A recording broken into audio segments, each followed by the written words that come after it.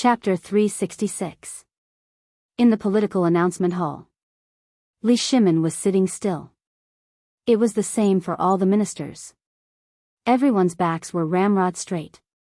Even the generals were wearing armor that they hadn't worn for a long time. They were even allowed to bring their weapons to the palace. What kind of occasion was this?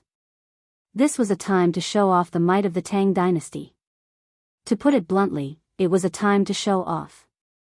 Li Shimin sat on the dragon throne with a dignified expression. When the Jinwu guards outside the hall signaled the arrival of the envoys from Tubo and Tuyuhan, Li Shimin waved his hand and said, "Summon the envoys from Tubo and Tuyuhan to the hall. The emperor has decreed that the envoys from Tubo and Tuyuhan should be summoned to the hall. The emperor has decreed that the envoys from Tubo and Tuyuhan should be summoned to the emperor." Summon. Following the three shouts of the Jinwu guards, two people wearing beast-skin skirts with all kinds of beads hanging from their bodies and a string of heaven beads in their hands respectfully entered the political announcement hall. This time, Tubo didn't send Solons, but it seemed that Tubo had sent someone extraordinary. This person had a big belly and a round waist. He wasn't tall, but he had a red brandy nose. He squinted his eyes and observed the civil and military officials from time to time, but he didn't have a trace of satisfaction. On the other hand, the envoys from Tuyuhan, although they were wearing the same clothes as the envoys from Tubo, they were thin and tall like bamboo. When they saw the weapons that Xing Yaojin and the others were wearing, they couldn't help but have a dignified expression. Even the mustache on the corner of their mouths seemed to be trembling. Because, while he was looking at the generals, all of them were displaying their most awe-inspiring side. Everyone's hands were on the hilts of their swords. Xing Yaojin was even holding the broad axe in his arms and gently tapping the blade of the axe. Every military general's eyes were like knives as they stared at the two of them. As for the person at the top of the hall, that is, Li Shimin, dressed in a bright yellow dragon robe, he didn't even dare to look at him. "Halt, intruder." When the two of them were about to overtake Wei Zheng, who was sitting at the head of the table, little Gizi shouted coldly. Only then did the two of them stop and hurriedly kneel on the ground. "Tubo's envoy, Badargan, pays respect to your majesty, King of Tang." "Tuyuhan envoy Ao Rij pays respect to your majesty, King of Tang." "Rise." Li Shimin waved his sleeve majestically. Then he said, "Give him a seat." A moment later, a little eunuch carried two praying mats and placed them beside the two of them. At this time, the two of them thanked Li Shimin before sitting down.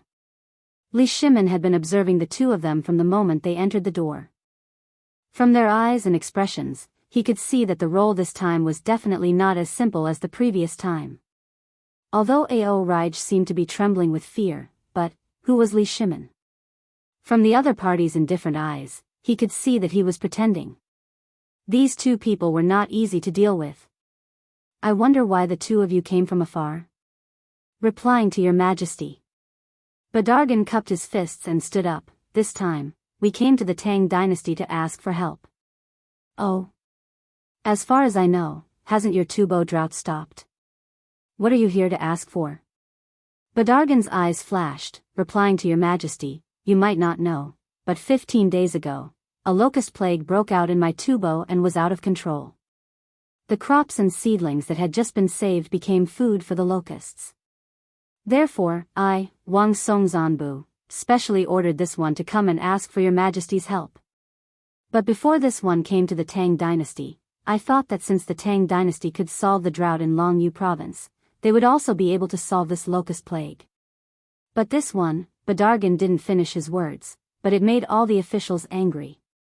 Without waiting for them to speak, Li Shimin lightly waved his hand and stopped them. He smiled and asked, "Then, what is your purpose of coming here?"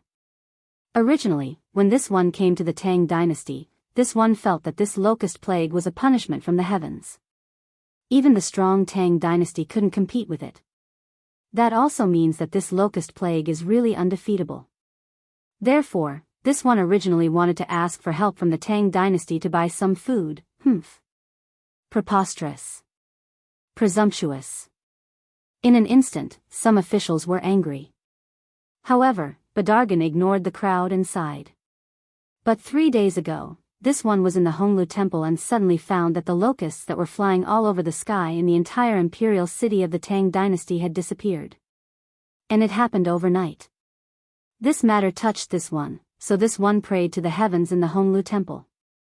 Finally, I learned that it was His Majesty's courage and wisdom that made that heavenly punishment avoid the imperial city. Therefore, this one now wants to ask His Majesty the Tang emperors to save all the people of Tubo. I think that the benevolent His Majesty the Tang Emperor would not want to see the suffering of his allies. Badargan's words were very smooth. He didn't hide his thoughts and directly said them. Then, he flattered Li Shimin. This move was vicious. Too vicious.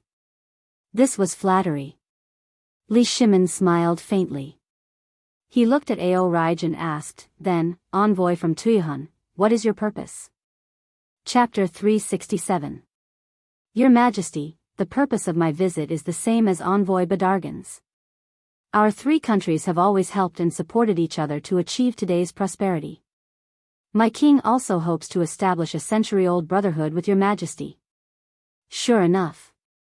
Neither of them is easy to deal with. Li Shimin could not help but sigh in his heart. Brotherhood and flattery. It's going to be difficult to deal with this time. Li Shimin involuntarily glanced at the group of civil officials. Do you have any good ideas? Minister of Agriculture, do you have any good ideas? Tell me. Li Shimin stopped talking after he finished speaking. The Minister of Agriculture and the Minister of Agriculture hurriedly got up and bowed. Then, they looked at the two and said, Gentlemen, although the Tang dynasty does have a way to control the locust plague, we have spent a lot of money and resources. But as all of you can see, we've expended a great deal of manpower, resources, and wealth for this matter. Moreover, my great Tang doesn't have much food, and all of you know that my great Tang has only just been pacified. All of us are still hungry, so I feel that we should discuss this matter later. Minister. Badargan cupped his fists lightly. He saw that Li Shimin closed his eyes slightly, as if he did not intend to do anything about it. He was a little angry. He said, as far as I know, now the warehouse of Chang'an city is almost full of grain. Our two countries are diplomatic, so I hope Minister can lend a helping hand to help our friends. Minister, Envoy Badargan is right. As far as I know, this locust plague is a comprehensive outbreak. If we don't control it from the source, once the locust plague breaks out, all of us will suffer losses. There is a saying in the Tang dynasty, when the nest is overturned, there are no eggs intact. I hope Your Majesty will think about it carefully. This, the Minister of Agriculture slightly frowned. He glanced at the Minister of Agriculture beside him and asked, Mr. Zhang, how's the harvest of all the farmlands in the Tang dynasty this year? The Minister of Agriculture frowned and thought for a while before saying, Minister, this year, the drought in the north and the floods in the south have caused the Tang dynasty's harvest to be negative. The Minister of Agriculture shrugged and said awkwardly, Dear envoys, as you can see, it's not that the Tang dynasty doesn't want to help. It's just that the Tang dynasty doesn't have enough food. I don't think so. Previously, the Tang dynasty exchanged a huge amount of food from Tubo and Tuyuhun for the water we'll use to treat the drought. Are you not willing to take out a little to help us now? Bardal was enraged. Was he trying to deny it after eating his fill? His heart was bleeding at the thought of so much food flowing into the pockets of the Tang dynasty. Now, Tubo was on the brink of death. In the past, there were still some weeds, wild vegetables, and leaves to eat. But now? The locust plague broke out, and more than half of the cattle and sheep starved to death. The number of people starved to death was also increasing day by day. If this situation was delayed, wouldn't the country be destroyed? How could the Tang dynasty not know this? But what did he mean now? Was he waiting to see the destruction of the country? Sir Envoy. Oh right, Sir Envoy Badargan, please calm down. At the right moment, Zhang Sun Wuji stood up with a smile and said slowly, We are also aware of your situation. However, you have also seen the locust plague. This is a full-scale outbreak, and the Tang dynasty is also suffering from a locust plague at this time. Although the source of the locust plague is in Tubo and Tuyuhan, let's not talk about it now. Let's talk about this matter. You also know that once the plague of locusts breaks out, everyone will starve, and my great Tang is no exception. How about this? I have a suggestion. Will the two of you listen to it? Oh. Dear envoy. What good idea do you have? Quickly tell it to me. Li Shimin hit the nail on the head, leaving the two of them no chance to refute. Zhang Sun Wuji bowed and thanked Li Shimin. Then, he said, Your Majesty, I have been thinking about this when the two of you arrived in Chang'an. It was not until now that I have a clue. Here is my idea. Now that the Tang dynasty and Tubo and Tuyuhan are short of food, the locust plague has broken out at the same time. This is a difficult problem. If we don't save them, the world will say that Your Majesty is not merciful. But if we save them, won't the Tang dynasty starve? Li Shimin frowned and pretended to be troubled. What do you mean? So I think we should help now. But it must not be paid. Otherwise, the people of the Tang dynasty will not accept it. So I boldly came up with a countermeasure. According to my understanding, most of the livestock in Tubo and Tuyuhan, even chickens, ducks, pigs, and so on have starved to death. If we help at this time, as long as they give us pigs, cows, sheep, chickens, ducks, and other livestock, especially cows, sheep, chickens, ducks, and horses, then the people of the Tang dynasty will be convinced. Your Majesty, what do you think? What? This, Your Excellency, don't you think you are going too far by doing this? But before the two of them could finish, the ministers in the political announcement hall praised in unison. What do you mean by going too far? This is the fairest trade. Yes. Are you saving people or what? I think Lord Jiangsuan's plan is wonderful. We think this plan is brilliant. Your Majesty, we think this plan is the only way to solve the locust plague in the three countries. Chapter 368. Ao Raj and Bardal became anxious. What is the meaning of this? Isn't this a discussion? You don't even want our opinion? It's decided just like that. When did I agree to exchange our cattle, sheep, and horses for food? If that's the case, when the plague of locusts is over, what will be left of our country? Without a horse, without a single cow, won't we still have to wait for death? At this moment, Li Shimin listened to everyone's words and kept nodding. I also feel that this method is the best. It can make the people of my Tang dynasty accept wholeheartedly, and it can also end this plague of locusts in the shortest time possible. Gentlemen, what do you think of this plan? If it's possible, I will now issue a decree that tomorrow, there will be 30,000 dan of grain set off from Longyu Road and enter your two countries. Wait. Your Majesty. This matter still needs to be discussed. Bardal became anxious. He hurriedly stopped them and said to Ao Raj, this method is not appropriate. If so, although it can solve the food problem, the root of the plague of locusts is still unsolved. Moreover, once this matter is over, all the livestock in my country will be gone. Li Shimin was slightly unhappy. Then what do you mean? How should we stop the mouths of the people of the Tang dynasty? This matter, Zhang Sun Wuji, Wei Zheng, and all the officials, listen to the decree. Today, in this political announcement palace, you all will discuss this matter. I will wait for your final decision in the imperial study. After saying that, Li Shimin left with a frosty expression. Farewell, Your Majesty.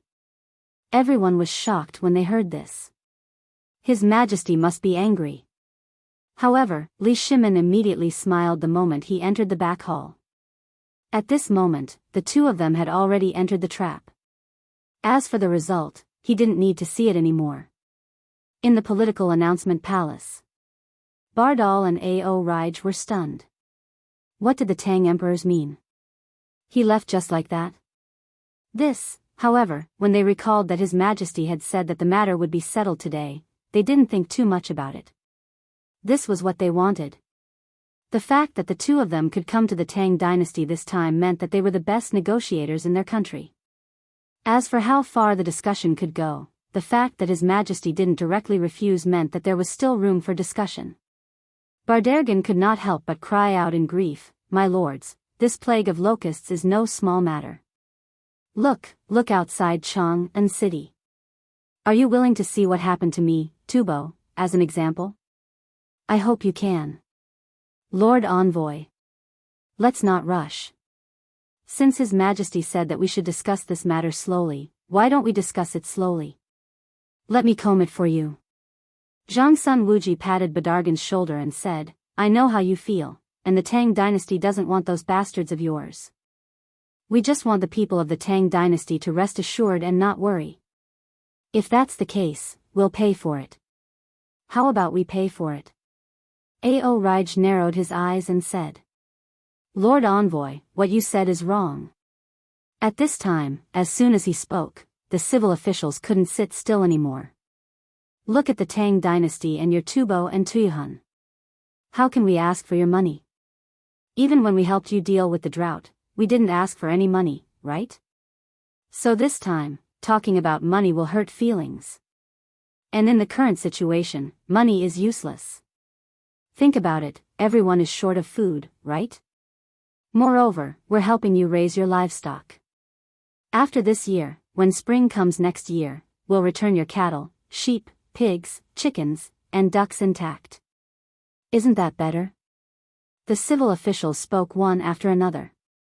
At this time, Bardergan also exploded. He pointed at a white-bearded old official in front of him and shouted, "Like hell I'll believe you. You're a bad old man. Do you think I don't know that we'll return these livestock once they're in your hands?" The old man wasn't angry or angry. Instead, he patiently explained, "Lord Envoy, you're thinking too much. My Tang dynasty has vast land and abundant resources. Your Tuyuhun is just a small place. Those few horses, cows, and sheep aren't even enough for my Long Yu Dao's output. Do you think my Tang dynasty will care about them? His Majesty has said that this is to reassure the people. Think about it. The food now is life-saving. Are you taking the food back for people to eat? For the people to eat? Or for these animals to eat? And now the locusts have eaten up everywhere. What are you going to feed them?" Bardergan seriously suspected that these people were cursing. But he didn't have any evidence. But he was clear about this. Even if there were 1,000 cows, 10,000 horses, 10,000 sheep, and 10,000 pigs in Tubo, those chickens and ducks were not included. In a year, 500 cows and 3,000 horses would give birth to cubs. Who would they belong to? When the time came, they would desperately squeeze these livestock to produce livestock. Even if they sent them back next year, they would only be old, weak, sick, and disabled. Wouldn't this be a year of free labor for the Tang dynasty? Were they stupid? Moreover, the matter of how to control the locust plague hadn't been mentioned yet. Were they really so confident that they could do it? Thinking of this, Bardergan suddenly shouted, "No. It's impossible to exchange livestock for food. Let's talk about controlling the locust plague first, then we'll talk about this." Chapter 369. Yesterday, after Li Shimin hosted a banquet for everyone, he discussed with the officials. After that, he discussed with the other officials how to deal with the locust plague. He even told them about Zhang Feng's plan without holding anything back. He also told them about how to set up a bone-strengthening powder factory and how to collect locusts. In fact, it was very simple. That was to use the human wave tactic and the drug to collect locusts. However, now that they had encountered Tubo and Tuyuhun, they had to think about it carefully. This plan could be used in the Tang dynasty. What was it? It was to generate revenue for the Tang dynasty, stimulate consumption, and make a lot of money. However, once this method was spread, how much money would the Tang dynasty make? No more. Therefore, the officials were not stupid. Therefore, everyone used their imagination to the best of their ability. After having lunch in the Imperial Palace yesterday, they discussed a set of targeted policies. That was to use such a move against their own people. But what about against Tufan? I have the drug. but Lao Tzu will grind it into powder and you'll buy it. Then, the drug would not be as mild as the Tang dynasty's pesticide. As long as it could kill locusts, as for the rest, that would depend on their own luck. Moreover, there was one more important point. That was the planned army of chickens, ducks, and pigs. The Tang dynasty could not collect so many chickens and ducks from all over the world in a short time, and it would take a lot of time and energy. It was better to collect materials locally. Didn't Tubo want to beg me? Fine. Show me your sincerity. I'll help you raise these things for free. Then, these things will have to work for me. Let's talk about the chickens, ducks, and pigs first. Someone did a calculation. If the two countries, Jiannan Circuit, Longyu Circuit, and Yuzhou Circuit could gather tens of millions of chickens, ducks, and pigs, and so on, they would first use the pesticide to stun these things, then mobilize the army and the people to catch and collect them. Then, they would send these animals to eat. Not only could they do it all at once, but they could also make the chickens, ducks, and pigs look for food on their own. They did not even need to be fed. Moreover, they could get countless eggs every day. What was that? That was another way to generate revenue. And all of that was for free. And that pig's head. He would give birth to piglets, wouldn't he? Then, the piglet that was born would be his. Borrowing the chicken to lay eggs, this group of civil officials was very crafty. Therefore, Li Shimin was not worried about this matter. He left it to them to deal with. In the face of great benefits, these ministers were unusually united. What about cattle, sheep, horses, and fodder? No. If the locusts were ground into powder, not only could it be eaten by humans, it could also be eaten by livestock. When the time comes, the strong ones will stay and the old, weak, sick, and disabled will be replaced. I don't want your cattle, sheep, or horses. If you give me 10 million now, when I return it to you, as long as it's enough, I don't care if you're an old horse or something, as long as you have 4 hooves. Everyone in the political announcement hall was clear on this point.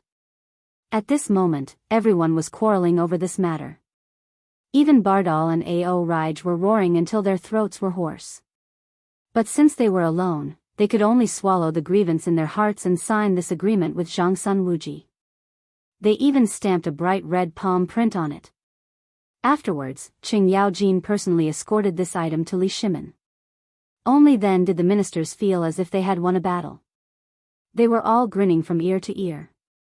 Old brother. You guys have profited from this matter. Zhangsun Wuji patted Bardal and Ao Raj's shoulders. The two of them nearly beat up Zhangsun Wuji. He was 2F** king shameless. You can even say such words. Zhangsun Wuji acted as though he did not see it and slowly said, Come. Let me calculate the debt for you guys. You will understand once you see it. Look, this food, I am giving it to you for free, right? You don't need to pay a single cent. We will also help you raise the livestock for free. Otherwise, when your locust plague is over, do you think that under the hunger, the crazy people will not slaughter the livestock to fill their stomachs? Am I right? Look again. The way to control the locusts is extremely complicated and the price is extremely high. The things I use to control the locusts also cost money. As I said before, I will charge you 1 tael of gold per caddy of medicinal powder. It's not expensive, right? Bardal and Ao Raj suppressed the grievance in their hearts. But what good idea could they have now? If there were other methods, they would have gone to help India or the Turks long ago.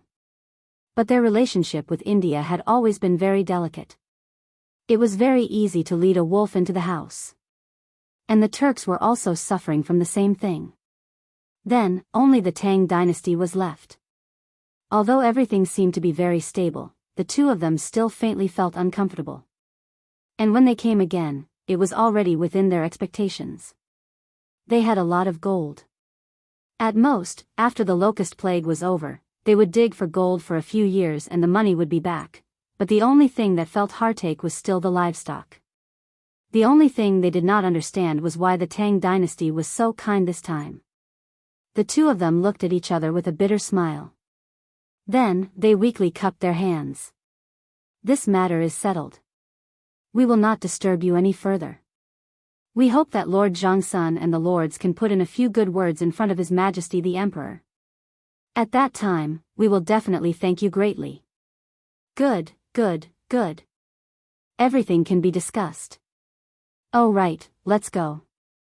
It's noon, time for lunch. This official has set up a banquet at Swallow Descent Restaurant. If the two of you do not mind, please come to Swallow Descent Restaurant. Chapter 370. How is it? Qing Yaojin entered the imperial study. Li Shimin asked. It's fine. Everything is going according to plan. Good. Good. Pass down the order. Immediately launch an attack on public opinion and completely control the locusts. There must be no mistakes. At the same time, spread the news of the bone-strengthening powder. Tell Zhang Sun Wuji about this matter and have him handle it. Also, go to the Longyu circuit and keep a close eye on the situation of the Turks. Also, do not hesitate to spread the news of the exchange of grain for livestock to the Turks. Got it? Qing Yaojin hurriedly got down on one knee and said, "This general obeys the decree." After Qing Yaojin left, Wei Zheng hurried over. The moment he entered the imperial study, he ran into Li Shimin, who was on his way out. Li Shimin walked with Wei Zheng as he asked, "Beloved subject, what brings you here?" This old subject is worried about Miss Jingshu. Your Majesty, you also know about the matter between Miss Jingshu and Brother Zhang Feng, but is it appropriate to talk about the banquet for the Tubo envoy at Swallow Descent Pavilion? Li Shimin slightly frowned. Swallow Descent Pavilion was divided into an inner and outer courtyard. The outer courtyard was the courtyard that was open to Chang'an, while the inner courtyard was the collection of women with mystical abilities from Chang'an and even the Tang dynasty. For example, there were those who could play musical instruments, those who were brimming with talent, those who were court prostitutes, or those who were offered to the Tang dynasty by foreign countries. Jingshu, on the other hand, was rather special. She had originally been demoted to a court prostitute, but because of certain matters, she had become a musical prostitute. Moreover, because she had mastered a mystical zither music and her innate beauty, she had instantly become the most wondrous woman in Chang'an. Li Shimin also intended to introduce her to Zhang Feng. In his opinion, if the two of them could succeed, it would be too wonderful. Moreover, didn't this Zhang Feng once ask him that he wanted to marry the most beautiful woman? That was why there was the matter of Qing Chimo bringing Zhang Feng to barge into Swallow Descent Tower at night.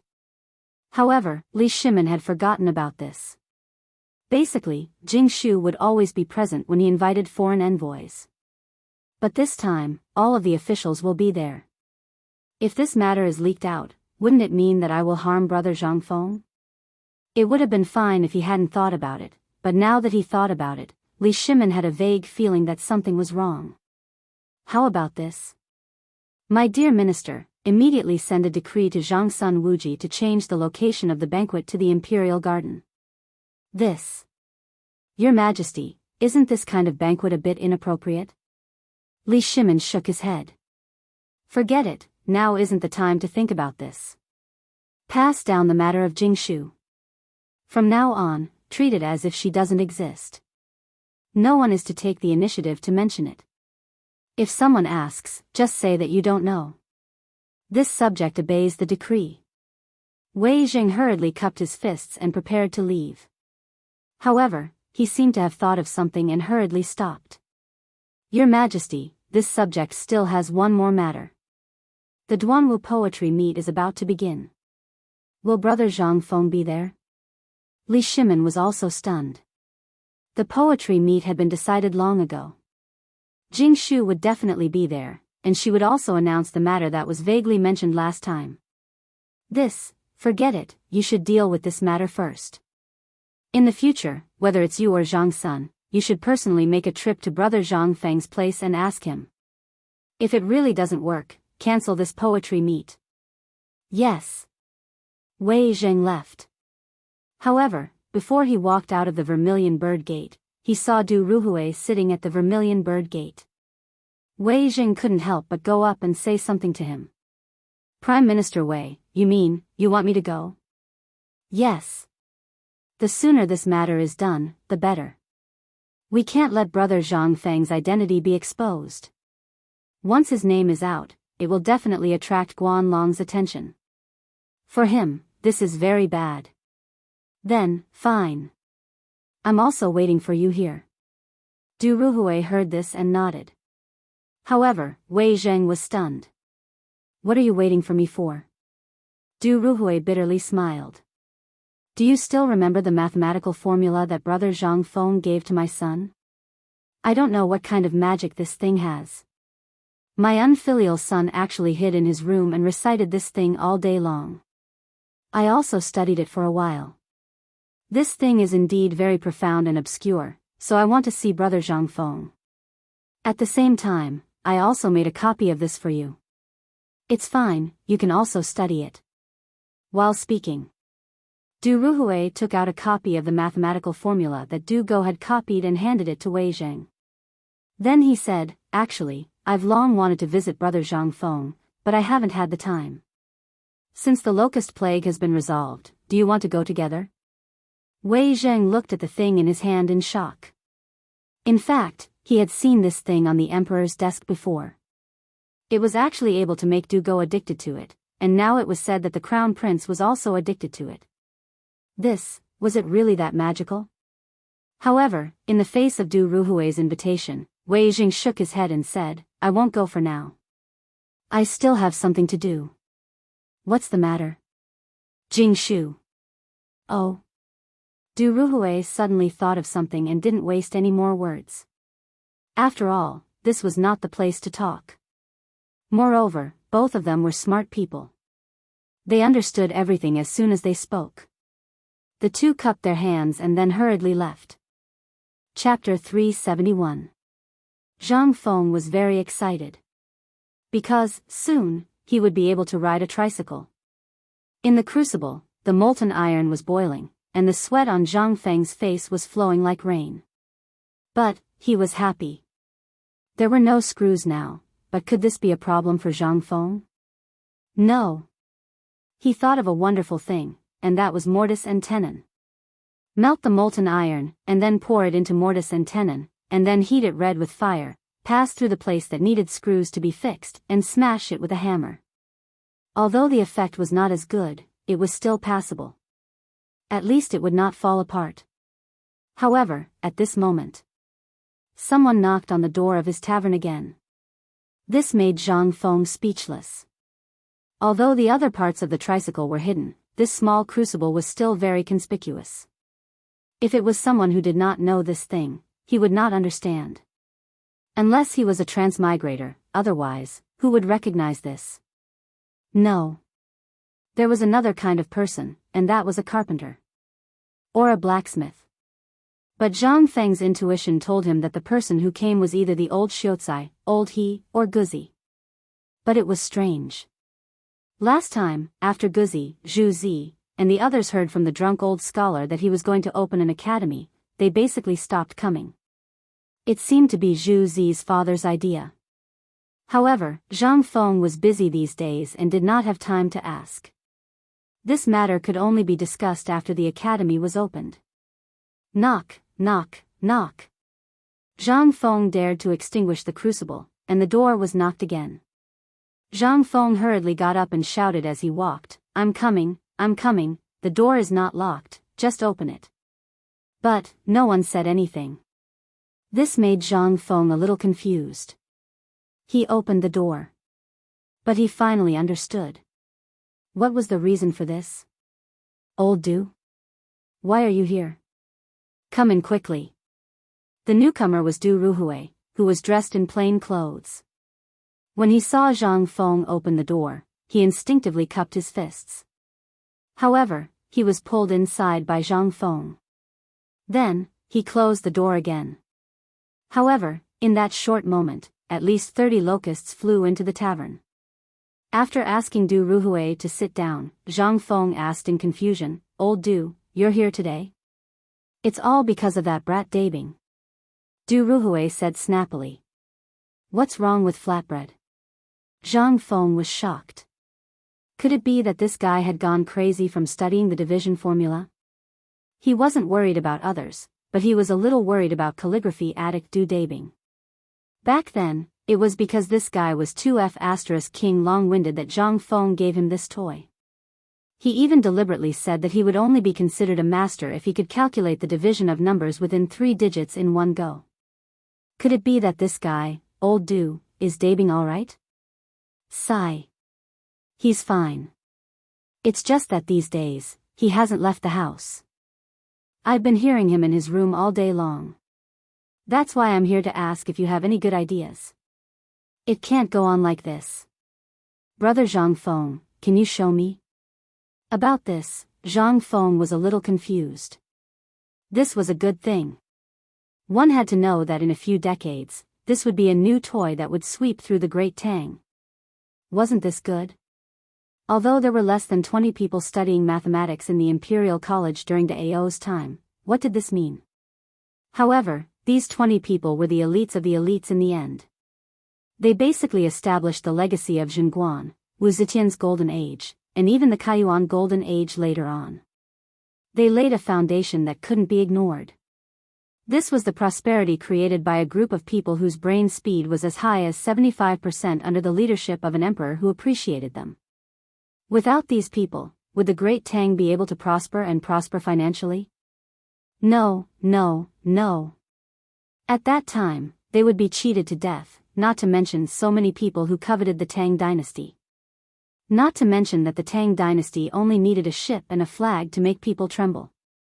Without these people, perhaps the influence of the Kaiyuan Golden Age of the Tang dynasty would still be there, but it would not be so glorious and even affect the whole world. Why? There were dozens of them, and they did nothing but think about this every day. How could you beat them? That would be a strange thing. Mathematics. It not only included addition, subtraction, multiplication, and division. It also included the twists and turns of military planning, the division of geographical routes, and so on. Thinking of this, Zhang Feng elbowed Du Ruhui mysteriously and said, "Old Du, let me ask you something." "Say it." "Look at your son, De Bing. He is so obsessed with this. Do you think he will become a monster in 5 years?" Du Ruhui's face darkened and said, "Brother Zhang Feng, this old man came here today for this matter. That man, doesn't he want to protect the country and serve the country? He seems to be obsessed all day. Don't be sarcastic to me." "No, no, no." Zhang Feng waved his hand repeatedly. "I'm not being sarcastic. To be honest, I believe you have seen the division. Let me ask you, what do you think will happen if this thing is used in business calculation? What if it is used in other places?" Chapter 372. Du Ruhui was a little dumbfounded. He had some understanding of mathematics before. It was precisely because Du Go was obsessed with it that he wanted to see what was so fascinating about it. That was why he seriously researched it. Although this thing was very complicated, it contained things that couldn't be learned anywhere else. Du Ruhui believed that once this thing was really developed, it would definitely have very incomprehensible effects in terms of application, business, people, and so on. After all, this thing was something that Emperor Yang of Sui, Yang Guang, had spent a lot of effort to obtain. Although the Sui dynasty had been destroyed, this thing had been preserved. Not for any other reason, but because this thing was really useful. But, he thought about how Du Go liked to study these strange things, and he was afraid that if he tirelessly studied this thing all day long, it would not be good for Du Go. For example, being possessed. "Brother Zhang Feng, I know what you mean. I'm just worried that my son will be possessed because of this. It shouldn't be, right?" Zhang Feng rubbed his chin, not daring to be sure. This guy was a stubborn donkey. Once he fell into it, he would definitely study it to death. He was a little guilty. The last time he gave him the division table, on one hand, to show off. On the other hand, it was because this guy was too damn annoying. "How about this? I'll give you something else later. When you go back, tell De Bing that this is another method of division, called multiplication. If that's the case, won't it make him even more? It won't. Zhang Feng shook his head. Lao Tzu had personally come looking for him, and because he wanted to show off last time, he gave this thing to do go. Damn it, if something happened, it would be hard to say. Now that he was giving him the multiplication table, although he was a little reluctant, this was something that would happen sooner or later. Anyway, De Bing would be a free tutor. It was only a matter of time before he studied it now and in the future. And this thing, unless he did not care about his life, if he could study it at the same time. In that case, Zhang Feng had nothing to say. He could only give him a thumbs up and ask Chintinyu to throw this idiot into the Wei River for a bath. Then, he would ask him to figure out why people could sometimes float on water and sometimes not. Zhang Feng had 10,000 ways to deal with this kind of bookworm. Seeing that Du Ruhui was about to ask about the multiplication table, Zhang Feng hurriedly changed the topic. He knew that if he asked Du Ruhui about it, he wouldn't be able to explain it to him within a day. Oh right, old Du, you must have come here for the bone-strengthening powder, right? Zhang Feng had a look that said, don't try to lie to me. From time to time, he would glance at Du Ruhui's ruddy face. Du Ruhui sighed. Actually, that is indeed the case. However, do you know about the Tubo envoy? I know. How was it, old Du? Was my prediction accurate? Like I said, how could His Majesty not think of this? Why? Could it be that Lao Li didn't act ahead of time? Zhang Feng patted Du Ruhui's shoulder and boasted. You have tasted the sweetness of this matter. You also know how frightening the prophets are. Among all of you, I think you are the most honest and most like a businessman. Look at Lao Li, he looks like a family head. How could he understand these twists and turns? Also, that old son is too cunning. I advise you to have less contact with him in the future. However, if you all form a business alliance, you know what old son is suited for. As for that old Wei, he is AF** king government official. And old Feng, that idiot. Oh right, does he not have a son? In front, Du Ruhui was very pleased to hear this. Who didn't want to be flattered? Moreover, it was a strange person like Zhang Feng. However, the more he talked, the more Du Ruhui felt that something was wrong. This idiot was inquiring about their background. He hurriedly chuckled and said, about that, old Feng's son has always been managing things in Longyu. To tell you the truth, the few of us have already formed a merchant alliance. Otherwise, how could the few of us compete with others? And that Guan Long, you know. Where was Feng Yai? Of course, he was managing things behind the scenes. As one of the 4 great devil kings of Chang'an, how could he be well? However, Qing Chimo, Du Go, Zhang Sun, and the others had all surfaced. If there was no one to clean up the mess behind the scenes, it would have been F** king exposed long ago. Although Du Ruhui knew that this matter couldn't be hidden for long, at least now it was impossible to reveal everything to Zhang Feng. At least, before His Majesty personally announced this matter, whoever dared to say it would be His Majesty's enemy. His Majesty's brother, the only brother that His Majesty would always remember. Once this relationship was revealed, who could guarantee that they would still be brothers? Therefore, before His Majesty said it, none of them dared. Every time they came out, Feng Yai would be like facing a great enemy. Thousands of brocade guards would spread out. Once there were a few people who knew them, they would be invited to drink a cup of tea. As for what tea? That was all up to Feng Yai, the Devil King's preference. The Imperial Power's special permission was not a joke. Who dared to say anything when the small card was revealed? Even if you were a prince, if your leg was broken, you wouldn't have a place to cry. By the way, Brother Zhang Feng, speaking of which, I heard that you are going to participate in a meeting? Du Ruhui hurriedly changed the topic. He didn't dare to continue this topic. He had experienced Zhang Feng's power. A little carelessness would lead you into a ditch. Zhang Feng heard this and instantly frowned. It's fine if you don't say it. Now that you mention it, I feel like beating someone. Damn bastard, what is Chantini doing these days? Why didn't I see him? And those bastards, what are they doing? If it wasn't for those bastards, would I be like this? Du Ruhui's mouth twitched. Don't say that. Didn't I hear that you are going to set up an academy? This is a good thing. And if you are the champion, then Jingshu will rightfully become yours. All the scholars in Chang'an wouldn't dare to say anything. You must know that Jingshu is the signature of Yan Lai Restaurant. You should know what kind of place Yan Lai Restaurant is. And in this poetry gathering, not only will you be able to win the beauty, you will also be able to spread the name of the academy. Why not? As for Chantini and the others, they are a little busy these days. When Du Ruhui said this, he couldn't help but sigh. Holding up the bowl of wine, he drank. Although Zhang Feng knew about this matter, he also understood that this poetry gathering was a must. But when he thought about how he couldn't even see the shadow of those guys for a few days, he couldn't vent his anger even if he wanted to. This made him a little anxious. But when he saw Du Ruhui acting like this, he couldn't help but be stunned. Old Du, what's wrong with you? Nothing much. I just feel that our family business is getting bigger and bigger. Not only do we have connections with various parties in Jinla, but we're also an allied chamber of commerce. You know everything about this.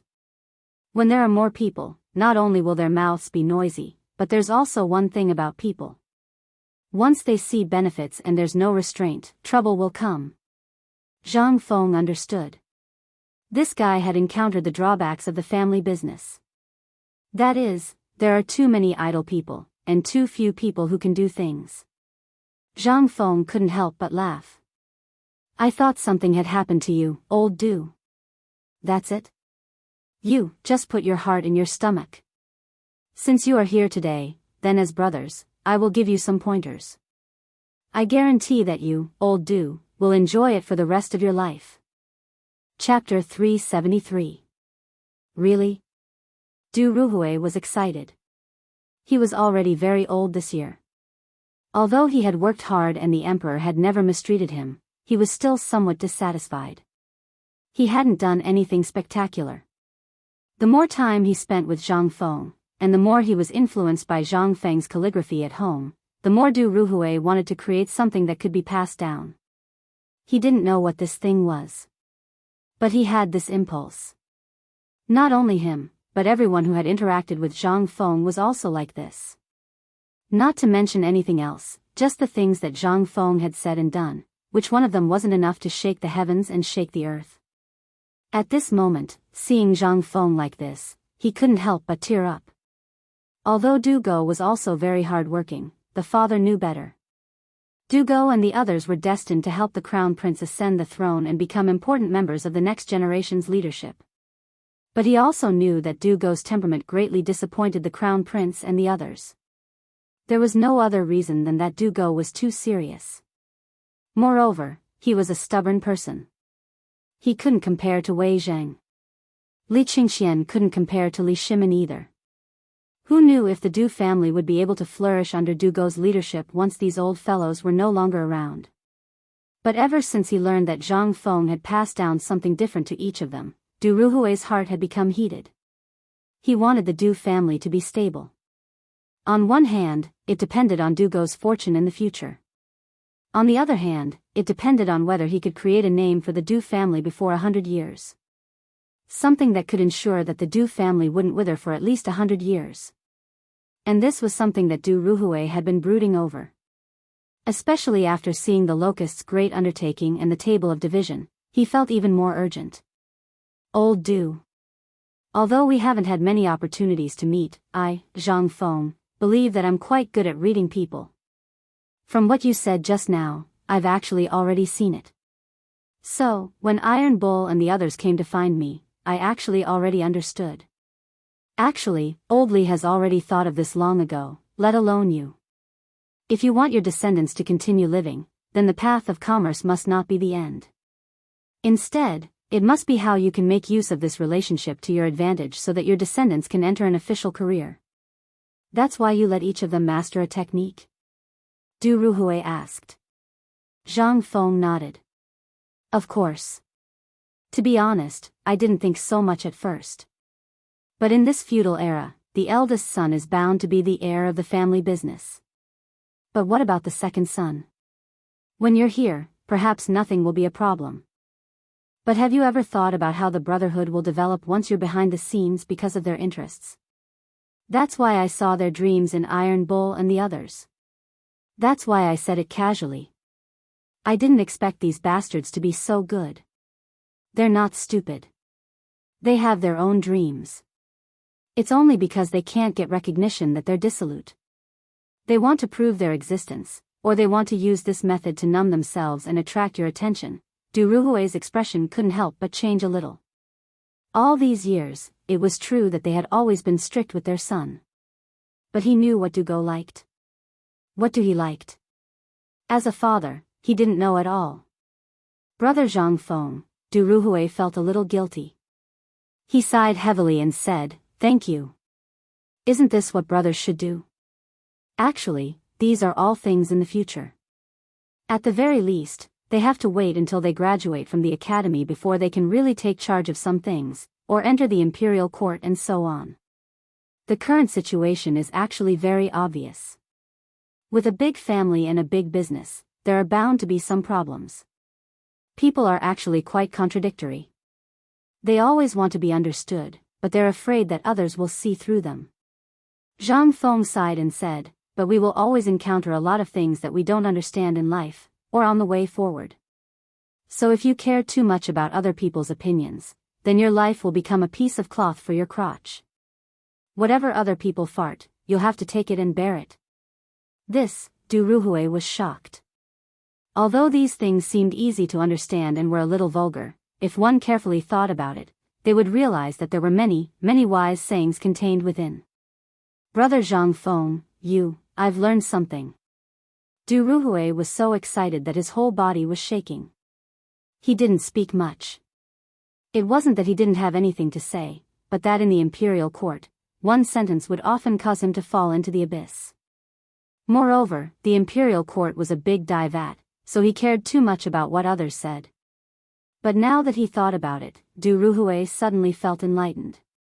Just like what Brother Zhang Feng said, if everyone cared too much about what others said and how others felt, then what was the difference between that and a crotch cloth? There was no difference. Involuntarily, Du Ruhui stood up excitedly and bowed like a Confucian. He said, "Today, to be able to have Brother Zhang Feng explain my doubts, old Du is really, enough. You're already so old, don't come and bow to me. Do you still want to give me a memorial tablet?" Chapter 374.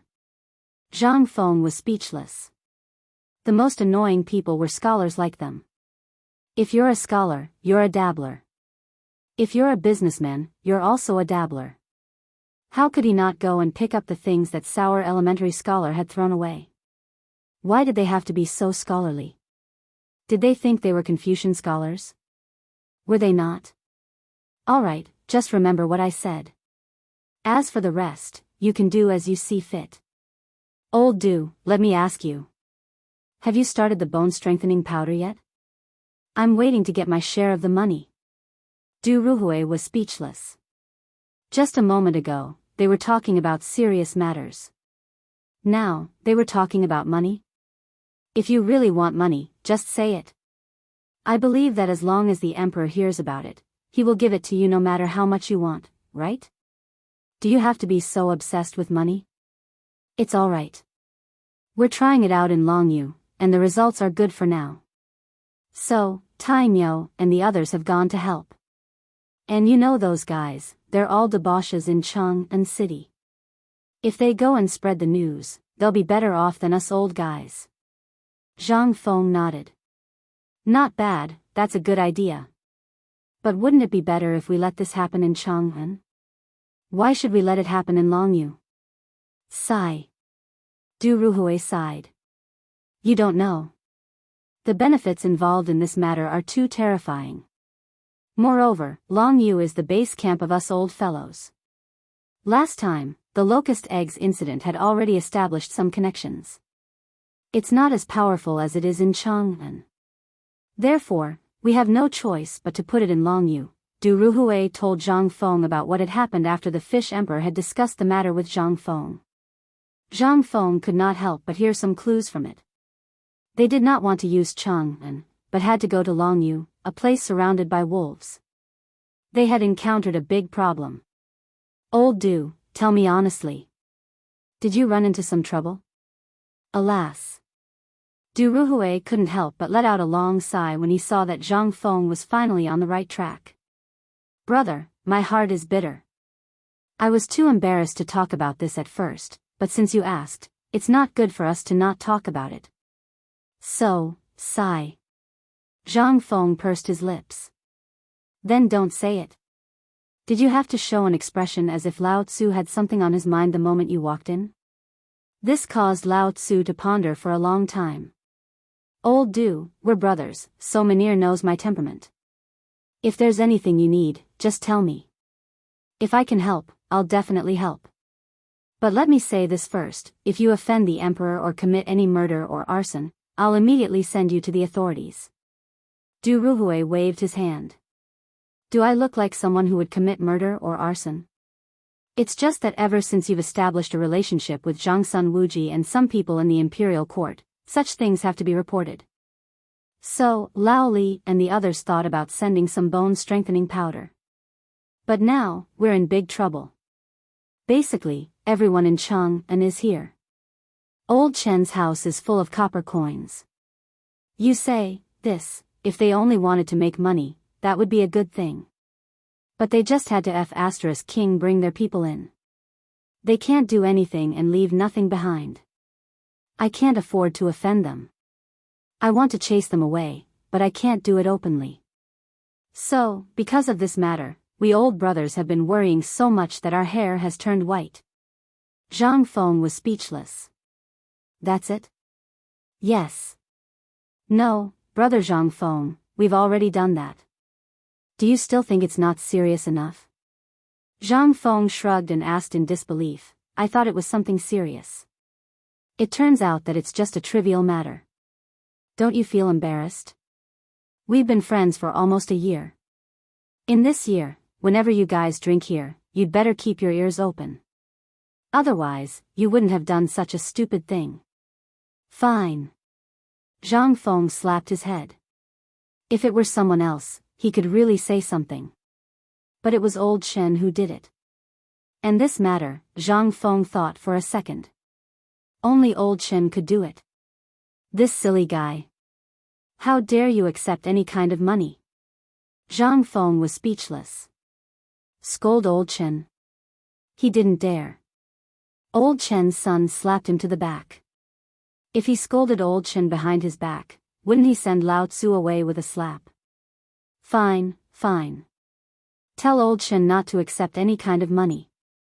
Be careful that he doesn't give away all the money he earns. We won't get any benefits at all. Sigh. Got it.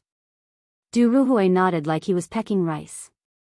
Of course, the matter he was asking about was not business. It was the civil and military officials in the imperial court. It was as if these people had fallen into the eyes of money. He was worried that these fellows would go crazy thinking about money and do something illegal. Moreover, they wouldn't do anything in the imperial court. This was also the reason why Du Ruhui had come this time. There were people who did everything else, and they did a good job. But he, the Minister of Personnel, and Fang Xianling, assisted the emperor in handling the imperial court. At this time, because of the locust incident, everything was left to him. However, the order in the imperial court was giving him a headache. He didn't even participate in the emperor's discussion on the management of the locust plague. It was not that he didn't want to, but the imperial court was still operating. At this time, Du Ruhui and Zhang Feng were silent.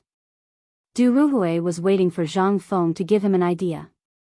But Zhang Feng was different. He was troubled by something. Chapter 375. Zhang Feng was very conflicted. Once this matter was out, that smart emperor would definitely think of this at the first moment. Definitely, This thing was a great weapon for him to brag about when he went to the imperial court.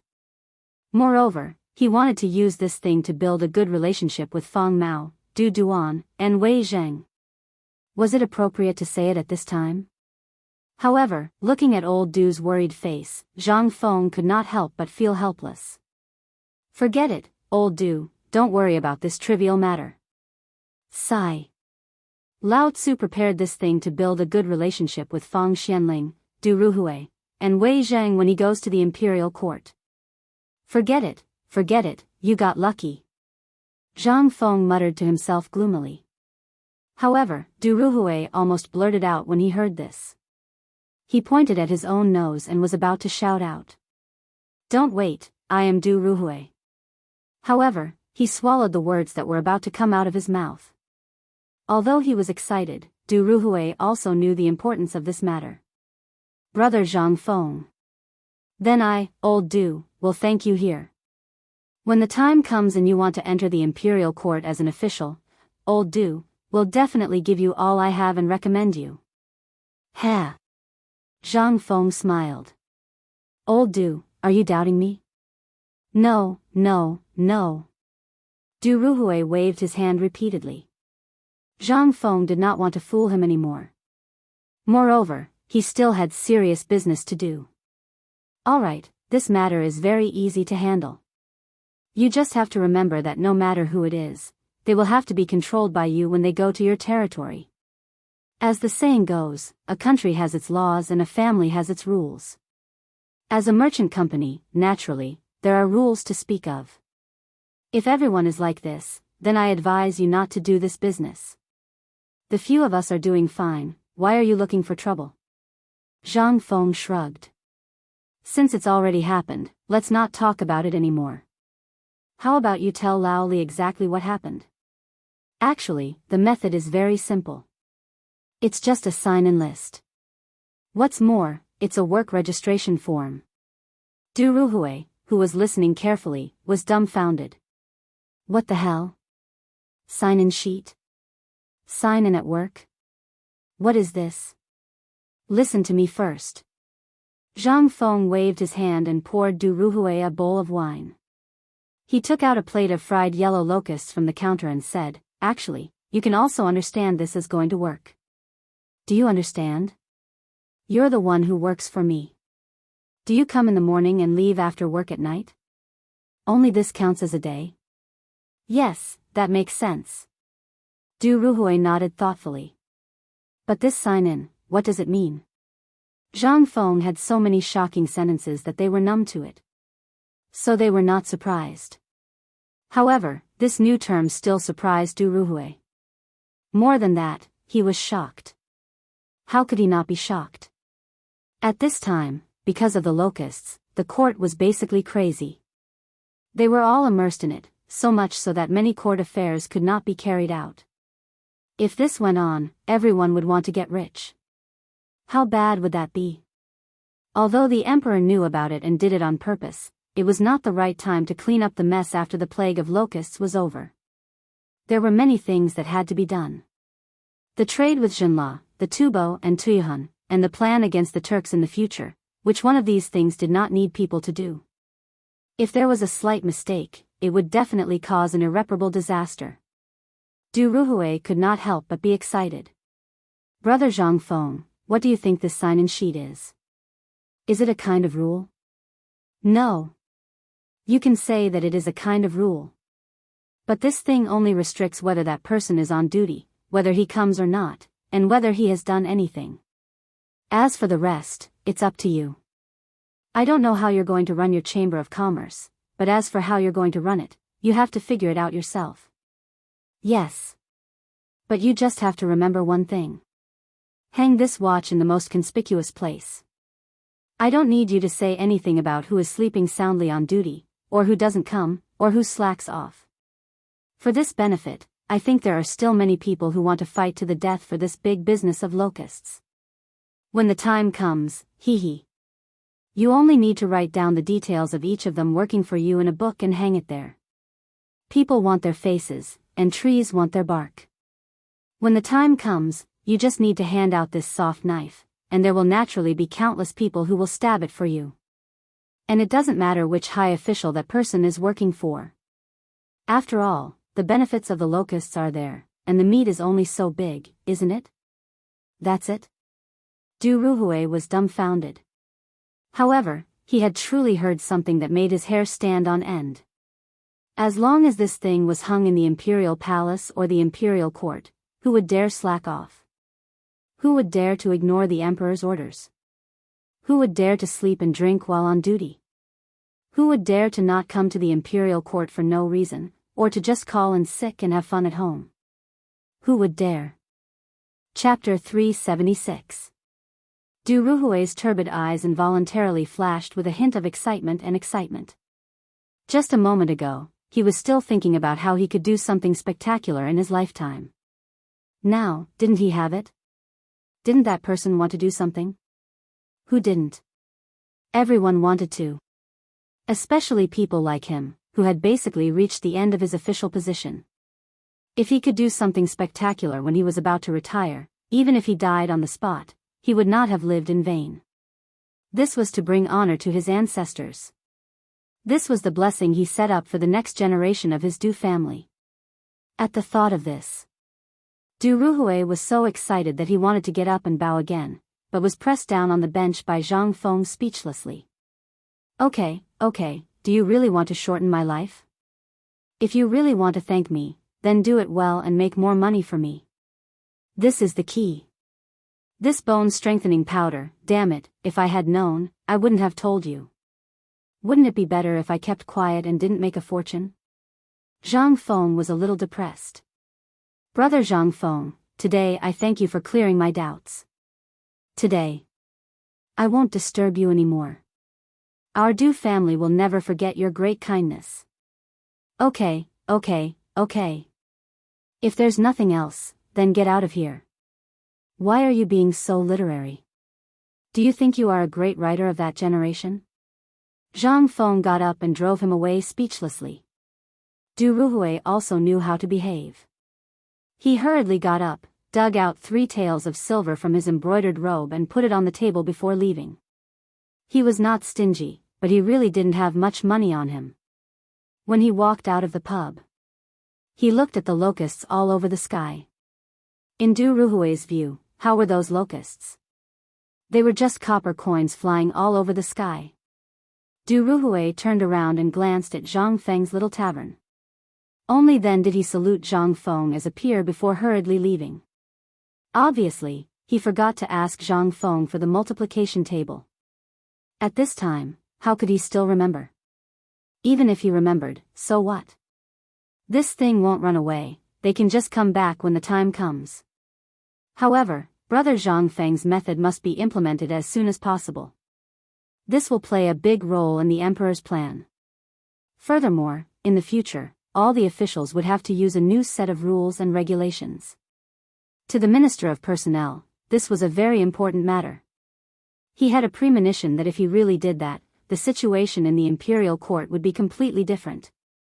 Who would dare to slack off? Who would dare to delay? Those who are eyeing this position will do everything they can to take you down. Although it was shameful to do so, so what? However, the thing that Brother Zhang Feng was talking about, could it really be applied? Du Ruhui couldn't help but feel confused again. If this matter was done well, then it would definitely be remembered for eternity. But what if? What if this thing didn't have any miraculous effects and instead made people feel disgusted? Du Ruhui couldn't help but slowly stop in his tracks. Looking at the locusts all over the sky, he couldn't help but think of the faces of everyone in the imperial court. Even the emperor, the princes, the lords, and the local officials. Du Ruhui couldn't help but understand.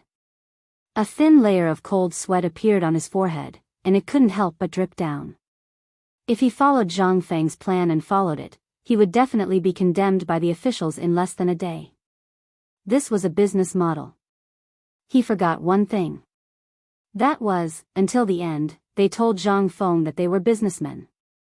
This thing was suitable for business, but not for the management system of the imperial court. Now that the imperial court had its own set of perfect system, if this thing was introduced at this time, although it could be said to have some effect, it would be the opposite of what the retired emperor and the emperor had set. Although the system of the previous dynasty was followed, to a large extent, there were slight changes. But the current system was the opposite of what the previous system had set. Once he dared to mention it, he would definitely be accused of treason. He dared to change the system set by the emperor and the retired emperor. What was this? If this wasn't treason, then what was? Du Ruhui took a deep breath. He might as well not leave.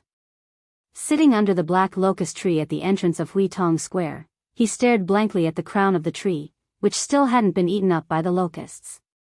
He recalled the original system of the imperial court, the criminal law, and all of them. Then, he compared them with a vague thing in his heart one by one. Slowly. He finally figured it out. It turns out that the key point lies in the completeness of this system. The degree of completeness of this system is too high, and it still needs the officials in the imperial court to supervise the implementation. But once an illegal person takes advantage of this loophole, it will definitely cause a great impact on the order of the imperial court. But, what if we add a little reward for good and punish evil to the original system of officials, and this thing of signing in at the imperial court? Chapter 377. For the next few days, all the officials were busy preparing for the locusts. There were even rumors in Chang'an city from time to time. The so-called guidance from a master was a punishment from God. It was a supreme auspicious sign given by God out of pity for the Tang dynasty. But the people didn't understand. It had eaten up all the food and even the wild vegetables that everyone liked to eat. How could this thing be auspicious? It was as wide as a yiksha. How could this be called auspicious?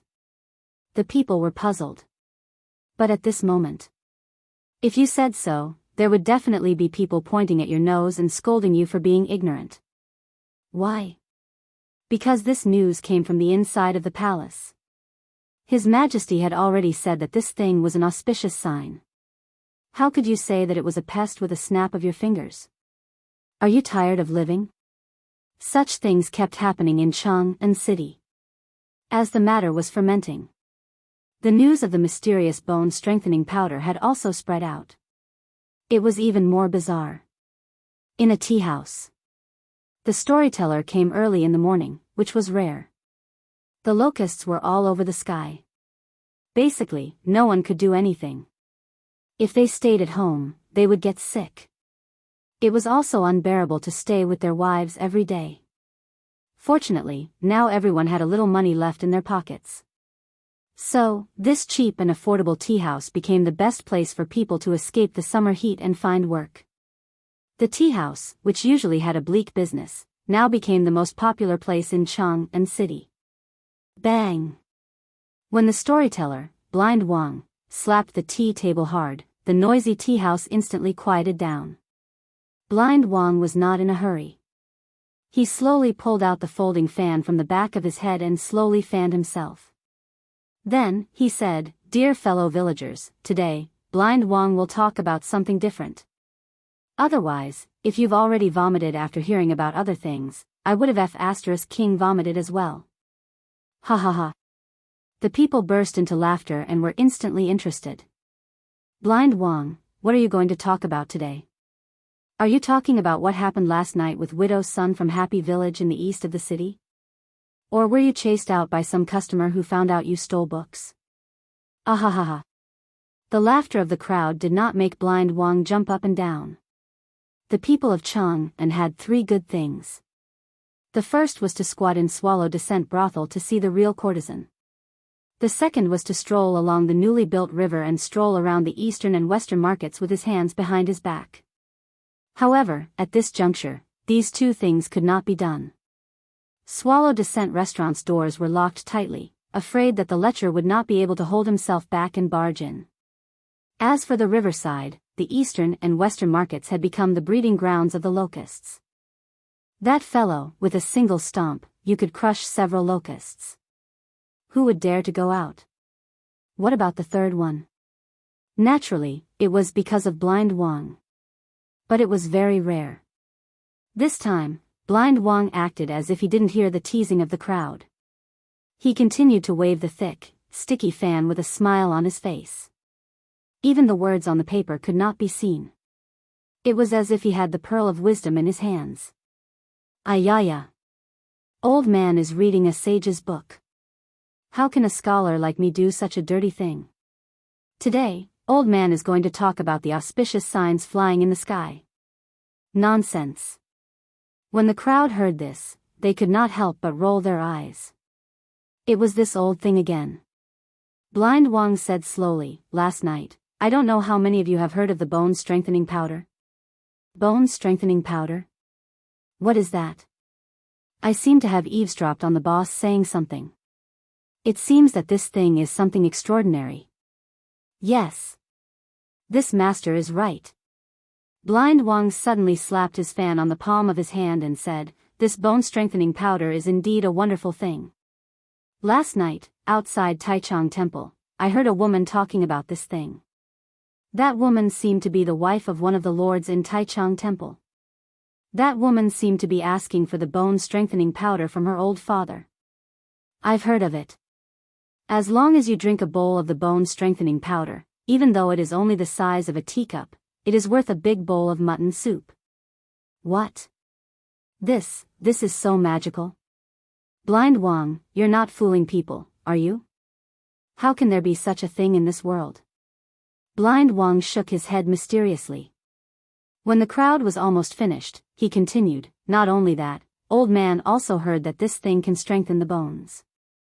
Although it is not the thing that can rejuvenate one's youth, the old man in his 70s or 80s only needs to drink this thing for 3 days to straighten his back in an instant. Moreover, he can carry a bucket of water with one hand and walk for 10 miles without blushing or panting. Hiss. Everyone heard this. They could not help but gasp. Impossible. Blind Wang, maybe you're fooling people again. *CK your grandma. If this thing is really so awesome, why haven't we heard of it? Everyone was furious.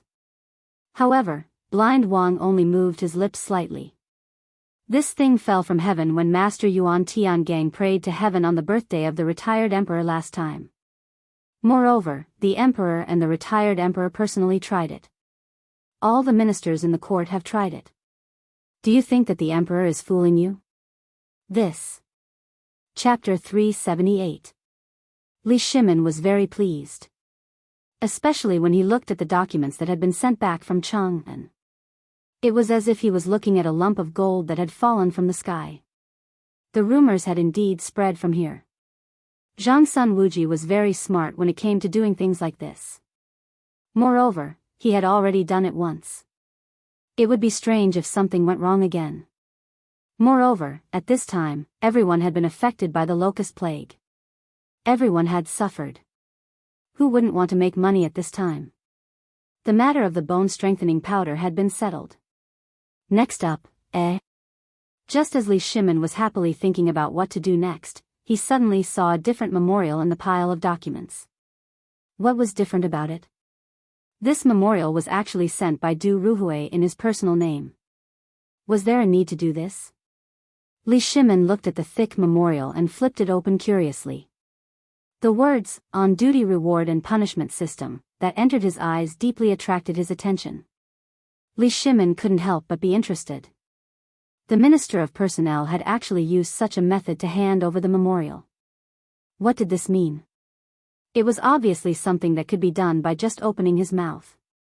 That meant, looking at the memorial, the joy on Li Shimin's face slowly froze. Little Gizi, summon Du Ruhui. Yes. Li Shimin's expression turned serious. No wonder he would use such a method to hand over the memorial. If others knew about this, what would it mean? This would be treason. Daring to violate the laws of the imperial court was already a violation of the interests of the imperial family. However, Li Shimin knew that if it were an ordinary person, he wouldn't even look at such a thing. He would just wave his hand. Strike first. However, Du Ruhui was different. If he could say it, it meant that this matter was very serious. Moreover, Li Shimin thought about it. There was indeed a problem with the imperial court system. Moreover, was this really something that Du Ruhui could come up with? He didn't believe it. Instead, he saw Zhang Feng's shadow between the lines. Moreover, didn't Du Ruhui go to Zhang Feng's place the day before yesterday? Thinking of Zhang Feng, Li Shimon's face had a touch of excitement. A moment later, Du Ruhui hurried into the imperial study. This old subject Du Ruhui pays respect to your majesty. Minister Du, please rise. Hurry up and tell me, what's the deal with this reward and punishment? Replying to your majesty. This is something I came across by chance the day before yesterday. Li Shimon pursed his lips. Speak human language. Du Ruhui said, since your majesty has seen through it, this was indeed Brother Zhang Feng's idea. Now, because of the locusts, everyone in the imperial court is united. This is a good thing, but the drawbacks of not doing their duty for a long time still exist. Moreover, now everyone is trying to reap benefits. In the long run, who can respect the discipline of the imperial court? So, you discussed with Brother Zhang Feng and came up with this thing? Li Shimon sat next to Du Ruhui and drank tea. He glanced at the memorial on the table and said, that's right. However, this thing was basically made by this old subject. It was also because of one sentence from Brother Zhang Feng. What sentence? Li Shimon was interested. He said that these people are temporary workers for you. Li Shimon heard this. He couldn't help but frown. But the next moment, he couldn't help but ask, do you mean that the system of the imperial court should be strictly improved? Yes, your majesty. You've seen it before.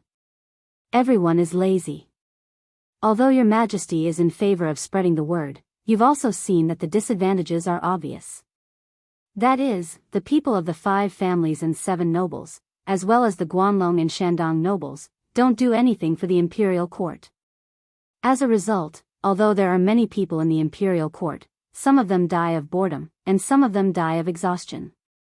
There are even some who take idle jobs and idle around all day. We couldn't target them before, but now that your majesty has taken a side in the matter of the locusts, if we let them go on like this at this time, who in the imperial court wants to do anything for them? I'm worried that if this kind of thing can't be rectified for a long time, the consequences will be unimaginable if everyone in the imperial court imitates it. The big reshuffle this time is an opportunity. That's why when I went to Brother Zhang Feng's place, I was a little depressed, so I went to Brother Zhang Feng to complain. But Brother Zhang Feng thought it was a small matter, so we talked about it. It was also under Brother Zhang Feng's guidance that I came up with this reward and punishment system. Although this system is new, it's all simplified and added according to the original laws of the Tang dynasty. As he spoke, Du Ruhui excitedly knelt on the ground and said, Your Majesty, this old subject knows the consequences of breaking the laws of the Great Tang without permission. Thus, this old subject risks death to request Your Majesty to carry out this decree. Li Shimon was speechless. He personally helped Du Ruhui up and said, I didn't say anything. I've also seen this. I approved. Chapter 379. In fact, Li Shimon had long wanted to reorganize the court. Every morning, he basically wanted to kill people. This was before the locust plan.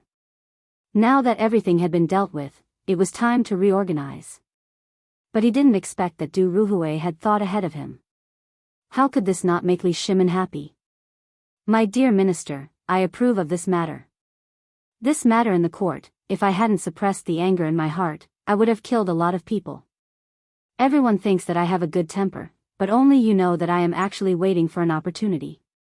Guan Long and the 5 surnames and 7 hopes, it's time to reorganize. Li Shimon suddenly felt a little sad. He couldn't predict what would happen if he fought against Guan Long at this time, but this was something that had to be done. A country, a monarch, if he couldn't even control his own people, how could he unify the world? But if they were to clash with these 2 forces right now. One night. Li Shimon worried about this matter for the whole night. The next morning. At the moment when the morning bell rang. Li Shimon arrived at the political announcement hall early. Looking at the empty imperial court, he suddenly and slowly wrote the word Zhen on the Xian paper. And all the ministers who entered the political announcement hall were stunned. But seeing the emperor in a daze, no one dared to speak and stood quietly. When everyone entered the political announcement hall, Xiao Gizi gently called, "Your Majesty, it's time to go to court." Li Shimin raised his head and looked at the people in the court. Go to court. Kneel. Long live the emperor. Rise. Li Shimin waved his hand lightly. Is there a memorial today? Hearing this, a minister hurriedly got up and said, replying to the emperor, this old minister has a memorial. Announce. Recently, although the rumors of bone-strengthening powder and locusts have been spread, and the people are running around to tell each other about this matter, and all the people's enthusiasm has soared infinitely. No one complains about this disaster, but there is still a problem. Oh. What is it? Replying to your Majesty, this old subject has made some calculations recently. Although we have stored up provisions in and around Chang'an, the livestock industry has suffered serious losses. Many livestock have even shown signs of starvation. Emperor. Qing Yaojin cupped his fists and said, our army, especially Long Yu, has sent an urgent report. The 100,000 horses in our army have almost run out of fodder. In Yuzhou, the garrison in Chang'an, Jiannan province, and other places have also encountered the same problem. The locusts are wreaking havoc. Everything with a bit of green has been gnawed away. What's more, it's the season to fatten up the horses. But, Qing Yaojin didn't say anything. But how could Li Shimin not understand? If things went on like this, sooner or later, all the livestock in the Tang dynasty would starve to death because of the lack of fodder. What was more terrifying was that there would be no warhorses left in the army. Emperor. Zhang Sun hesitated for a moment. Li Shimin frowned. Speak. Tubo and Tuyuhun sent news that in 5 days, the first batch of livestock will be delivered to the Tang dynasty from Hezhou, Yazhou, and other places in Jiannan province. There will also be some in Longyu province, but, the current situation, how much? Li Shimin had a headache. He had thought of everything, but everyone ignored that the locusts had not only gnawed away the Zhuang family, but also the grass and leaves. The livestock were easy to get, but how could they be raised? They couldn't let the grass-eating animals eat locusts, could they? At this time, Xiao Gizi took a memorial from Zhangsun Wuji and handed it to Li Shimin. Tuyuhun will deliver 58,300 warhorses, 37,000 cows, 59,000 bulls, 30,000 calves, 39,000 sheep, and pigs, chickens, ducks. Looking at the numbers one by one, Li Shimin felt a headache. This, without a doubt, was another source of pressure. They couldn't drive all the livestock to the south, could they? Dear ministers, do you have any good ideas about this? Li Shimin rubbed his forehead and said. At this time, your Majesty, I suggest that we don't accept these livestock for the time being. Otherwise, it will undoubtedly make the situation worse. Your Majesty, the sudden increase in cattle, sheep, pigs, chickens, and ducks is still fine. We can just distribute them to the local people, but the horses, Your Majesty, I mean that if these livestock come from Jiannan province, it's better to send them directly to the south. Now, the south is less affected by the locust plague. As for the livestock in Longyu province, let Longyu know how to raise them properly for the time being. When the time comes, we can collect a batch of fodder from the south to solve the problem. The ministers expressed their opinions one after another. At this time, no one sang a different tune. Because what did this mean? This represented the benefits they could gain. Moreover, they occupied a lot of fields in various places, and there must be a lot of fodder stored here. At this time, if these things were left behind, they would be the ones to benefit in the end.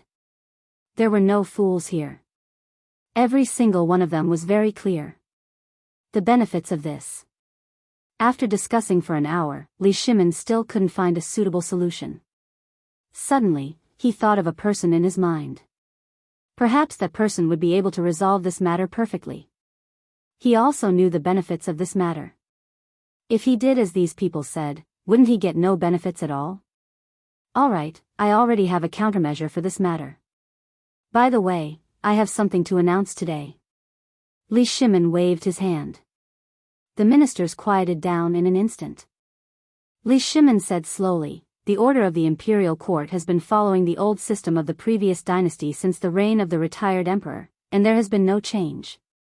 Therefore, I want to announce today that I will make a slight correction to the original system. Chapter 380. Everyone was aghast. Although the improvement of the system was indeed coordinated by the emperor, the Ministry of Justice, the Ministry of Personnel, and other departments, why did it happen today? And why didn't they hear anything about it before? What did it mean?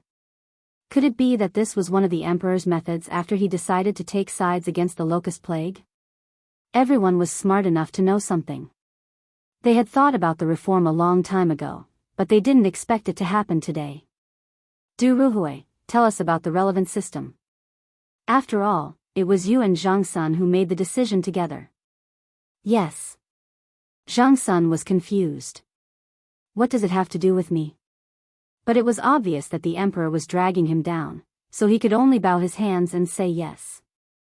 Then, Zhang Sun Wuji spoke first, Your Majesty, although the system in the imperial court has always been perfect, this old official feels that there are still many flaws in it.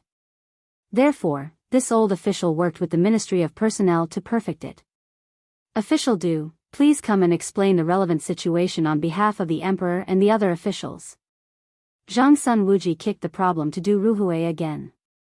Du Ruhui leisurely took out a memorial from his bosom and said, in view of the fact that there are many idle positions in the treasury of Chang'an and city and other affairs, or many of them are directly related to each other but no one is in charge of them. At this time, the Tang Empire is just starting to develop in all aspects. Therefore, His Majesty has discussed this matter with me and others and deliberated about it. First, there are too many idle positions, which leads to delays in the daily affairs of the government in various departments, especially in the case of the Chang'an and local treasury last time. It was a small matter, but it delayed for half a year. What if it was in other places? So, in order to improve the system in the court, we made a series of system updates. Second, there are many things waiting to be done in the Tang dynasty. Look at the emperor's boots, they are all sewn by Empress Zhangsun. Why? Does the emperor lack money for a pair of boots? No. He was trying to save money. Moreover, the amount of money spent every month on idle jobs in the imperial court is thousands of strings of cash. If this kind of practice continues and everyone is like this, then who will carry out the government affairs? That's why I, the emperor, and Lord Zhangsun, the minister of the Ministry of Justice, worked together to update the court system. After saying that, only then did Du Ruhui recite the reward and punishment system that he had previously set up in the imperial court. Everyone was dumbfounded. No one was a fool. This was definitely something Du Ruhui would do. But what was the meaning of this Du Ruhui? Do you think everyone is too idle right now? Wasn't this forcing them to their deaths? Everyone was shocked. But when she took a closer look, the emperor was indeed wearing the shoes sewn by Empress Zhangsun. Even the dragon robe on his body showed signs of being mended. How could this be fake? At this time, if anyone dared to say no, they would be punished. Then, if the emperor took off the mending on his clothes, who would say anything? Although everyone was dissatisfied, they didn't dare to say anything now. This was a typical case of giving a sweet date and then giving a heavy blow. Who dared to say anything?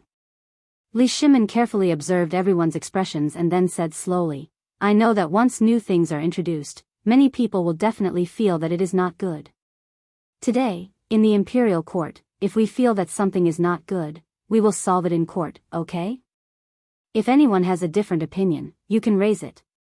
But who dared to say anything? At this time, even if they were dissatisfied, they would have to wait until later. But at this time.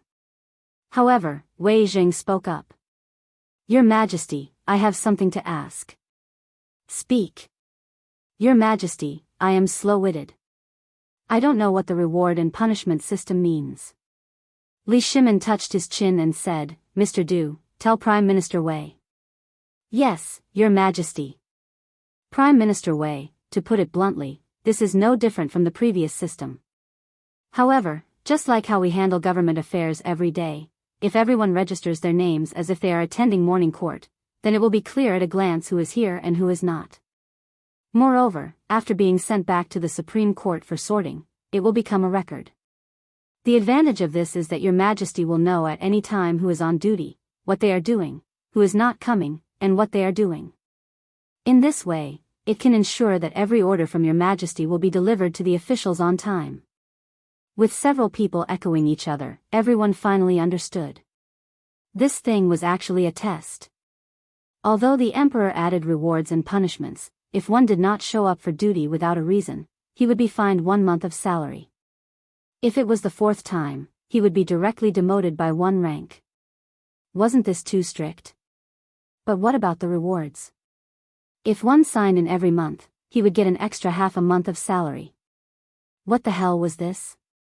If one could be on duty every month, he would get bonus points on his political achievements. If there was a fat job, he would be given priority. What the hell was this?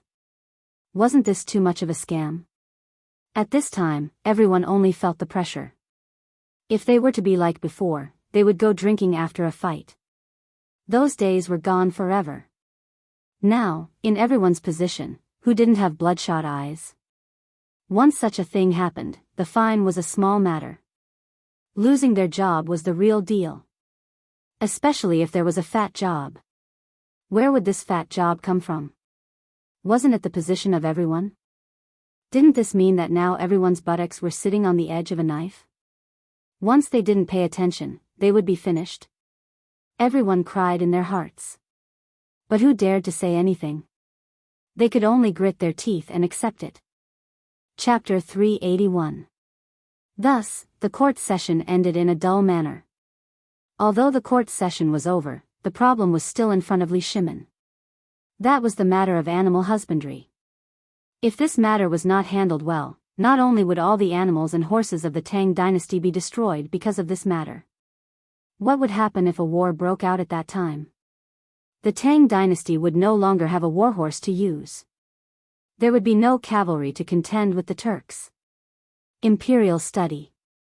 Li Shimin looked at the barren land outside the window with a worried face. It was supposed to be midsummer, but now? There was nothing but dead branches and leaves. Second brother, are you worried about the locusts again?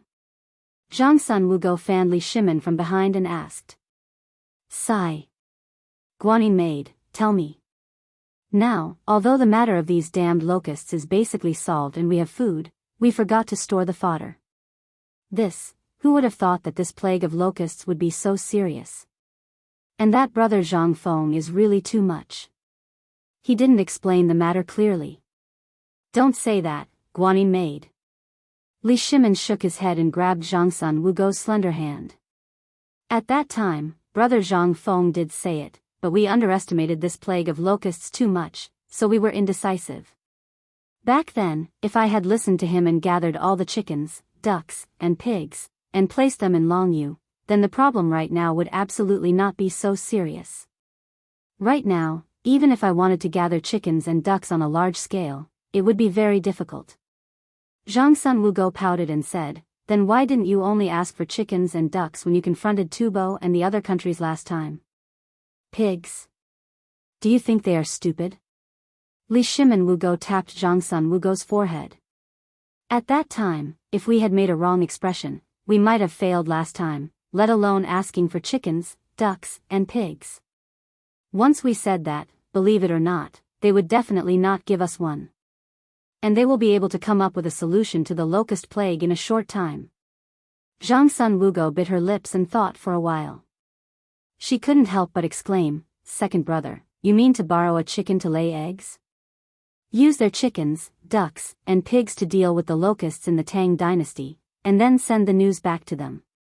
Then, we can openly use this matter too. Yes. Li Shimin nodded approvingly. But the key problem now is that no one knows how long this plague of locusts will last, not to mention next year's plague. Once that happens, Then, Your Majesty. Prime Minister Wei requests an audience. At this moment, little Gizi's voice hurriedly sounded outside the imperial study. Li Shimin frowned slightly. Declare. Zhang Sun Wugo struggled free from Li Shimin's hands. Then I'll take my leave first. As they spoke, Zhang Sun and Wu Go left when Wei Zhang and the others entered the imperial study. Your subjects pay respects to Your Majesty. Get up. Li Shimin said sleepily. What's the matter? Your Majesty, we are here for the livestock matter. This matter is far more serious than what Lord Lu said in today's morning court. Just now, we personally sent people to Chang'an City to take a look outside Chang'an City. The area around Longsho Mountain and Shirley Slope outside Chang'an City were originally lush and green, but now, apart from bare tree trunks and rotten leaves, there is nothing else. And all the cattle and sheep are so hungry that they are only skin and bones. If we don't deal with them, then have you come up with any ideas? Li Shimin interrupted Wei Zhang and the others and asked. This, Wei Zhang hesitated. Now there are only two ways. One is to immediately start the operation to eliminate the locusts, and then gather all the cattle and sheep to the south. Then, send people 800 miles away and let the prefectures in the south immediately transfer the hay. Qing Yaojin sighed with a bitter face and said, the livestock of the people outside Chang'an City are already like this. Your Majesty, the situation in the military camp is even worse. Then what do you want me to do? Do you want me to let the grass rain from the sky? Li Shimin was angry. He waved his hand lightly. Immediately distribute a large batch of bone-strengthening powder and let people spread the news within 3 days. At the same time, be sure to let all the royal businesses and the industries of the courtiers start to gather and purchase locusts. Then, let the local soldiers cooperate with the local government office to start the three-pronged control of the plague of locusts according to the previous method. Li Shimin was annoyed. But at this time, the matter could not be delayed. If it was delayed, it would only make the people more panicky. Only by diverting the people's attention and making them focus on one place could this plague of locusts not go wrong. By the way, Qing Yaojin, what about the matter I ordered you to investigate? Qing Yaojin hurriedly said, there is indeed a plague of locusts in the Turkic territory, and it is extremely disastrous. It seems that all the tribes are annexing and robbing each other of their resources. Have you found out that they have dealings with Tubo and other countries? Not yet. Li Shimin frowned and thought for a while. Then, have you spread the news to the Turkic people? Yes, I have. Good. Then for now, put everything aside and be sure to focus all your energy on the Turkic people. If there is any movement in the Turkic people, report it immediately. As you wish. Chapter 382. Following Li Shimin's order. In Chang'an City. Under this order, in all the hidden corners. It was either the talkative woman, the idle beggar, the wanderer, the street wanderer, or even the storyteller and the fake Taoist priest who read palms. At this moment, all of them entered a secret chamber in a corner where no one was around. In the secret room. Fang Yi looked at them coldly. The moment they entered the room, they were no longer the same as they were outside. Everyone had a general name. That was the Department of Foreign Affairs of the Ministry of Justice. Greetings, Minister. Get up. Fang Yi said lightly. There's a new task today. It's a secret order from the Emperor. Hearing this, everyone hurriedly knelt on the ground respectfully. There's only one thing today, and that is, no matter what method you use, you must spread the news that the locusts are the bone-strengthening powder throughout Chang'an within 3 days. If anyone doubts or creates rumors, immediately lock down this person, trace all the information of this person, and then report back to me as usual. Yes. Minister, are these locusts really the raw material of the bone-strengthening powder? A man who looked like an old Taoist asked out of turn. A flash of impatience flashed across Wei Shuyu's face. Think more about the locust's eggs. Don't ask what you shouldn't ask. Yes. Hearing this, the old Taoist broke out in a cold sweat all over. Seeing that Wei Shu didn't say anything else, they hurriedly left the room. Only then did everyone heave a deep sigh of relief. They didn't communicate at all. Then, like strangers, they hurriedly converged into the streets and disappeared into the crowd. The next moment, in Chang'an City, a shocking news spread like wildfire. In the treasury, someone mistakenly mistook the bone-strengthening powder for porridge at the place where the disaster relief is distributed. As soon as the news came out, everyone was shocked. They all rushed into the treasury. Even those who were hiding at home and didn't dare to go out hurriedly took things like dustpans and hurriedly went out after hearing this. Not for anything else, but because this thing was said to be a good thing that could strengthen the yang and kidney, and also make people immune to all kinds of diseases. What did all the people want? Wasn't it just a hope that there would be no illness or disaster? Furthermore, this item was an auspicious item bestowed by the heavens. For such a beautiful item to unexpectedly flow out of the treasury, how could this not be a pleasant surprise? Quick! Let's go to the treasury. Something happened to the treasury. Isn't the granary in the treasury opening to release grain? Someone is selling 3 bags of bone-strengthening powder mixed in grain as flour. What? There's such a good thing. Let's go and take a look. The news spread faster and faster. In less than an hour, all the people in Chang'an City knew about it.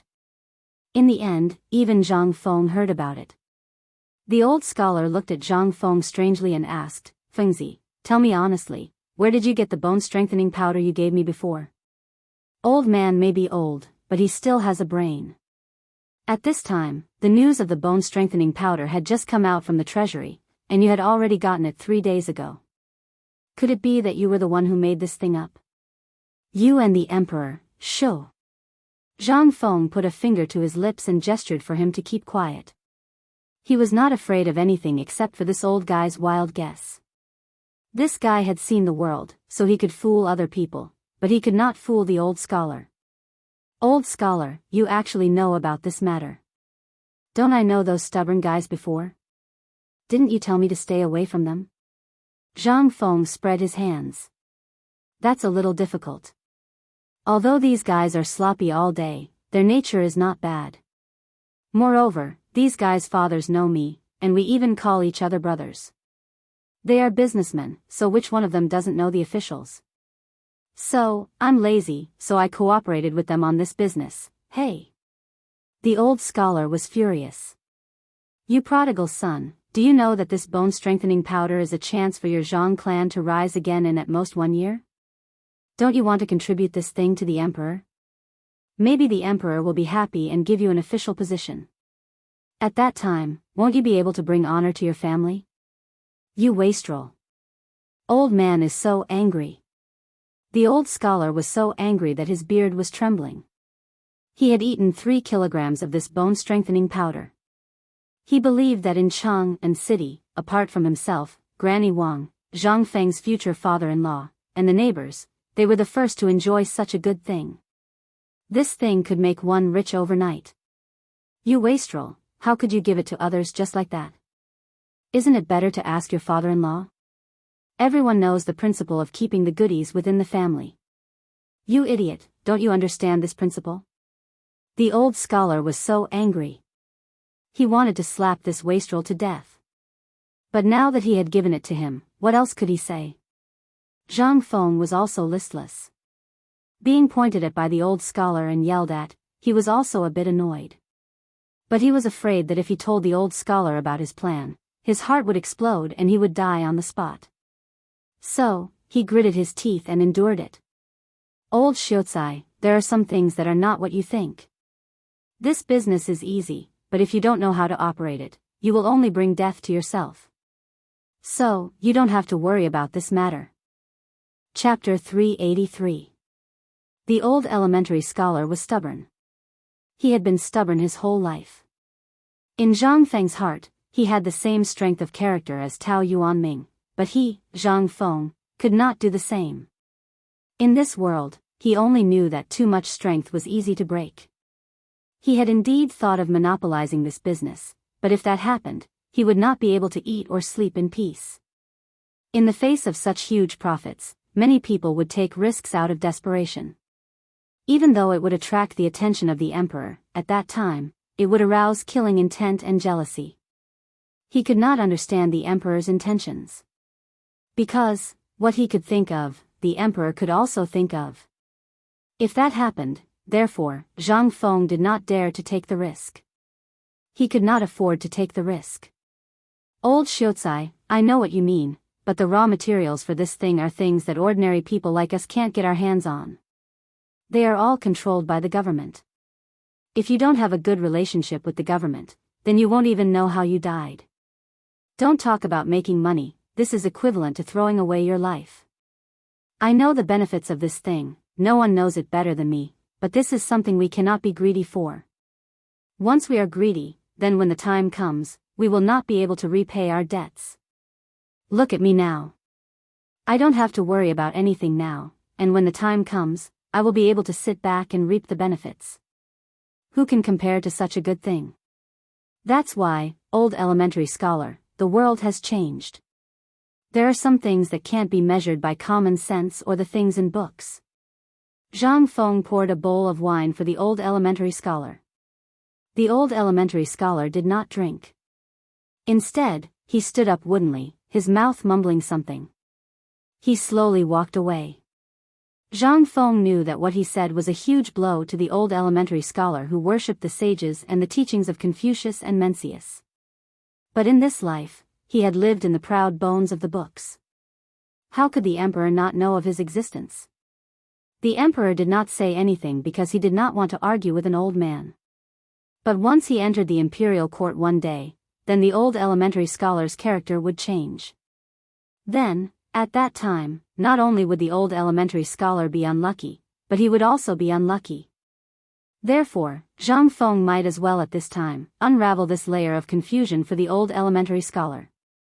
Let him see this reality clearly. Just as the old scholar was about to leave, Chang'an city was also in chaos. The cause of the incident was a shocking piece of news that came from a tea house in Shi City. Blind Wang was still sitting steadily in his exclusive seat. Everyone in the tea house stared at him as he slowly sipped his tea. Some of the more impatient ones were already clenching their teacups tightly. Just as everyone was about to lose their patience, Blind Wang slammed his gavel and said, "Everyone, listen up. Today, our Blind Wang will not be long-winded. Let's talk about the bone-strengthening powder that came out of the vault." When the crowd saw Blind Wang going straight to the point, they couldn't help but get excited. "Blind Wang, tell me, what's the deal with this bone-strengthening powder? I saw Kong Dingfang Xingtufu, a few days ago he was still using crutches, but yesterday I heard that he made some bone-strengthening powder and ate a big bowl of it. This morning he actually threw away his crutches, is this true? Is the bone-strengthening powder really that magical? That Xingtufu is already 83 years old this year. But this morning he's even more energetic than us young men. He can even carry a bucket of water and show off in Chang'an city. Is this the effect of that bowl of bone-strengthening powder? This. God. Is this true? Does that bone-strengthening powder really have the effect of rejuvenating one's youth?" The crowd was in an uproar. Blind Wang smiled and stroked his beard, nodding from time to time. When the crowd was arguing, Blind Wang said slowly, "Everyone, that bone-strengthening powder doesn't have the effect of rejuvenating one's youth. I've already said this before. The reason is that this bone-strengthening powder, as the name suggests, is really something. Think about it, why is it called bone-strengthening powder? Why?" The crowd stared with their eyes wide open. Because this thing is originally used to strengthen the bones. It's used to strengthen the muscles and bones. That Xingtufu grew up with us in the early years. Don't you think that old man doesn't know him? He's as strong as a bull. When he's old, his body will be weak. But once he's nourished by this thing, although he can't be compared to a young man, he's still much stronger than us. So, don't believe the rumors. This bone-strengthening powder, Blind Wang, you're really talking nonsense. At this moment, someone on the third floor, which belonged to the rich and powerful, said contemptuously, instantly interrupting the crowd. The middle-aged man slowly waved his folding fan and said, "I've heard rumors from the imperial physicians that this thing can strengthen the muscles and bones. It can also nourish the yin and yang. Most importantly, it can nourish the kidneys and strengthen the yang. You all know my father, right? Minister Zhua of the Guanglu Temple." When the crowd heard this, they couldn't help but stare. This was a master. And he knew something that the crowd didn't know. If he could stand up and speak, it meant that this matter was in the bag. Nourishing the yin and yang, it could also strengthen the bones and the kidneys. Most importantly, it could strengthen the yang. At this moment, the man glanced at Blind Wang from the corner of his eye and nodded. "Did you all know? My father took in a concubine yesterday. And it's that coquettish Hu lady. My father is already 75 years old." "What? Minister Zhua Chao took in a concubine? Damn. This Minister Zhua, is what you said true? This thing, is really so magical?" Chapter 384. No. This young master is also using this thing, and it's not just me. All of the officials in the court are using it. As for the effect, I used to do it 3 times a night, but after eating this thing, I can do it 5 times a night without blushing or panting. This is a must for a man. Hiss. Everyone could not help but suck in a breath of cold air. That worked? All the nobles in the court were using it? Everyone went crazy. Many of them could not even sit still. It was crazy. They ran away like crazy. They only had one goal. That was to go to the treasury. Even if they had to spend all their money, they had to buy some. This thing. If there was only this little, even if they did not use it, the price would definitely be the same as the locust's eggs. The price would increase by several times. This was the people of Guangzhou. They were all shrewd in their bones. Once they heard that all the nobles in the court were using it, how could it be wrong? Regardless of whether it was good or bad, they had to get it first. When the people arrived at the treasury without stopping, they were so scared that their legs went soft when they saw the people at the entrance of the treasury. They saw that almost all the people of Chang'an city had arrived at the entrance of the treasury. And at the entrance of the treasury, there was a "sold out" sign. This time, all the people who had just arrived were in an uproar. F***ck, what's going on? It's gone. F***ck, what's going on? No. Since there are 3 sacks in the treasury, it means that he has a lot of this thing. That's right. When everyone heard that, their eyes could not help but light up. Could it be that the treasury wants to fill their own pockets and not sell it to us? F***ck. Is there still law? Is there still law? No. Boys, let's turn his stall upside down. I don't believe that he and the person in charge of the treasury won't come out and give us an explanation. Yes, yes, yes. F***ck, these cowards think that we can just hang a broken sign and be done with it. Come, come, come. Let them see how powerful the people of Guangzhou are. The people at the treasury were also anxious. Why did the acting suddenly change? The manager of the treasury hurriedly sent someone to the palace to inquire. Under the strong pressure, the manager of the treasury gritted his teeth and took out a sack of bone-strengthening powder. He divided it into countless small porcelain bottles and then slowly said, "Everyone. Silence. This official knows that all of you want to buy this thing. But this thing is really gone, and there is no such thing in the palace now. This is the last bit that I asked someone to bring out from the palace. Therefore, I had no choice but to do this. After all, the cost of this thing is also there. This kind of divine item can't be as ordinary as that, right?" However, no matter what he said about having a battle of words, that was all he said. Was that all? It would be strange if they weren't fools. "Milord. You said that this is a divine item, and we can't be picky about that. But you're being unfair. Since you're doing business with us, are you looking down on us because we have less money? That's right, my lord. Look at the people in front. They've already bought so much. Why are there only a few bottles and jars left? What's the use of this little bit?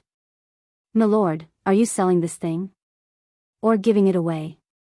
Are you still selling it in the future? That's right, my lord. You can't be playing dumb with us. How can you act like a little wife when you're doing business with us? Aren't you ashamed? The manager of the treasury panicked. He was sweating profusely. But what could he do?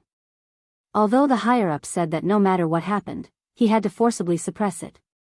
After today, everything would be solved. But how could he suppress this situation? He was afraid that he wouldn't be able to survive tonight. These people would tear him apart alive. Even his family's aunts and uncles would have to have their legs broken by him. He couldn't help but wipe the sweat on his forehead and said, "Everyone, I'm just a gatekeeper. This bone-strengthening powder, if you don't believe me, you can go into the treasury and look for it yourself. As long as you can find it, I'll give it to you as much as you can find. Is that okay? There's really no more. If there was, why would I be so stingy?" Everyone in the treasury was having a headache now. They had originally planned to keep a bag of it. This thing was a great tonic. When the time came, they could bring some back for their parents, wives, and children to eat together. Wouldn't that be great? But now? It depended on the situation. If they didn't clear up this matter today, they would die when they went back tonight. What should they do now? Everyone was worried. And those commoners naturally didn't believe the words of the manager of the treasury. Since he had let them in, if they didn't go in, wouldn't they be letting him down? "Brothers, let's go." "No one's going in." "Let's go in and see if this Wang Quanan is telling the truth." In the crowd, an old man raised his walking stick shakily and rushed forward angrily. When the manager of the treasury named Wang Quanan saw the old man, he instantly withered. He cried miserably and shouted, "Father-in-law, your son-in-law is on duty, you, scram. You wastrel." The old man was fine if he didn't listen, but when he heard, he exploded in anger. He raised his walking stick and gave him a beating. "This is such a good thing, why don't you buy some for your father? Are you still my son-in-law? I'll beat you to death, you wastrel." Chapter 385. Reporting. Your Majesty, the Treasury reports that it can't hold on any longer. Wait. This matter must be suppressed. Then, should we mobilize another batch of bone-strengthening powder? It doesn't matter. Li Shimin faintly flipped through the division table in his hand, looking at it with great interest. On the other hand, Fang Xianling was so anxious that he was sweating profusely. Chang'an was going to be in chaos, and he still had the mood to relax. However, he could only clench his teeth and hurriedly leave.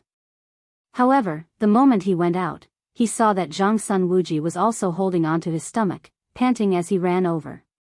"Your Majesty, now the locusts in the palace are almost used up, and the Chang'an garrison is basically rushing to roast the locusts secretly collected.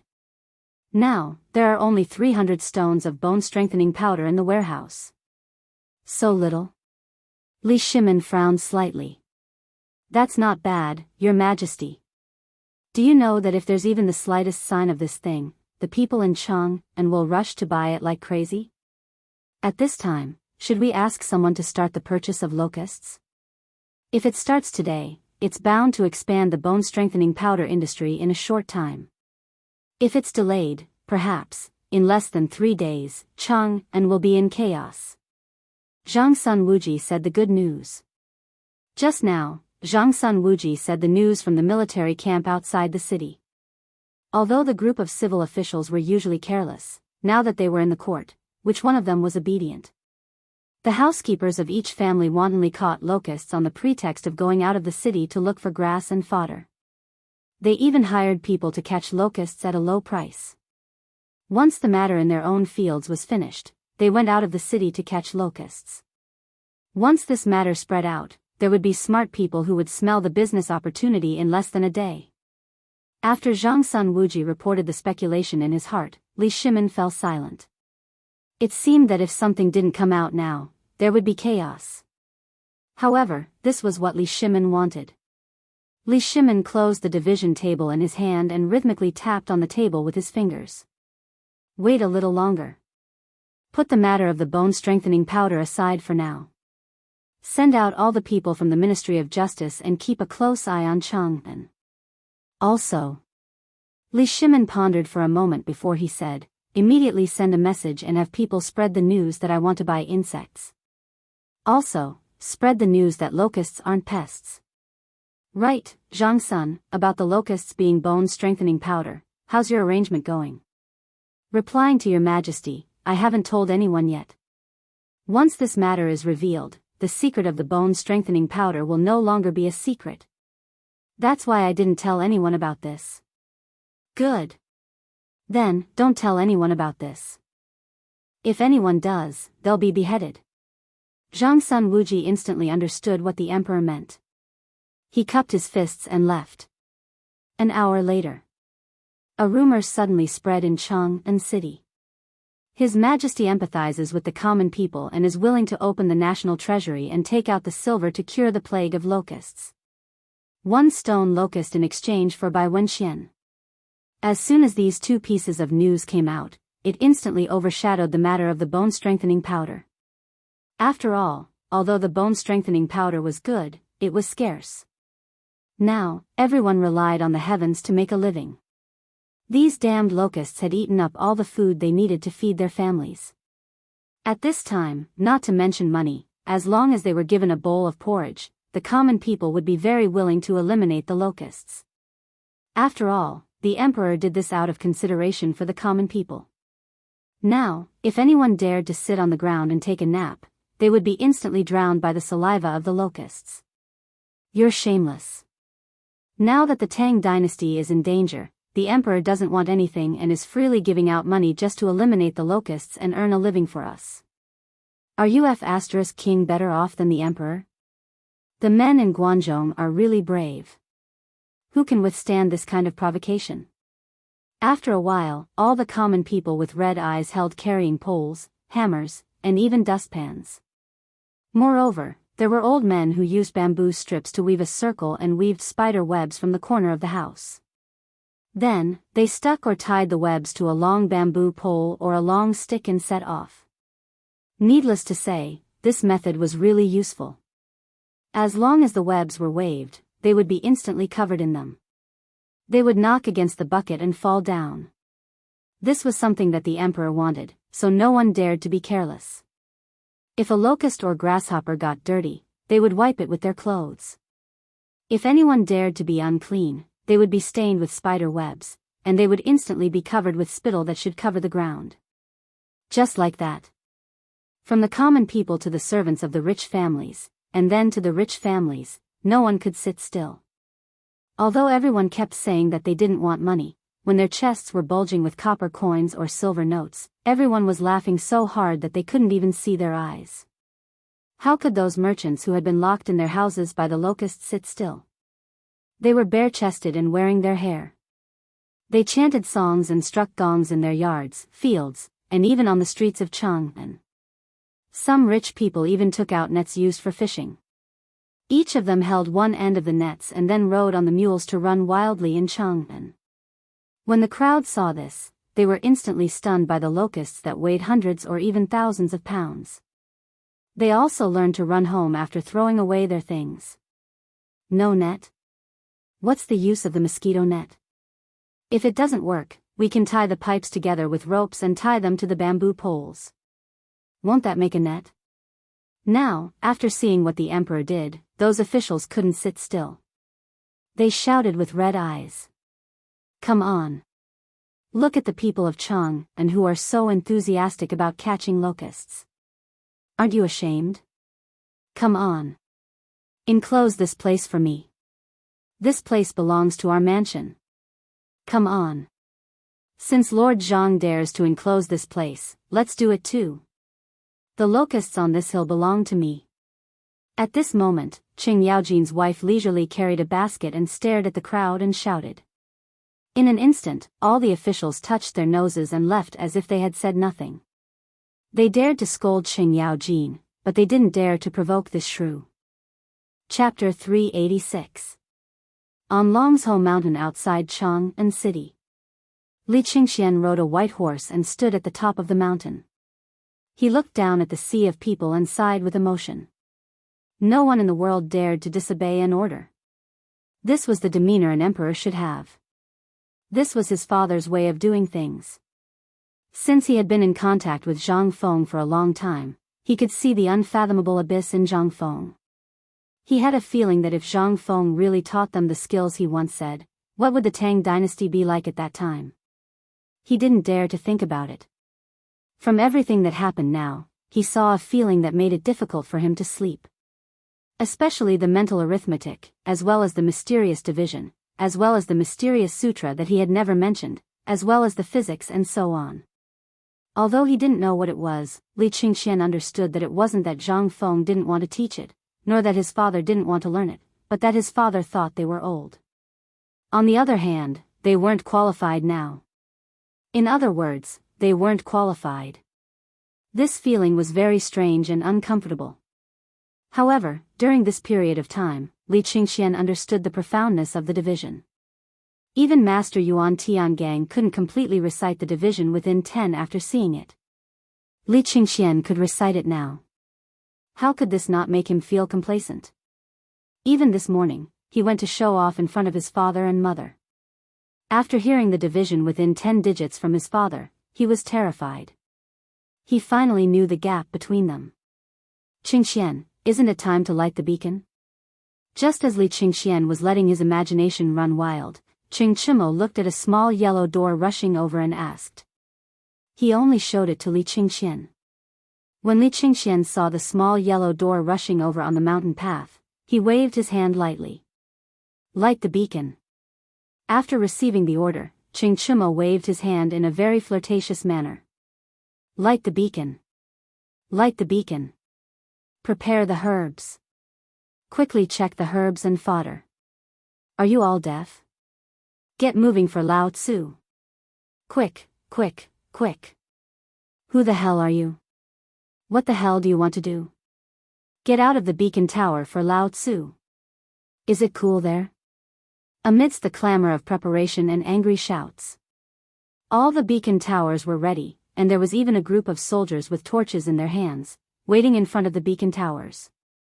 At this moment, the small yellow door finally arrived at the peak of the mountain. As soon as he reached the top of the mountain, he hurriedly shouted, "The Emperor has given the order. When the bell rings, light the beacons." Thump, thump, thump. Just as the yellow door's voice faded away, the bell of the Huaxing temple rang. Li Qingxian took a deep breath and urged his horse forward. He took the torch from Qing Chimo's hand, then raised it high and shouted, "Today, the beacons are not because of an emergency military situation, but because it concerns the survival of all the people of the Tang dynasty. You all saw the fodder. It's not smoke, but the herbs we've all seen before. Do you know what we're doing? Kill the locusts. Kill the locusts. Kill the locusts." All the soldiers raised their torches, weapons, and even flags, and roared. Most of them were the people around Chang'an City, and many of them were even from Chang'an City. When the locust plague broke out, everyone was tortured and exhausted. Everyone had encountered the plague of locusts, and no one dared to experience that kind of horror again. But now, the emperor actually contacted the heavens and got the prescription to kill the locusts. What was this? This was for the benefit of the people. Who dared not to do it? So. At this moment, all the soldiers roared excitedly. At this moment, the bell slowly rang for the 9th time. Dong! The moment the bell rang, a voice rang out. Li Qingxian raised the torch high and pulled the reins. The white horse seemed to feel something, and raised its front hooves and neighed. Light the fire. Li Qingxian ordered. The torch in his hand was thrown fiercely into the tung oil that had been poured on the beacon tower. Buzz! Dozens of torches were thrown out at the same time. The 5 beacon towers on Longzhou Mountain were lit in an instant. The raging gray smoke was blown slowly in the direction of Chang'an city with the wind. At this moment, Yuchi Baolin, who had been waiting on the beacon tower of the imperial city, saw the first beacon on Longzhou mountain, and suddenly pulled out his sword and roared, "Sound the drums, light the fire." Dong! Woo! Woo! Woo! Along with the sound of the drums, the horn to charge was also blown. At this moment, the 24 beacon towers above the imperial city lit up the beacon fire at the same time. And the people inside and outside Chang'an city all stopped at this moment. Everyone stared blankly at the thick smoke in the sky. They had already seen this on the notice. But they didn't expect that the emperor would be so generous this time. Even when Xieli came, he didn't light up the beacon fire like this, and didn't ring the bell 9 times. But now, the emperor actually rang the bell 9 times in order to kill the locusts. What was this? Everyone choked with sobs. They all looked at the direction of the imperial city with red eyes, and knelt down and shouted themselves hoarse. Long live the emperor! Long live the emperor! Long live the emperor! Chapter 387. Zhang Feng looked up at the smoke floating in the sky. He could smell the strong smell of medicinal herbs in the air. He could not help but breathe a deep sigh of relief. This thing was really created. He did not know what skills Lao Li and the others had used, or was it the research of the emperor and Sun Simiao? After all, the Imperial Institute of Medicine of the Tang dynasty was not to be trifled with. There were many capable people, and Sun Simiao was there as well. How could they, who played with medicinal herbs all day long, not know what he knew? Zhang Feng shook his head. He focused on the tricycle in his hand again. The carriage of the tricycle was still made of wooden planks. If it was made of iron, he would need an ox to pull it instead of a bicycle. The carriage was easy to make. The most practical material was cedar wood. It was cheap and light. The tricycle was not complicated. The most complicated part was the tire and the transmission chain. Zhang Feng used 10 days to make the entire transmission system using 5 large and small gears and a chain as thick as a thumb. He looked at the thick smoke in the sky. He looked at the rain like locusts. Zhang Feng patted the seat of the tricycle and prepared to take it out for a walk. However, just as he took the tricycle to the street outside the shop, a discordant voice suddenly sounded behind him. Fengzi, what are you tinkering with? The voice naturally belonged to Qingchimo. At this time, Qingchimo, Li Qingxian, and Zhang Sun rushed over with their arms around each other's shoulders. They had just finished controlling the locusts, and they could not sit still anymore. They hurried over to Zhang Feng's place to have a drink. After all, there were too many things to do during this period of time, so they were so busy that they were almost paralyzed. Moreover, Li Qingxian came straight here after coming down from Mount Longzhou. They discussed and formed a team. However, they did not know that Zhang Feng gave them a big surprise as soon as they met. Zhang Feng's face darkened when he heard that. It was impossible to hide the car now. When he turned around, the 3 of them had already surrounded the tricycle. They were touching it here and there. That damned Qingchimo actually lifted it up with one hand and smashed it heavily on the ground. Zhang Feng's eyelids twitched when he saw this. Hey bro, why are you guys here? Hey! Wasn't this thing just finished? I haven't tasted your wine for a long time, so I missed it. Zhang Sun said to Qingchimo, who was about to overturn the tricycle. By the way, brother Zhang Feng, what is this? Li Qingxian pointed at the tricycle. Hey! I had nothing to do, so I tinkered with a cart for the past few days. Let's go, this isn't anything good. Tai Nyo, carry it into the shop. Let's drink. You guys came at the right time. I had nothing to do yesterday, so I went swimming in the river and caught a few carps that weighed 3 catties. Let's go. I'll give you guys an appetizer today. Qingchimo and Zhang Sun looked at Li Qingxian with a strange expression. Li Qingxian, on the other hand, walked in without blushing or panting. Although their father had ordered that no one was allowed to eat carps, who was Zhang Feng? He was their brother. Others couldn't eat carps, but Zhang Feng and his brother could. Not long after, Zhang Feng came out with a plate of pickled fish and a grill with burning charcoal. The grill emitted the spiciness of pepper and dogwood, plus the numbing taste of fresh peppercorns. It instantly filled everyone's mouth. How could they wait? When the dishes were placed on the table, they couldn't wait to dig in. Li Qingxian didn't eat. He pointed at the backyard behind the curtain and said, "Brother, what is this? You haven't told me yet." "Hey! Isn't this the improved handcart? Look." Zhang Feng took a bite of the fish head and simply hugged the fish head with his hands. He crossed his legs and said, "That thing is actually just a handcart. There's nothing much to say. It's just that the oxen, horses, and mules pulling the cart were replaced by manpower." Manpower?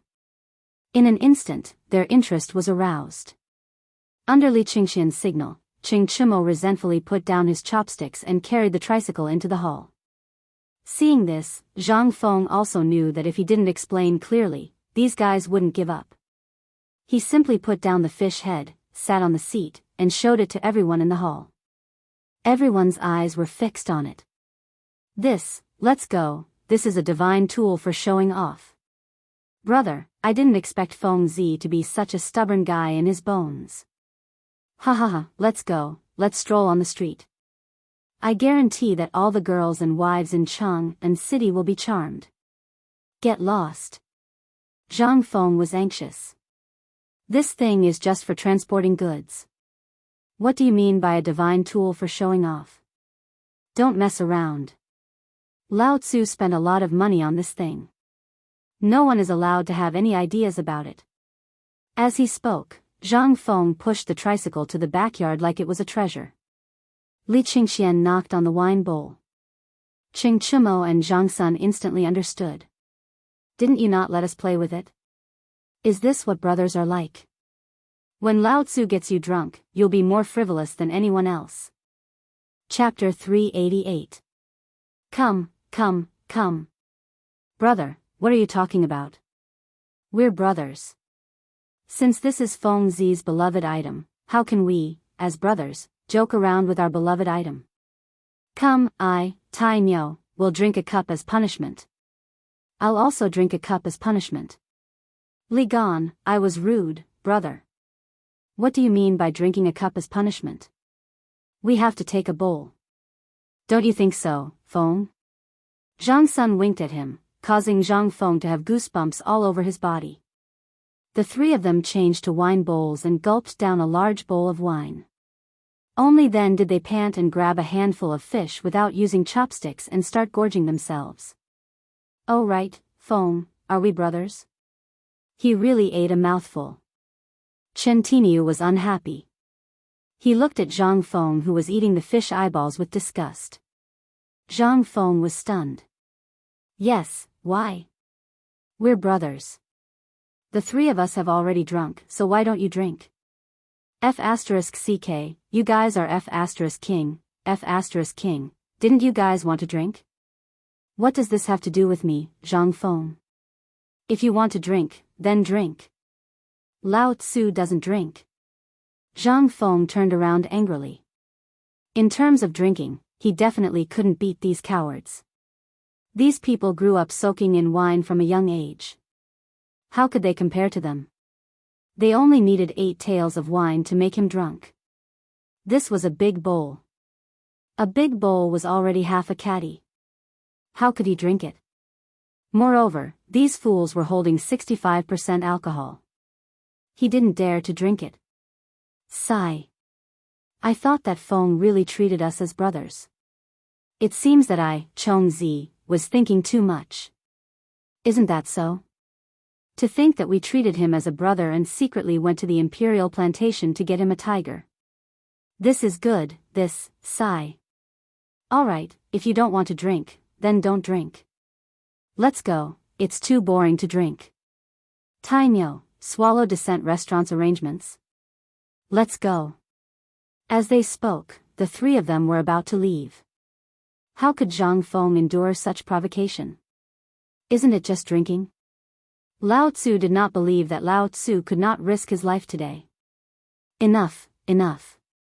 Stop King acting. Who do you think you are?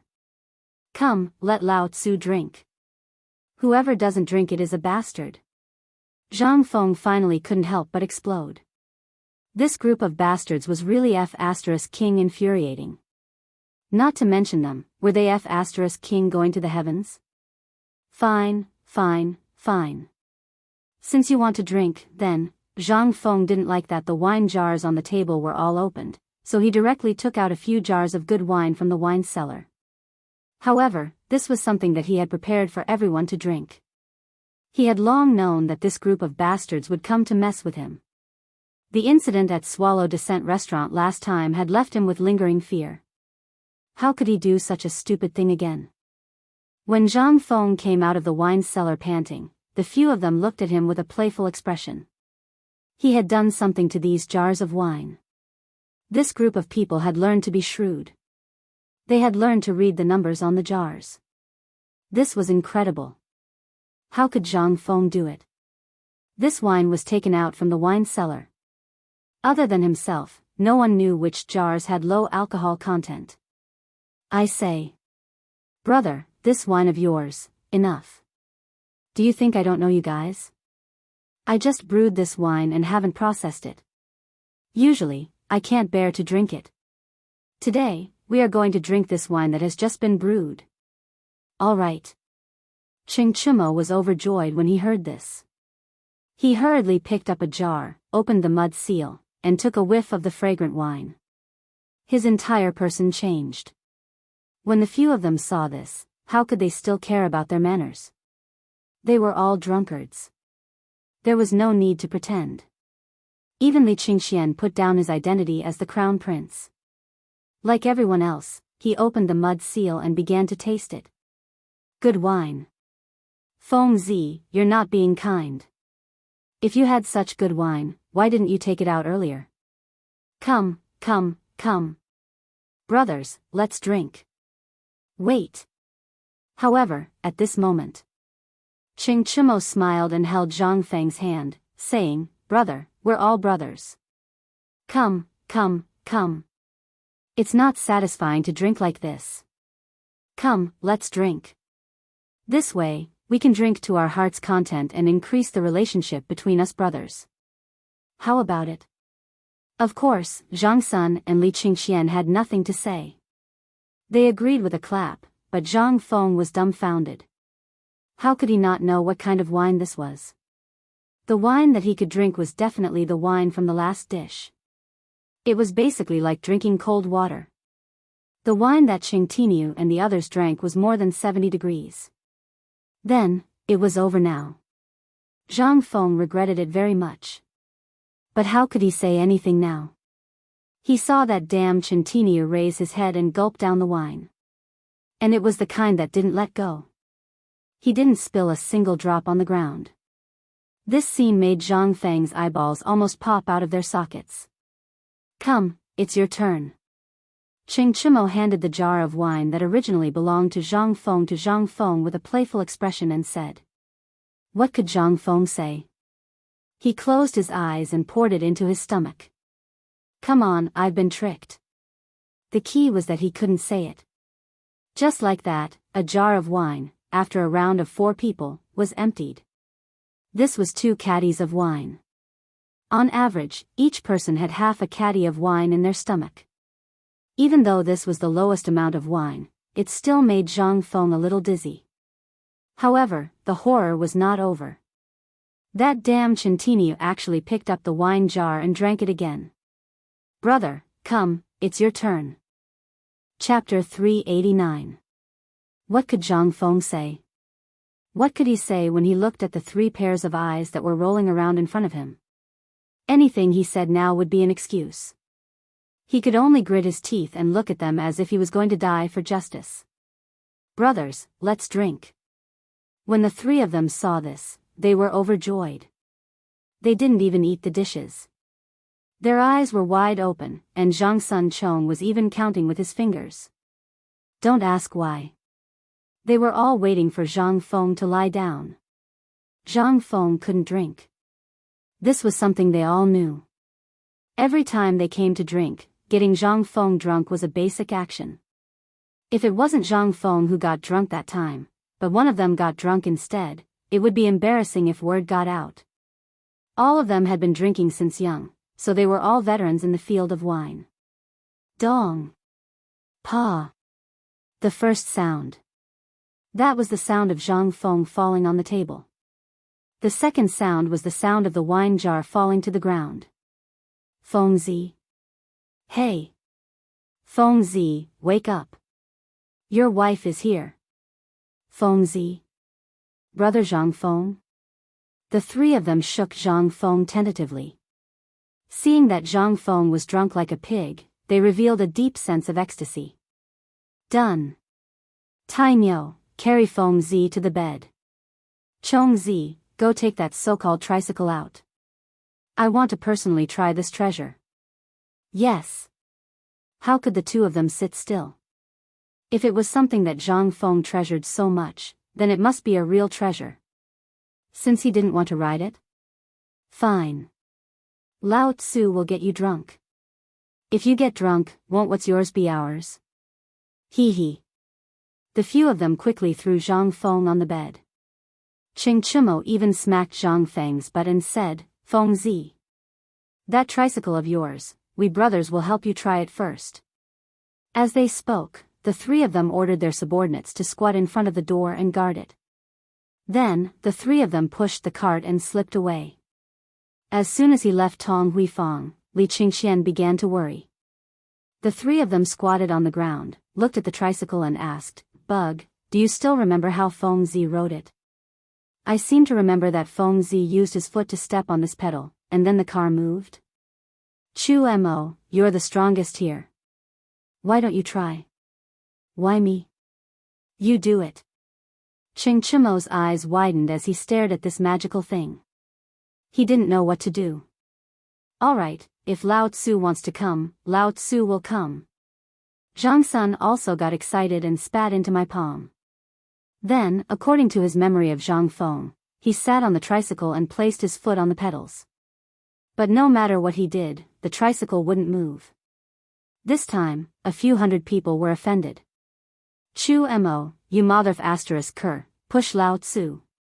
Is this thing broken? Why isn't it moving? Let me try. Ching Chimo carried Zhang Sun and fiercely slapped his butt. Zhang Sun grimaced in pain. F asterisk ck, you motherf asterisk cur, Lao Tzu asked you to push, not slap. Do you think Lao Tzu is a horse? Oh. Ching Chimo shrunk his neck and hurriedly pushed the back of the tricycle forward with all his might. Needless to say, this thing really moved. This scene involuntarily caused the three of them to jump up and down in excitement like children. Li Qingxian was also excited. Bug, quickly step on it. Yes, quickly step on it. The faster you step on it, the faster it moves.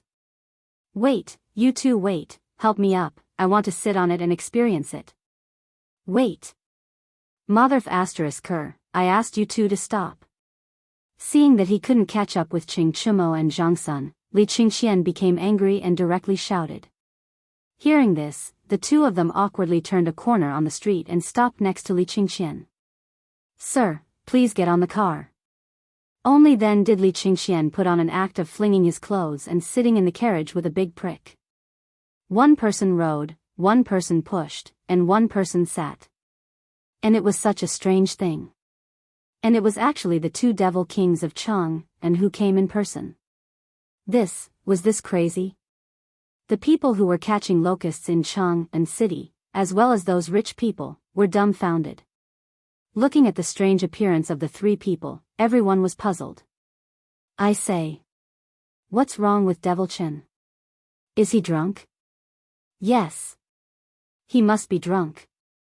Otherwise, damn, this. Shoo. Are you crazy? How dare you talk about Devil Chen's ears? Don't you want your legs? F asterisk ck. More importantly, what is that thing they are riding? Have any of you seen it before? I don't know. It's probably something good that the people from the Ministry of Works came up with again. The three of them were having fun. Everywhere they passed, everyone retreated. And those who knew the three of them felt as if they had been struck by lightning. Especially when they saw the Crown Prince, everyone's eyes were about to pop out. Oh my God! This is the Crown Prince? Lord Sun, I thought I saw wrong. Didn't the Crown Prince go to Mount Longsho to light the beacon?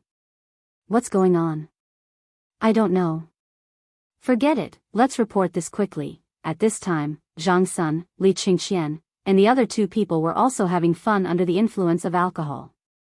Although this thing wasn't as practical as a horse, it wasn't as comfortable as a palanquin, and it required a lot of effort. However, this thing was really cool. Ching Chumo looked at Yen Lai restaurant in front of him, pointed, and shouted angrily, "Target Yen Lai restaurant, let's go." Chapter 390. Chang'an City was very lively that day. Under the effect of the fire beacon, the locusts fell down like rain. Everyone ran out to pick up the locusts, and Yen Lai restaurant was no exception, except for the noble singers. The rest, especially the lowly prostitutes, had long been driven out by the madam to make money. It had been almost half a month since the opening of Yen Lai restaurant. Yen Lai restaurant was extremely poor. This was a good thing that fell from the sky. Not making money now? When would they make money? Moreover, this was clean money. Who would dare to say anything? If that was the case, the procuress or the prostitutes would definitely spray their saliva all over that person's head and face. This was clean money. But at this time, how could the stubborn children of Chang'an City be absent from such a prosperous day? Although they didn't need to work, they could still drink and listen to music in Yen Lai restaurant. At the same time, there was also the delicate Hu Ji. Hugging her in their arms was very comfortable. They hadn't been out for a few days, and they had been bored to death. But at this time, cries of surprise rang out in front of Swallow Descent restaurant's door. All of the stubborn people sitting on the second floor couldn't help but become interested. They all turned their heads to look at Chang'an's main street. Even Jing Shu, who never left her house, was drawn in. On the main street, Ching Chumo was riding on a strangely shaped thing. As he walked, he excitedly pulled out a large amount of money from his bosom and threw it into the crowd. Although Ching Chumo, Li Qingxian, and the others had changed their names and even put on some makeup, there were still a few people who recognized them. At this time, the jaws of those who knew them were hanging on the ground, not to mention those who didn't know them. F***CK, what is Demon King Chen doing? Did his father beat him until he went crazy? Sigh. Damn the plague of locusts. At this time, another stubborn child looked up and sighed. This plague of locusts must have made Demon King Chen and Demon King's son go crazy. Isn't that so? What else could it be?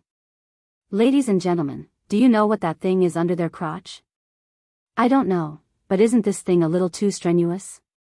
If you have the skill, why don't you ride a horse? At the very least, a sedan chair only costs 10 copper coins. Do you think they don't have that? Crazy, this must be crazy, my God. Everyone couldn't help but wring their hands. However, there were also people who were excited. Everyone had been tortured to the brink of insanity by these four demon kings. Now that two of them had gone insane, everyone's chance had arrived. In the past, the four of them had set a rule. No matter how stubborn one was, no matter what he did, it would be fine. However, if one did something like snatching a girl or bullying the weak with a gun, the four of them would make one wish that one was dead. They had also set up a stubborn 10 rules. As long as one was a rich young master in Chang'an City, no matter who one was, they would have to memorize it. Otherwise, they would not even know how they became crippled. Moreover, the relationship between these four demon kings seemed to be very strong. Even if someone went to sue them, they would be finished the next day. Especially the one called Du Dabing, he will make you cry. Even if she didn't make you cry, she would drive you crazy. This person's strength was the most terrifying. He was one of the most terrifying people among the 4 demon kings. I'm Chantinu. I once heard that when he was drunk, he carried a big stick and fought his way into the Zongjing temple. The third leg of the Zongjing temple's supervisor was broken. However, the next day, this bastard could still walk on the street with a swagger. This matter was left unsettled just like that. This time. It was also the battle that made Demon King Chen famous. After this incident, who didn't know the names of the 4 demon kings? As long as they saw him on the street, they would definitely turn around and run away. At this time, looking at Demon King Chen's funny appearance, everyone tried hard to hold back their laughter. Someone couldn't help shouting, "Brother Chen! Brother Sun! What are you doing? Brother Chen, Brother Sun, what are you guys sitting on?" Yes. 3 masters, your mounts are quite strange. Can you tell us what it is? Ha ha ha, everyone didn't know Li Qingxian. Because under normal circumstances, Li Qingxian couldn't casually leave the palace. His identity was there, so very few people knew him. Only occasionally would he come to Yan Lai Lu with Qing Chumo and the others to sit for a while. It was very low-key. So it was normal that no one knew him. Qing Chumo drove the car to the entrance of Swallow Descent restaurant in an incomparably flashy manner. Seeing that it was about to crash, Qing Chumo fiercely pressed down on a metal plate. With a screech, the car skidded through the dirt and came to a steady stop in front of Swallow Descent restaurant. This is a new thing my brother came up with. Since he has nothing to do, brothers, let's help him try it. When everyone heard this, they couldn't help but be surprised. Brother Chen, then this brother of yours, don't ask what you shouldn't know. Qing Chumo waved his hand coldly. Only then did the 3 of them enter Yan Lai restaurant. At this time, Li Qingxian's walking posture had changed. Most of the places in Chang'an city were paved with bluestone. The bottom of the car was made of hard wood. Although the section in front of Yan Lai restaurant was also made of bluestone, because of the flood last year, a lot of mud and sand had been washed up. No one cleaned it up, making it even more cratered. He seriously suspected that his butt had been split in half. But now was not the time to look. Moreover, there were people he knew. He could only endure the pain and wave his folding fan while smiling and cupping his fists at everyone. Chapter 391. The arrival of the 3 patrons. Instantly, the brothel keeper became excited. She stopped picking up the money on the road. She scolded the crowd, "You bunch of blind B***cheese. Distinguished guests have arrived. What the F***ck are you all doing? Why aren't you greeting the distinguished guests? Men. Serve good tea. Chui, quickly bring out your newly arrived Huji sisters and give them to the 3 masters. Serve them well." She scolded the crowd. The brothel keeper shook her fat butt and bent over like a dog. She came to Li Qingxian's side and smiled brilliantly.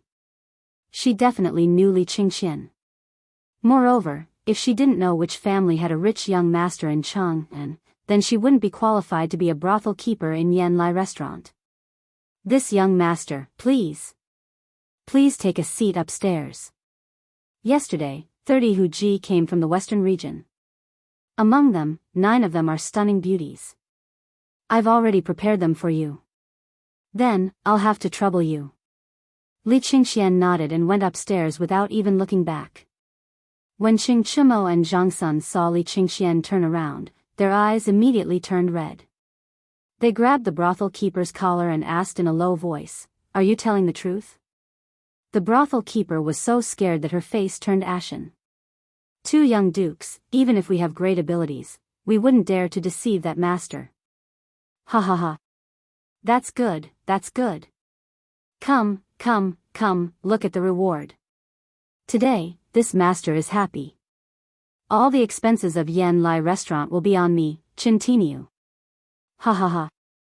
Good. Then, many thanks to Brother Chen and Brother Sun. Come. Brothel keeper, bring wine. Bring us 2 of those Huji from the western region. We won't forget the reward. Everyone was stubborn, so naturally, those who had too much money had nowhere to spend it. Seeing Chang'an and the others take out gold ingots and throw them away, it was destined that he must have gone crazy from holding back his money. Everyone was excited. In their excitement, they also grabbed a bunch of money and threw it down. Chang'an was indeed going crazy from holding it in. Previously, the procuress had always been on guard against them. But today was different from when Li Qingxian came. Such rare goods were really plentiful. Chang'an and Zhang Sun were overjoyed. They threw out a handful of banknotes from their pockets. The eyes of a certain type of woman turned red. They rushed forward to snatch it. The brothel keeper's hands trembled as she held 2 gold ingots. Her smile was as brilliant as a flower. Second floor. Spring Pavilion. Under the instructions of the procuress and the pimp, in less than 10 minutes, everything looked brand new. Even the teacups and chairs were replaced with new ones. As soon as he entered, he saw 10 pretty ladies standing on both sides of the door. When they saw the 3 of them, they greeted them as young masters. That voice made the 3 of them weak in the knees. Well, since Brother Chen is treating us today, why don't we let that Jingshu girl play a song? At this moment, it was unknown which idiot had shouted out loud. In an instant, the entire Swallow Descent restaurant quieted down. Even the procuress's hands trembled, and the 2 gold ingots in her hands fell to the ground. Silence. Silence. There was a deathly silence. It was as if someone had pressed the pause button. Everyone stared at the person who just spoke as if they had seen a ghost. That person was also dumbfounded. What's wrong? What's wrong with everyone? Isn't it just letting Jingshu girl play a song, get lost? Who the hell do you think you are? Are you worthy of letting Jingshu girl play a song? Men, drag Lao Tzu out and break his legs. Send him back to his residence and tell his father that I, Chintinu, and young Master Li said to ask his father if he's worthy. Lao Tzu said before that this Jingshu girl is my brother's wife. I'm sure you all know about Jingshu girl's vow. Damn it, Lao Tzu hasn't come for a few days. Who dares to break Lao Tzu's rules? Procuress, you bastard, get your ass over here. Chang'an exploded in anger. Even Li Qingxian's face was ashen. Although Zhang Feng didn't agree to this Jingshu girl, even Imperial Father had tacitly agreed. She was Zhang Feng's brother's woman, yet he didn't dare to have any ideas. Who the hell dared to be so bold? Moreover, Imperial Father had once mentioned this matter at retired Emperor's birthday. Among the hundreds of officials, who didn't know? Who the hell was this? Who dared to touch his brother's woman? The procuress and the pimp's legs had already turned to jelly. They stumbled and crawled to Li Qingxian, crying to the heavens. That person was also dumbfounded. He was about to question something, but the person beside him whispered something in his ear. He suddenly looked at Li Qingxian with a changed expression. Grand. Young Master Li, this lowly one is drunk. I beg young Master Li to let this lowly one off. Men, break his 3rd leg. Send it to his father. Li Qingxian didn't say anything. He directly threw a white jade token to the procuress, then turned and walked into the Spring Fragrance Pavilion. How could the procuress not know what to do when she saw the jade token? At this time, after the person was dragged away by Swallow Descent Tower's hired thugs, he recovered a bit. But at this time, a cold voice came from the attic. May I ask this young master, was that thing at the door made by Prince Zhang? Why didn't Prince Zhang come? Chapter 392. Hearing this, everyone's expression suddenly changed again. Who was Prince Zhang? Damn it, there didn't seem to be such a stubborn person in Chang'an. And the person who could be remembered by Miss Jingshu, who would be the one who cracked her zither music. Clouds of confusion pressed down on everyone, making it hard for them to breathe. But at this time, everyone knew what was good for them and did what they should do. Regardless of whether they asked or not, what did it have to do with them? Be careful not to lose your life. Seeing Jingshu's question, Li Qingxian was also worried. He used his elbow to touch Zhang Sunchong. Zhang Sunchong was in the meeting. Holding a fist and palm salute, he said, "Miss Jingshu, we meet again." "That's right, the thing outside is called a three-way carriage. It was created by Prince Zhang recently. He is very busy, but he misses Miss Jingshu every day." "Then why didn't he come? Could it be that he dislikes my birth?" In the cold voice, Jingshu Chong plucked the zither strings, seeming to be a little annoyed. Zhang Sunchong was not good at speaking seriously, and now he was in a dilemma. Li Qingxian shook his head and said lightly, "Miss Jingshu, don't worry. Although everyone in Chang'an knows about your matter now, there are still young talents who are not convinced. I heard that the Dragon Boat Poetry Meet will be held this time. Although it is a little late, it will definitely be held in 3 days. At that time, Brother Zhang will naturally fight the world's literary heroes and let Miss Jingshu walk out of Yan Lai restaurant with dignity." Hearing this, in the attic, Jingshu Chang's cold eyes flashed with a touch of excitement. But it disappeared in the blink of an eye. "Then, thank you very much. About the poetry meet, I would like to trouble you to help him. After all, I don't know anything else, but this huge 18 strokes, I will show you my incompetence." Since Prince Zhang has cracked the zither music, then today, Jingshu will announce this name here. But presumably, Mr. Li already knows this song. How could she not know Li Qingxian's identity? For people like them, the first thing they had to do to survive here was to recognize people clearly. Therefore, it was too easy for them to know about the Huga 18 beats. But at this moment, everyone was dumbfounded. He was also shocked. 18 strokes of the Hujia? This, I seem to have heard that this is Kai Wenji's famous song. What? Wasn't it lost a long time ago? How is this possible? Oh my God. I finally know why no one can crack it. It's been King lost. But who is this so-called Prince Zhang? How did he decipher this song? Ding! As the melancholic sound of the guzheng rang out, the entire Swallow Descent restaurant fell into silence. The moment the song's indignant zither intent rang out, everyone seemed to have sunk into that kind of endless sorrow. Anger, a kind of leisurely anger, instantly filled everyone's hearts. The 18 beats were over very quickly. But very quickly, more than 2 hours had passed. 2 hours later, the guzheng music was stopped, and there was no more sound coming from the attic. Chimo couldn't sit still anymore. "Since Miss Jingshu is performing, then let me show you Brother Zhang's tricycle." While talking, Chimo found a few strong and agile guys among the stubborn people and went downstairs. Everyone couldn't sit still anymore. They wanted to see what was so magical about this magical thing. Chimo sat on the tricycle and waved his hand coquettishly. "Everyone, I can tell you about this thing.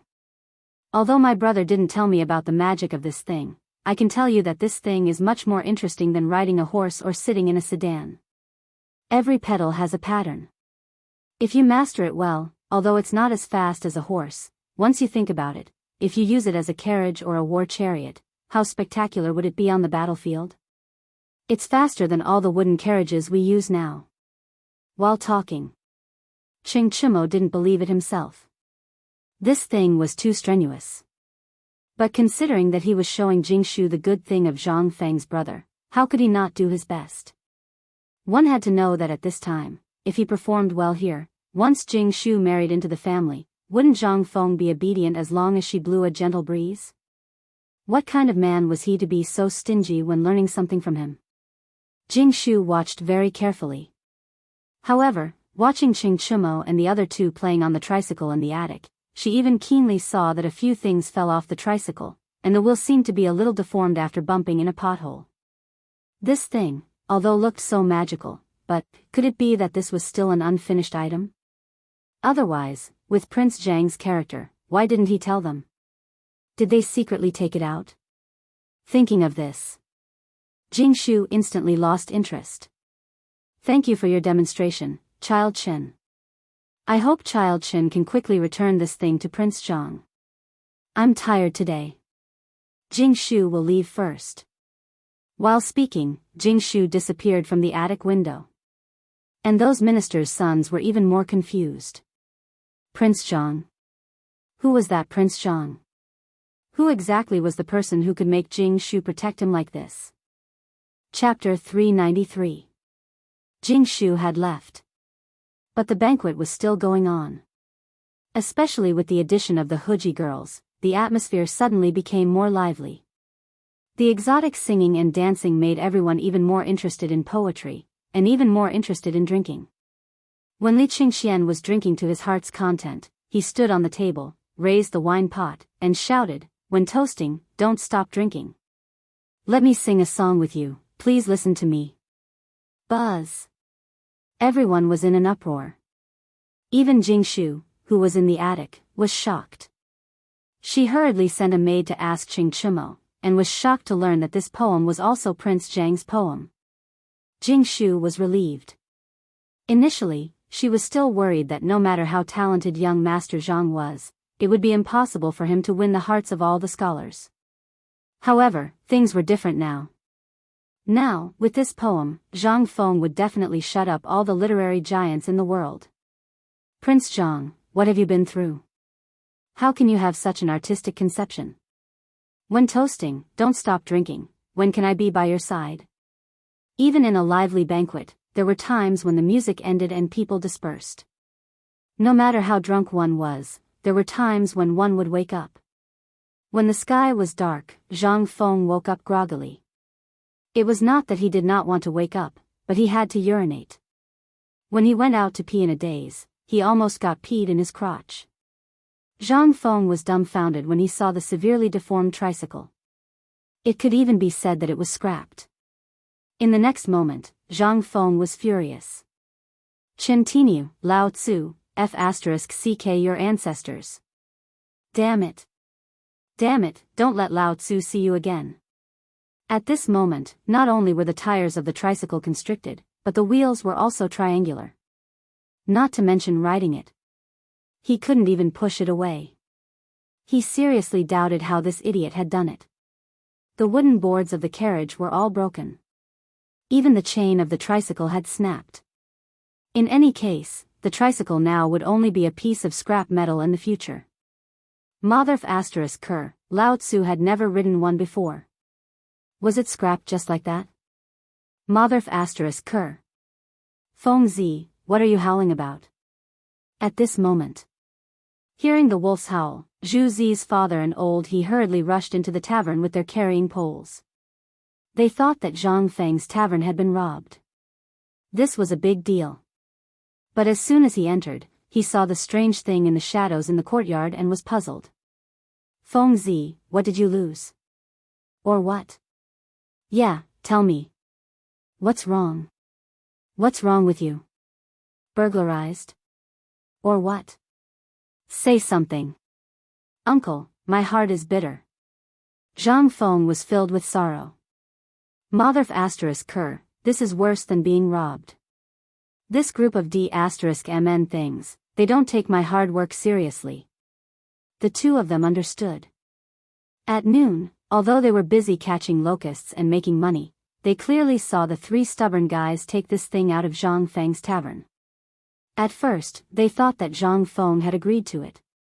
But now it seemed that there was another reason. Feng Zi, just tell us what's wrong. If these bastards really dared to rob you, Lao Tzu would bite off a piece of meat from them and avenge you even if it costs him his life. When Zhang Feng heard that, he hurriedly waved his hand at the two men who were so anxious that their eyes turned red. Forget it, forget it. I was drunk and fell into their trap. Next time, I'll get back at them personally. When the two of them heard that, they did not say anything else. How could the two of them not understand that this guy was angry out of humiliation because he could not outdrink them? All right, all right. If you're a coward, don't compete with others in drinking. I told you to get married earlier and marry Miss Zhang. Wouldn't that be great? If you do it yourself, hurry up and find someone to watch over you. You're going to lose your life. The two of them shook their heads and sighed. They did not stay and left. Zhang Feng smacked his lips. What else could he say? Wasn't he asking for it? Ever since she was born, she had to let her father dip a mouthful of wine in her mouth before she would cry. She was a person who could drink wine the moment she was born. Why would you drink with her? Great, isn't it? Zhang Feng kicked the tricycle angrily. No way. He would look for old Chen tomorrow and make him pay. He could not let him off so easily. Damn it. When he saw the tricycle, Zhang Feng felt a toothache. He decided not to look at it. He covered his head and fell asleep. While Zhang Feng was sleeping, in the palace, Li Shimin was also listening to the reports of his subordinates with great interest. From time to time, he would burst into hearty laughter. Great! Ha ha ha, I really want to see what that tricycle looks like now. If this thing is really as Qing Chimo said, then I'm also looking forward to the future of the Tang dynasty. That's right. Ask the crown prince to come here. I want to ask him personally. By the way, is he back yet? Chapter 394. Your Majesty, there hasn't been any news from the Eastern Palace, so we don't know if the crown prince has returned. However, Prime Minister Wei and Lord Zhangsun are waiting outside the hall. Little Gizi hurried to the door and asked. Li Shimin waved his hand. Summon them. Summon Wei Zheng, Zhangsun Wuji, and Fang Xianling for an audience. Little Gizi shouted at the top of his lungs. The three people who had been waiting outside the hall entered the imperial study unhurriedly. This old subject pays respects to your Majesty. My beloved subjects, sit. We just heard an interesting news. Brother Zhang Feng came up with another good toy. Oh. May I ask your Majesty, what good thing is it? Although everyone knew what had happened, they didn't dare to say that they knew. They pretended to be confused and surprised. When Li Shimin saw this, he clasped his hands behind his back and paced back and forth in the imperial study. I heard that the crown prince, Chong-er, and that brat Chimo had obtained something called a tricycle from brother Zhang Feng and were wandering around Chang'an. I also heard that they had caused some trouble at Yen Lai restaurant. Tricycle? What is this thing? Why haven't we heard of it before? Brother Zhang Feng is hiding it from us. Isn't that so? The last time I went to his place, if it wasn't for my quick reflexes to ask for a pot from him, I reckon that the pot would still be hidden by him. It would have been better if Zhangsun Wuji hadn't said anything, but his words instantly caused the others to roll their eyes. This guy had stolen it from Zhang Feng and his brother, and now he was still showing off. If not for brother Zhang Feng being too embarrassed to say anything, do you think you're the only one who can do it? You're the one with the thickest skin here. Enough, let's not talk about that matter anymore. We get angry every time we see that pot of yours. Let's talk about the tricycle. What do you think of it? Your Majesty, this old subject has learned about this matter from Chong'er, and I've also learned a little from the people of Swallow Descent Pavilion. Although this carriage is good, it can't be used. This old subject has estimated that the cost of this carriage is around 1,000 copper coins. This. To tell the truth, it's not as good as the wooden carriage. Li Shimin frowned when he heard this. Fang Xianling also stroked his beard and said, Your Majesty, this subject just went to the treasury and took a look. Although that thing looks awesome, this subject always feels that it's not as fast as a horse, and it's not as reliable as a carriage. If the front wheel is removed and the carriage is put on, then it's bound to be like what Qing Chimo said. It can be even lighter and faster than the bronze chariot. Hearing this, Li Shimin's eyes lit up. Wei Zheng nodded. That's right, that thing has a drawback. The wheels are too small. Once this problem is solved, then all the problems will no longer be problems. I see, Li Shimin stroked the beard on his chin, wondering if he should find the Zhang Feng brothers to personally take a look. He always felt that this bastard brought this thing out without Zhang Feng following him. Could it be that he was like Zhangsun Wuji and took it out? Wuji, did you ask Zhangsun Wuji if that carriage was taken out with the approval of the Zhang Feng brothers? Or was it them? Also, did the Zhang Feng brothers explain this thing in detail? Zhang Sun Wuji's face stiffened. Your Majesty, Zhang Feng was drunk by those little bastards. The carriage was stolen by them and has been returned. Li Shimin was speechless. But he could not say anything. He waved his hand and said, wait a moment. Go take a look and ask about the details. Okay, by the way, Your Majesty, I just learned that old Sheng has returned from Longyu. Why don't you let him go? This old subject still needs to inform the officials of the Ministry of Personnel and the Chang'an and local treasury about the locusts. Then. Okay. Li Shimin rubbed his forehead speechlessly. If there's nothing else, you may leave. Your Majesty, this old subject has a memorial to report. Wei Zheng hurriedly said. Speak. Your Majesty, the Chang'an garrison and Yuzhou have sent an urgent military report. The fodder for all the warhorses is basically used up. Okay, I understand. You may leave. Li Shimin felt a headache coming on. He had just encountered the interesting news about Zhang Feng, and now this matter was brought up. How could he not have a headache? Moreover, the memorials and documents about this matter had piled up on his desk like a mountain. All the memorials had only one thing, and that was to ask for fodder. And now, the fodder from Xiangzhou and Sui province, which were the closest to here, would arrive in Chang'an in 5 days, not to mention the places further away. The livestock in these places were hanging by their mouths. It was not a problem for a short period of time because there was hay to sustain them. But what should they do when the time was long? Little Gizi, what's the situation outside the city now? Li Shimin asked after they left. Little Gizi was stunned. Your Majesty, I don't know, alas. Come, let's go out for a walk. I want to see for myself if there is any fodder after the locusts are controlled. Yes. Chapter 395. In Chang'an City. All the people were hunting for locusts like crazy. The insecticide on a beacon tower was still burning in the distance. From Chang'an City to Hedong Road, Hunan Road, Jiannan Road, Shannon Road, Jiangnan Road, and Longyu Road, all the beacon towers were lit. There were even people who used the fire belt that Zhang Feng had mentioned in a suitable area. They used the method of burning. In addition to the supplementary herbs that were burned in the fire, this instantly reduced the threat of the locusts. But this was just a facade. The locusts that blotted out the sky and covered the earth continued to pour in from the direction of Longyu and Tuyuhan. Li Shimin waved his hand again. He mobilized all the pharmacies and collected all the herbs that could be used to weaken the locusts. But now, the locusts' momentum was gone. Tuyuhan and Tubo didn't believe Li Shimin at first.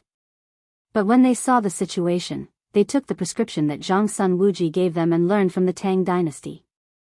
They implemented it bit by bit. Although people were a little dizzy and some even had diarrhea, at least the locusts were eliminated. This was undoubtedly a good news for them. At this time, the people of Tubo and Tuyuhan didn't thank their king. Instead, they thanked the emperor of the Tang dynasty. If it weren't for him, they would have been dead by now. After 3 days, the locusts were finally stopped at the root. But looking at the barren land, everyone was dumbfounded. How could they plant crops like this? All the crops in the fields this year were fed to those damn locusts. How could they survive? At this time, Li Shimin and his people had arrived near the Shirley Slope outside Chang'an City. Li Shimin and his people were about 300, but each of them pretended to be people catching locusts. At this time, the trees on the Shirley Slope were still there, but there were no leaves. On the trees and on the ground, there were dense locusts that were dizzy from the insecticide. Looking at this barren land that stretched as far as the eye could see, Li Shimin asked in astonishment, Little Gizi, this is Shirley Slope? I remember that this place used to be lush with vegetation, and it was all jungles. But, why are the trees all bare?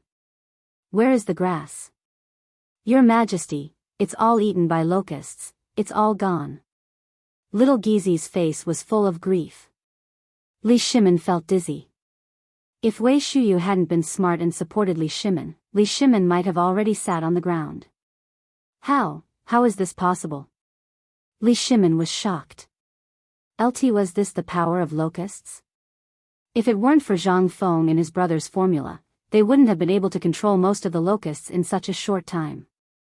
Even if they wanted to achieve the current results, it would probably take more than a month. Thinking that next year, which was the third year of Chang'an, there would be a more serious locust plague than this one, Li Shimin couldn't help but feel scared. If this was true, then all the herbs this year had been used up. What about next year? He didn't think that if they did this year, all the locusts would have been killed before the breeding season. Plus, all the chickens and ducks would have gone to war. Then, where would there be locusts next year? Plus, there would be fire. And if Tubo and Tuyuhun used the herbs that could directly kill locusts, then where would there be locusts next year? Even if there were, it would only be a few, far from the scale of this year. Li Shimin didn't think of all this at this time. He was just shocked by everything in front of him. Gagga. At this time, a large flock of ducks and chicks, with no end in sight, were being herded by hundreds of people from afar. At this time, the ducks' bellies were full. Under the herders herding, they circled a large area by the Wei River for the ducks to rest temporarily. It seemed that tomorrow, the 10-mile slope would be their next battlefield. It wasn't until he saw the ducks and chicks that Li Shimin's mood improved slightly. After all, although everything was bare now, as long as there were no more locusts, the 10-mile slope would recover in less than a month. It was only a matter of time. If they could control the locust plague this year, what about next year? Since Zhang Feng could think of a solution this time, then what about next year? Thinking of this, Li Shimin felt a little tired and started patrolling again. Lao Li. You also brought your servants to make a fortune. At this time, a person suddenly appeared from behind the crowd and waved his hands at Li Shimin.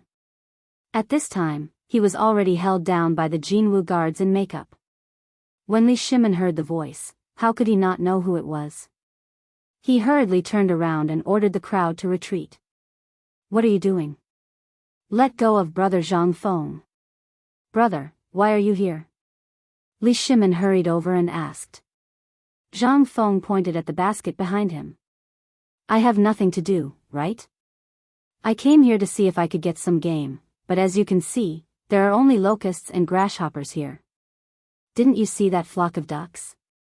I was thinking of buying a few to make soy sauce duck. Chapter 396.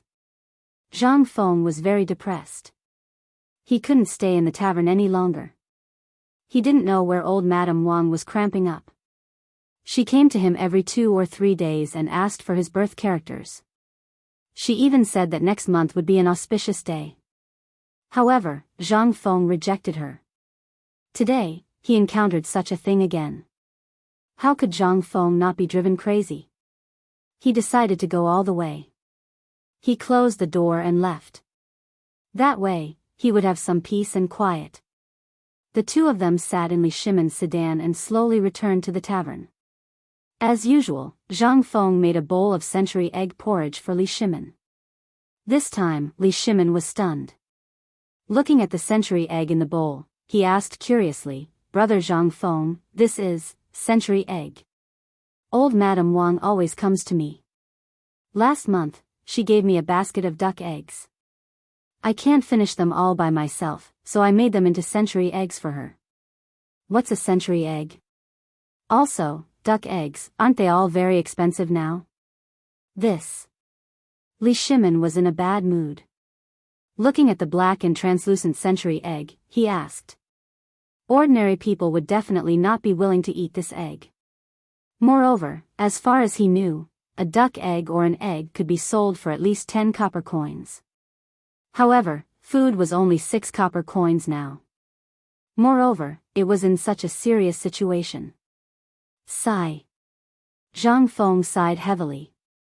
Brother, there's something you don't know. Old Madame Wang would definitely not be willing to take out these eggs, let alone 30 of them. My boyfriend, who hasn't seen her for the new year, secretly gave them to her and asked her to bring them. Zhang Feng was a little speechless. Li Shimin suddenly understood. Everything made sense now. However, there was another problem. That was the egg. What was it? Although he had never doubted Zhang Feng's culinary skills, looking at the shiny black thing in the spoon, he really lost his appetite. However, under Zhang Feng's instigation, he took out a whole century egg from the kitchen and ate it with relish in front of Li Shimin. He even drank a mouthful of wine. This time, Li Shimin's eyes almost popped out of their sockets. He subconsciously took a bite of the century egg in his spoon, but in the next moment, he couldn't help but frown deeply.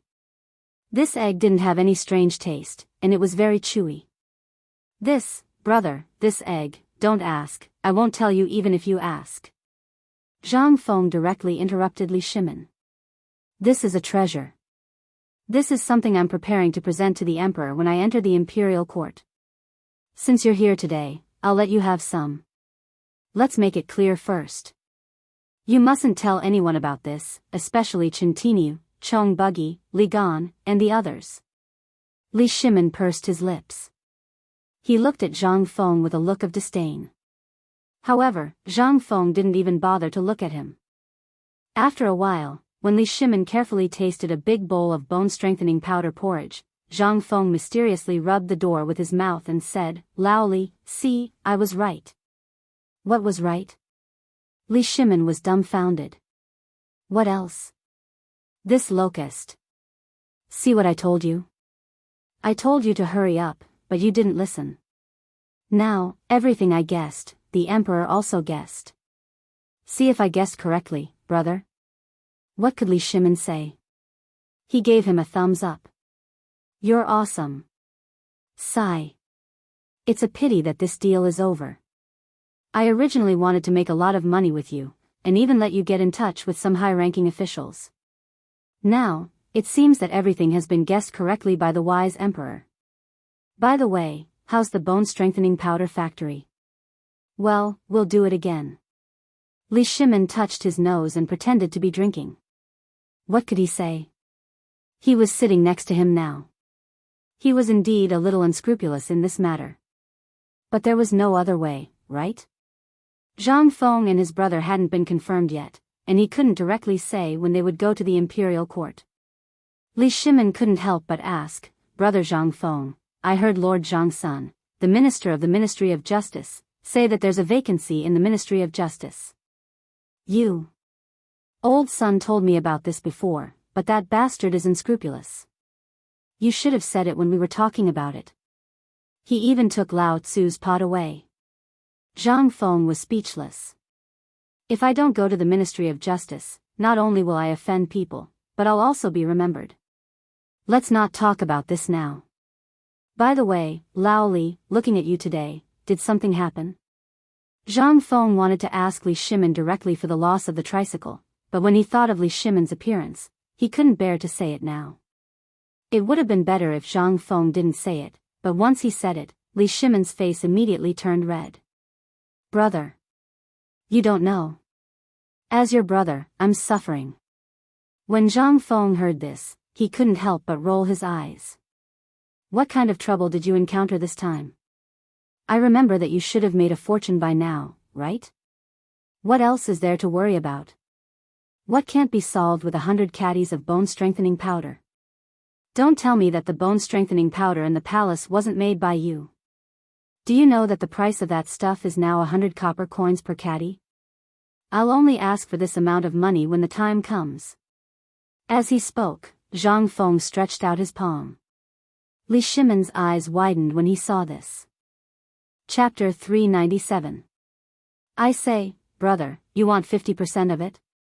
Yes. Zhang Feng pursed his lips. Although we haven't gotten married yet, as an official, we have to do this, don't we? We have to prepare for it. We have to get a house, right? It's best if it's a courtyard. Also, we have to prepare a family property for our future son, right? How can this not cost money? What if the emperor likes our food after we enter the court? Don't you think we have to spend money? So, we have to save some money now. Moreover, the profit from the bone-strengthening powder is a business without capital. Believe it or not, even the emperor has a stake in it. Otherwise, how can it be sold for 100 copper coins per caddy? Wouldn't it be a mess? Li Shimon's mouth twitched. Money was not a problem. No matter how much he wanted, he had to give it to him. Putting aside the fact that the bone-strengthening powder was invented by Zhang Feng, just the salt-making technique, the trade of Junla, and the water transportation were all profitable businesses. It was not that Li Shimon did not want to give him money. He had to give it to Zhang Feng even if he wanted a city. However, this was a matter for the future. If he gave it now, it would only harm Zhang Feng. Therefore, he had to wait for Zhang Feng to grow up. At that time, even if he was given a prince or a state capital, it would not be a problem. Okay, I'll give you 50% then. But let's say this first. You know how profitable it is. Not only the emperor has a stake in it, you also know that almost all the officials have a stake in it. So, when the time comes, we'll talk about this later. The business of the bone-strengthening powder has to be done quickly. Now that the locusts are hoarding a lot, it's good to hoard more. What's the good? Now when I hear the word locusts, my head hurts. What's wrong with you? Zhang Feng could not help but be curious. He's not making a lot of money. Do you want to announce all of this? That's not it. It would be great if that's the case. Li Shimon shook his head speechlessly. Isn't it because those damned locusts have gnawed away the grass? Now we can only look at the locusts and bone-strengthening powder piled up like a mountain. We can't transport them out. Your cattle and sheep have been requisitioned? Zhang Feng peeled another century egg. While eating, he glared at Li Shimon. Now, let alone cows and sheep, even the warhorses in the barracks are starving.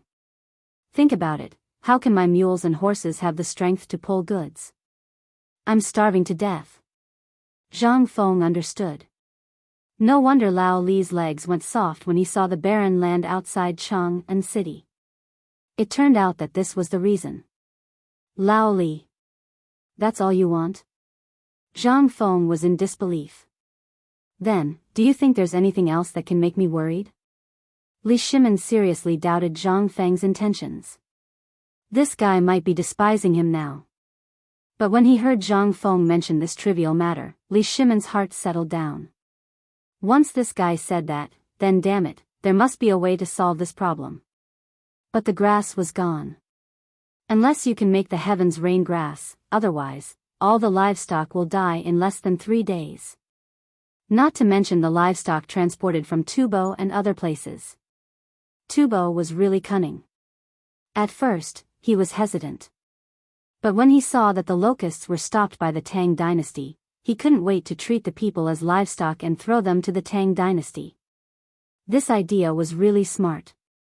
Once the Tang dynasty starved these livestock to death, what was the problem? At that time, they could ask for as much as they wanted. If the Tang dynasty didn't give them anything, they would have to give back everything they took before. This was what Li Shimon was really worried about. Lao Li, you're still too, this is not a problem. Since we're partners now, and these cows and horses are useless, it will affect the income of our bone-strengthening powder, right? Okay, I'll give you an idea. I guarantee that your cows and horses will be fatter and stronger than the pigs that eat locusts outside. Li Shimon really wanted to despise Zhang Feng, but Zhang Feng's next words instantly made Li Shimon's eyes pop out. Lao Li, do you still remember the bone-strengthening powder factory I mentioned before? You can be a little more flexible. Why can't the cows, sheep, and horses eat something that can be eaten by people? Li Shimon was stunned. Zhang Feng patted Li Shimon's shoulder, and then said earnestly, actually, this is not a problem. Think about it, our current output of bone-strengthening powder and the speed of collecting locusts are seriously unbalanced. I guess many of the locusts in your warehouse are spoiled, right? Think about it. The food that humans eat has to be washed and the internal organs removed, but what about the food that cows and sheep eat? These locusts eat grass. Do you think the cows and sheep will eat them if we grind them into powder, Process them a little and mix them with the hay to make fodder? That's right, Zhang Lixing said. That's right. You have to learn to be flexible. Once you're flexible, this will become a profitable business, won't it? While speaking, Zhang Feng glanced at Li Shimin and said, sometimes I really wonder if you're a businessman or not. You can't even think of such a trivial thing. Chapter 398. Li Shimin was shocked. He automatically filtered out Zhang Feng's sarcastic words. He had eaten locusts countless times, and they had even become a must-have dish before going to bed every night. It was the same with the bone-strengthening powder. The locusts tasted fine, but the bone-strengthening powder was different. It had the faint fragrance of grass. Now that he thought about it, if it could be eaten by humans, what about horses? If this thing was really useful, wouldn't all the difficulties of the Tang dynasty be solved? Moreover, if this thing could be eaten by humans, what about animals? Although it didn't sound good, it made sense. Every day, he received news from the treasury and Du Ruhui that tens of thousands of locusts would spoil every day. It was not man-made, and the weather was too hot. If there were too many locusts, however, if he directly collected them, or if he didn't deal with the locusts that were about to spoil, he would directly take them out to roast and grind them into powder. The effect would be much higher. Li Shimin took a deep breath and cupped his fists. Brother, you are really the god of wealth. Sometimes, I really have an illusion that you are the god of wealth in the sky. How is it that everything, even a rock or a pile of shit, can become a treasure in your hands? Zhang Feng's face darkened. Why do I feel that you are scolding me? Li Shimin laughed heartily. No, I'm just praising you from the bottom of my heart. Come on. Zhang Feng waved his hand and didn't care about these details. Lao Li, do you want to do this business or not? The profit is definitely not as good as the bone-strengthening powder. If you don't want to do it, I will ask the neighbors to do it. By the way, the people of Hui Tong Workshop can also make a little profit. Of course. Who says I don't want to do it? When Li Shimin heard that someone wanted to steal his business, he immediately grabbed Zhang Feng's hand and didn't let go. Zhang Feng was a little speechless. All right. Come here. As you can see, the terrain of Shirley Slope is very good. Do you want to build a fodder factory there? In that case. Wait, what's a feed factory? Li Shimin hurriedly interrupted Zhang Feng and said helplessly, can you tell me in detail? Every time, you just skimmed over the important parts. I still have to think about it for half a day when I go back. I can't figure it out even with a large group of people around me for an entire night. I still have to come to you. Hearing Li Shimin's words, Zhang Feng glared at Li Shimin and said, who was it that said I was long-winded? That's enough, brother. Lao Li, was wrong, okay? You really have to explain this matter clearly. What is this animal feed factory? Is it that fodder farm? Li Shimin knew that he couldn't win against Zhang Feng, so he hurriedly changed the topic. Zhang Feng thought for a moment and said, that's about it. What's the profit in it? Li Shimin spread out his hands and said. Zhang Feng patted Li Shimin's shoulder and said with a smile like a profiteer, Lao Li, can't you think of this? Let me ask you. Now, are all the warhorses in the Emperor's military camp hungry? I heard that Tubo seemed to have given all the livestock he could at home to the Tang dynasty. Do they need it? This market is born because of demand. Think about it first.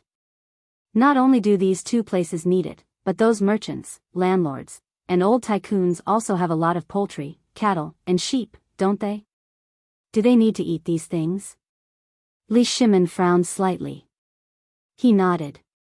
There's nothing wrong with what you said, but the problem is that once someone finds out that it's bone-strengthening powder, won't my interest soon fade? Yes. Didn't I say that the profit is very faint? Zhang Feng spread out his hands. He added with a smile, although the profit is faint, as long as you hold on to the military camp and the Emperor's large herd of livestock waiting to be fed, your business will not stop. You can even make a lot of money because of this. I see that your Li Qian has the attitude of an official.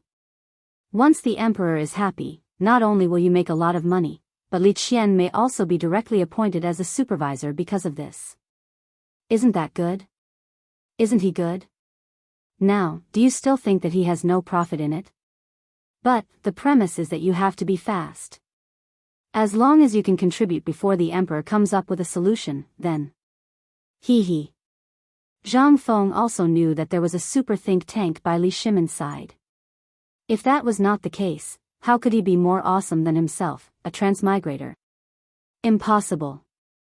Unless he was also a time traveler, but that was also impossible. If Li Shimon was also a time traveler, he would have come long ago. His appearance must have attracted the emperor's attention, but he had not been noticed until now. This meant that either the emperor was waiting for an opportunity, or the emperor felt that it was not enough. At the very least, Zhang Feng felt that before he did something that shocked the world, Li Shimon would not give a damn about him. The emperor was the real emperor. He was just a small commoner. Would the emperor come to him personally for such a small matter? He was thinking too much. All the opportunities were created by him. But, at the thought of this, Zhang Feng could not help but curse the system in his heart. That damned bastard system. F***CKU. Chapter 399. Zhang Feng told Li Shimon about the animal feed factory in detail. Li Shimon's heart was blooming. Li Shimon could not help but feel excited. After all, there were tens of millions of mouths waiting for him. After they finished talking, Li Shimon was about to slip away, but Zhang Feng grabbed him. Old Li, we've solved your problem, but you'll have to wait a little longer for my problem. Li Shimon was confused. He looked at Zhang Feng from head to toe and saw that there were no wounds on his body. He could not help but ask in confusion, "What happened to you?" His first thought was that the Turks had come again. But when he thought about it, something was wrong. The Turks had not taken any action for a long time.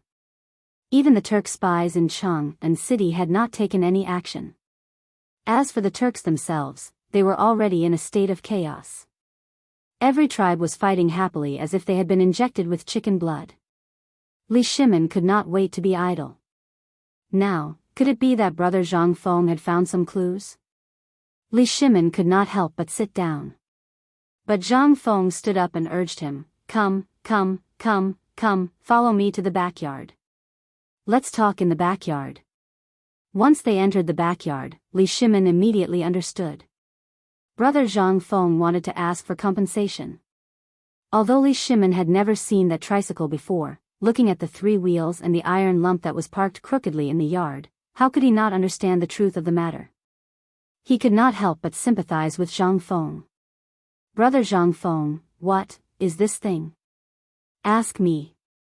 Why don't you ask your son?" "Damn it. Not only did they get me drunk yesterday, but they also stole my tricycle and scrapped it. Old Li, tell me, what should I do with this thing?" Zhang Feng asked. "What should I do with it?" Zhang Feng's face was filled with disdain. "This is something that I spent a lot of effort to create." Zhang Feng's heart ached as he spoke. And Li Shimon finally knew that this thing was really stolen by those 3 guys. "Brother Zhang Feng, what is this thing?" "A tricycle." No, I mean, what's the use of this thing?"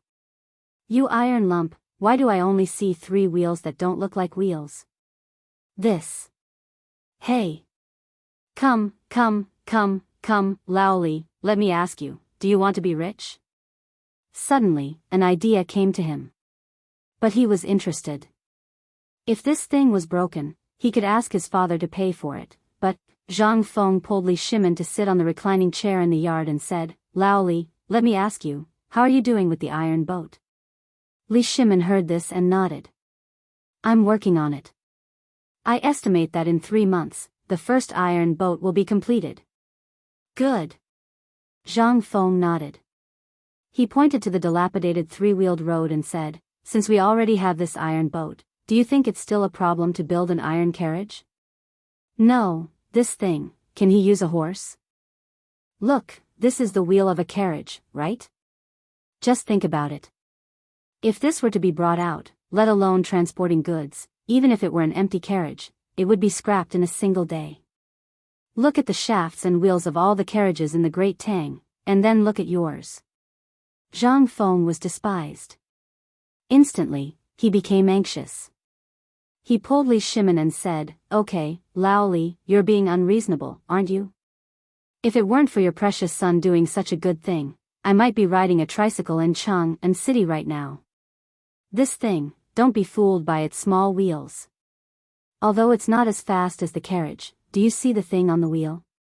Once I turn him into the size of a bowl and saddle him with the fastest warhorse, think about it, you'll be a piece of cake. Think about it carefully. At that time, let's not talk about traveling 1,000 miles in a day. A normal carriage, carrying a load of goods, basically costs about 300 stone roads and 500 stones. After 100 miles, the carriage will basically be scrapped. It can't be rushed, so the wear and tear will be even greater. But this thing is fine. No matter how much goods you load, you'll be fine as long as you run like a horse. Think about it. Think about it again. This thing is nothing. What's really amazing is that if you saddle a mule with this thing, it will be 100 times more comfortable than your normal carriage. The key to all of this was this jet black thing. Once I get it out, even if your carriage runs very fast, the wine in the wine bowl of the person drinking inside won't spill. Do you believe it? This, Li Shimin had been stunned for a long time. Although he didn't know what the soft thing was, perhaps it was the same as shoes or horseshoes? But if it was really like what Zhang Feng said, not to mention the wheel as big as a bowl, even if it was as big as a fist, it could, while talking. Li Shimin got up and looked in front of the broken tricycle. Zhang Feng lifted the tricycle and gently moved the good wheel with 2 fingers. Lao Li, look carefully. Chapter 400. In Li Shimin's horrified eyes. The wheel started to rotate at an inconceivable speed. He even saw a small piece of wood being blown gently by the wind as the wheel rotated. How much force did it take? How fast was it? Zhang Feng only used 2 fingers. Li Shimin couldn't help but grab the rapidly rotating wheel. Then, he imitated Zhang Feng's action and fiercely pulled an iron plate on the wheel. In an instant, the wheel started to rotate at an incredible speed. Lao Li. This thing was ruined by your son. Originally, I was thinking of waiting for you to come so that we could discuss it together and see if we could take this thing and make a fortune. It could even let our name be immortalized for generations to come. But... sigh. What a pity. Now we can't see it. When Li Shimin heard that, he could not help being startled. He asked cautiously, "What do you mean? Isn't it because the raw material of this wheel is limited? The fodder is limited. I only got a little bit. And you haven't seen how awesome this wheel is. Naturally, you don't know how to make it." Zhang Feng wanted to tell him about the rickshaw in the future, but he was afraid that Li Shimin's little heart would explode because of his son's impulsiveness. So, he could only talk about it later. Li Shimin heard that. His fiery heart couldn't help but be splashed with a basin of cold water. He just remembered this thing. When he was chatting with Zhang Sun and the others in the imperial study, they mentioned something about chariots. At this time, the wheel of a small car wouldn't work. But if what Zhang Feng said was true, then, with a wheel as big as a bowl, would the army's supplies be as difficult as before? In the future, if all the chariots in the army were replaced with this kind of thing, then, if only 1,000 of these things were installed with strong crossbows, who would be a match for the cavalry of the Tang dynasty? Every army only needed 1,000 of these small chariots. But, Li Shimin couldn't help cursing Ching Chumo and the other 2 in his heart. If it weren't for the 3 of them, I might be the first person to experience this thing now. These 3 prodigals, do you know what I lost because of your impulsiveness? What did the Tang dynasty lose? Li Shimin couldn't help but feel anxious. Brother Zhang Feng, is this this tricycle really so good? Of course. Seeing Li Shimin anxious. Zhang Feng, on the contrary, was not anxious. Think about it. Nowadays, cars are basically made of wood, right? Although this kind of car is cheap and easy to make, its lifespan is relatively short. Moreover, this car can't be easily broken. However, this iron one is different. Once it's made, it will be a long-term solution. What do you think? Do you have any ideas? Do you want to do it together? Once this thing is made, it will be a great thing. Lao Li, think about it. If all the cars of the Tang dynasty were made by your family, what kind of spectacular scene would it be? You will know whether the car is good or not by looking at the difference between iron and wood. Think about it carefully. I'm sleepy. Don't say that, brother. The more Zhang Feng said, the more anxious Li Shimin became. Once this thing was implemented, he had seen the magnificent iron ship. Would this iron chariot be more difficult to make than an iron ship? No. If Li Shimin was really a businessman, this thing would definitely not be attractive. He would at least be interested. But he was the emperor. When Zhang Feng said that, he instantly thought of two things that could be used. The first was the military, and the other was the business operation. Among these two, Li Shimin paid the most attention to the military. After all, only a strong military could ensure that he could have everything else. Otherwise, if he had everything but the military was not strengthened, then once it was coveted, it would only be a wedding dress for others. Would he, Li Shimin, do such a thing? It was impossible. Li Shimin would never do such a thing, let alone let go of a chance to strengthen the military. After all, after experiencing the Wei River Alliance, Li Shimin paid more attention to the military facilities. He never wanted to experience the feeling of being blocked at the door again. Involuntarily, Li Shimin excitedly pulled Zhang Feng's hand and said, "Brother Zhang Feng, sometimes, I always wonder if you are the god of wealth, but sometimes, I feel like you are the Ziwei star official in the sky. But now, I really understand that you are the reincarnation of Lu Ban."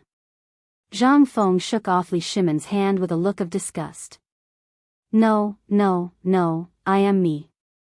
The Ziwei star official, the god of wealth, and Lu Ban have nothing to do with me. He did not dare to wear this high hat casually. Once he wore it, in the Tang dynasty, where superstition was the strongest, he might really be praised to death. He would not dare to do such a foolish thing even if he was beaten to death. Chapter 401. Zhang Feng had achieved his goal. Who knew how Lao Li would beat up his son when he returned? He had finally gotten his revenge. Most importantly, Zhang Feng was lazy. Lao Li already knew about this. Now that he could no longer hide it, he might as well be a hands-off boss. He believed that Lao Li would not cheat him of the benefits involved. After all, this tricycle was just the beginning. The real giants were yet to come.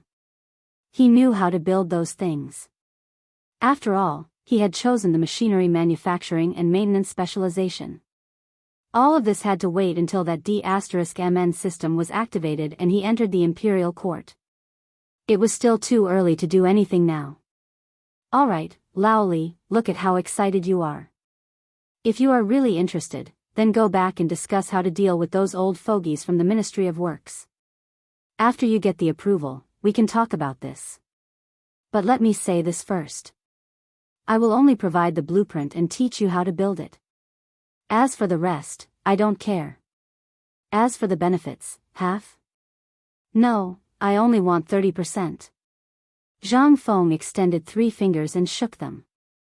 This thing had to go through the Ministry of Works, Ministry of Appointments, and Ministry of Justice. It would be good enough if Lao Li could get 60%. Hence, he did not ask for too much.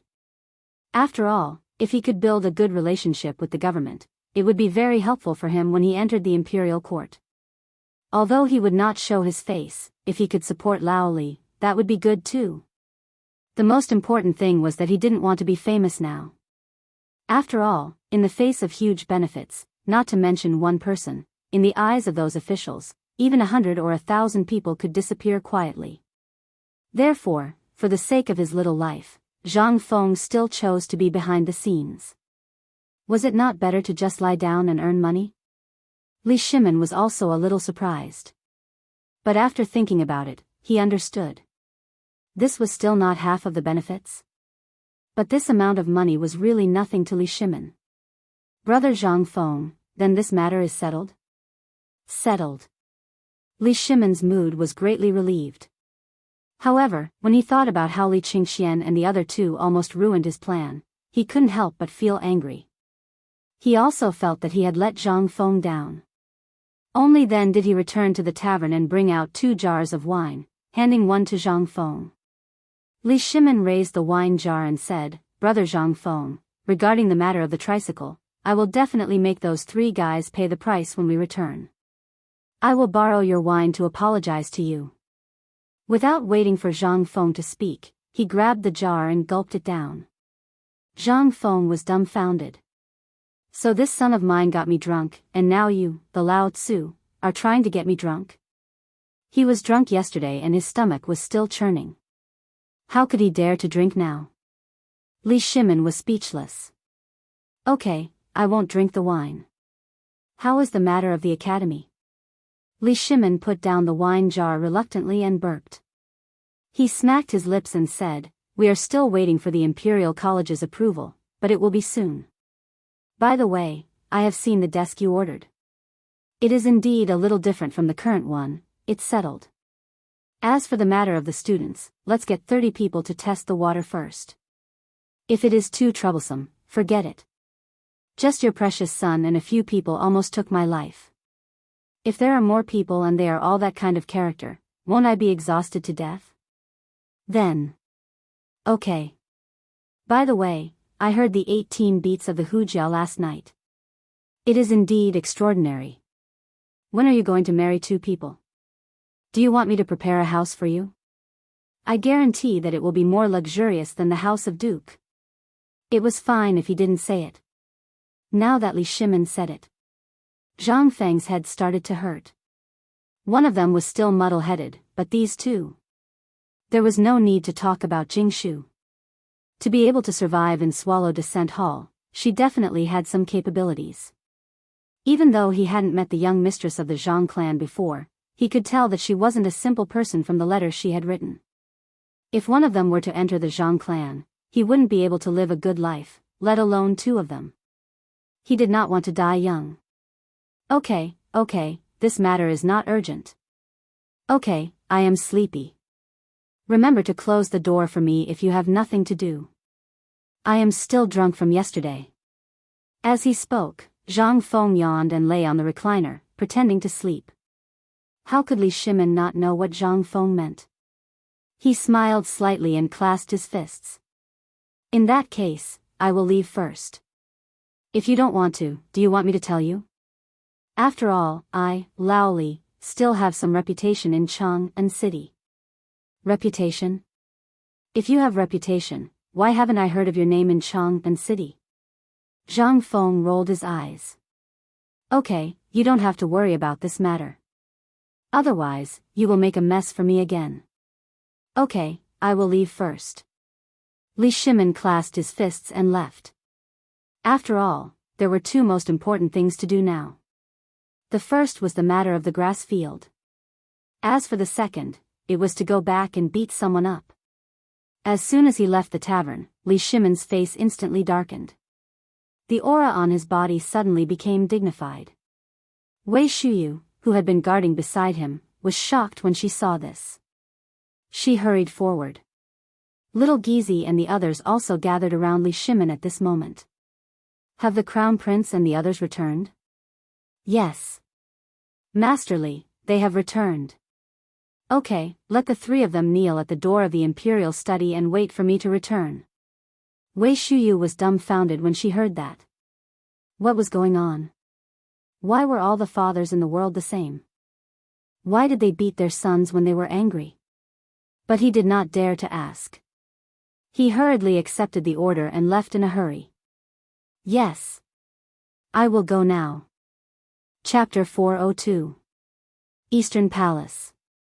Li Qingxian, Du Go, Qingchumo, Zhang Sun, and Chong were sitting in the pavilion, chatting about yesterday's interesting news.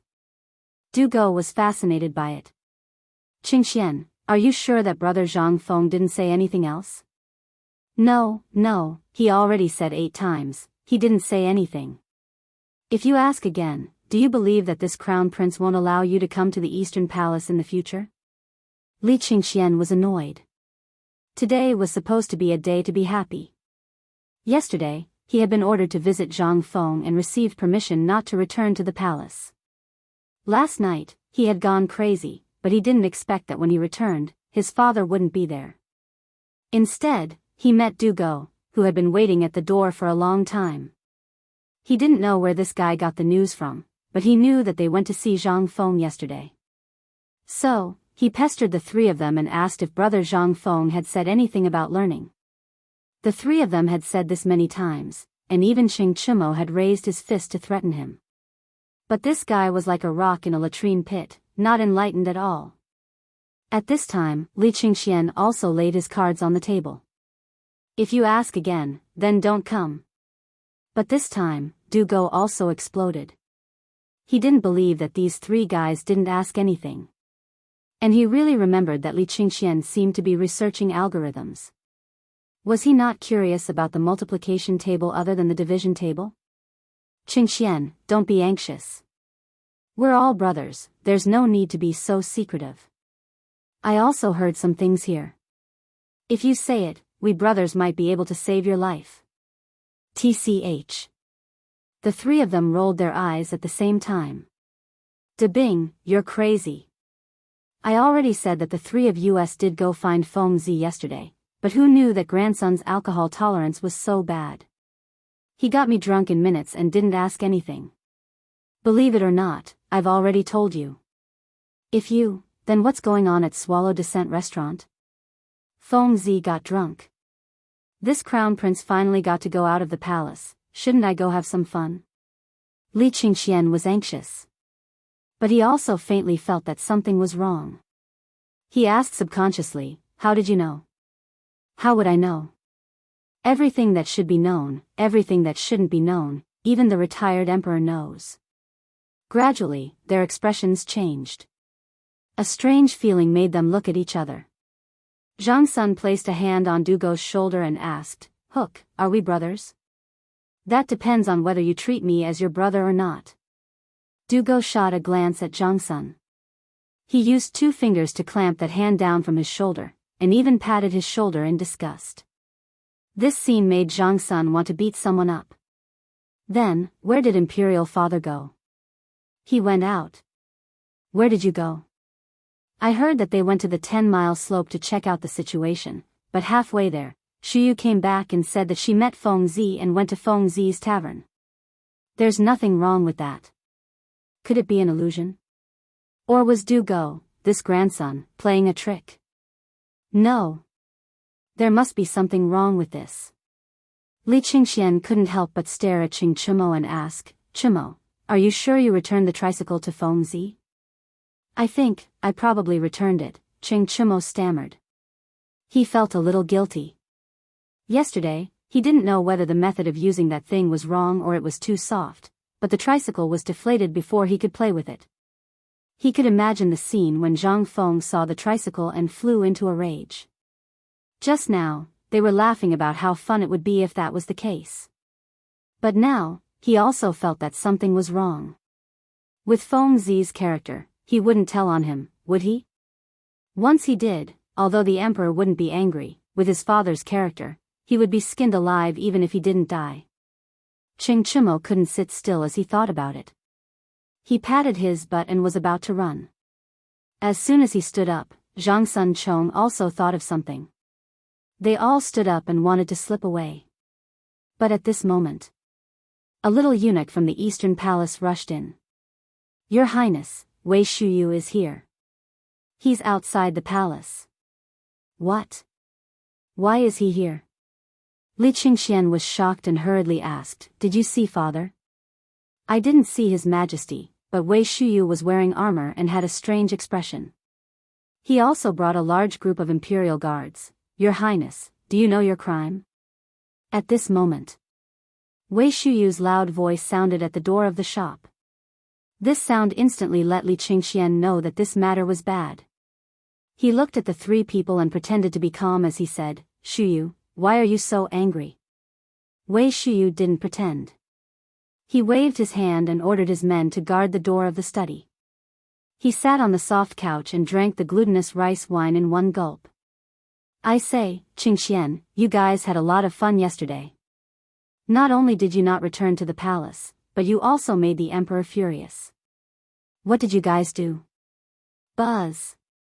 The three people couldn't help but hear a muffled thunder and a voice in their minds. That grandson really did tell on them. We didn't do anything. We just went to see Feng Zi." "We didn't do anything?" Wei Shuyu looked at Zhang Sun with a smile that wasn't a smile and asked again, "Are you sure?" "I'm sure, that's good. Men. Beat him." Chapter 403. They were dumbfounded. Li Qingxian waved his hand as he looked at the imperial guards rolling up their sleeves. "Wait. All of you stop for this prince and get out."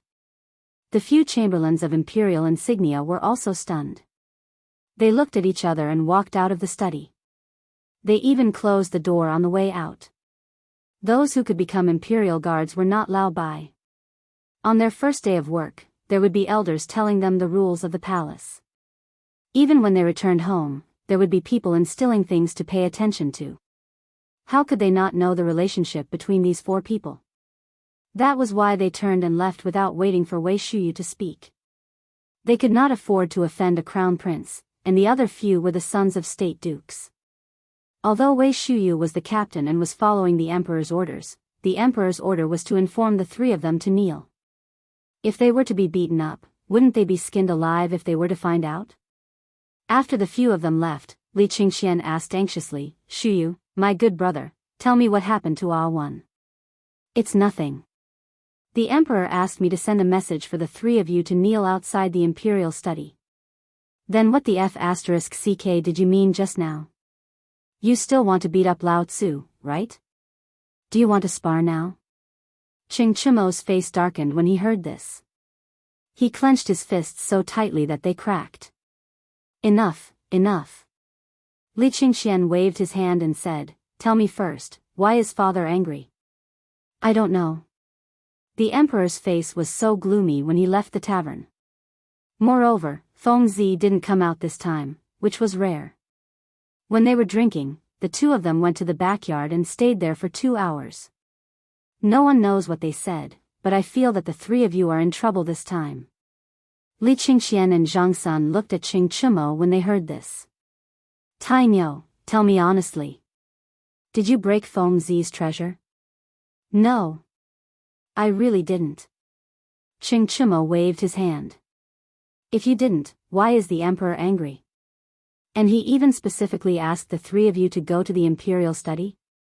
Dugo looked at the three of them with a smile and said faintly, "Yesterday, you all said that you got Zhang Feng drunk and then went to Swallow Descent restaurant. Now that such a thing has happened, it means that you all must have done something shameful, causing the emperor to lose face in front of Feng Zi." "Hook, you can eat whatever you want, this," Qing Chimo exploded. He hurriedly tried to cover Dugo's mouth. As for Li Qingxian and Zhang Sun, how could they not understand what was going on? Their expressions changed instantly.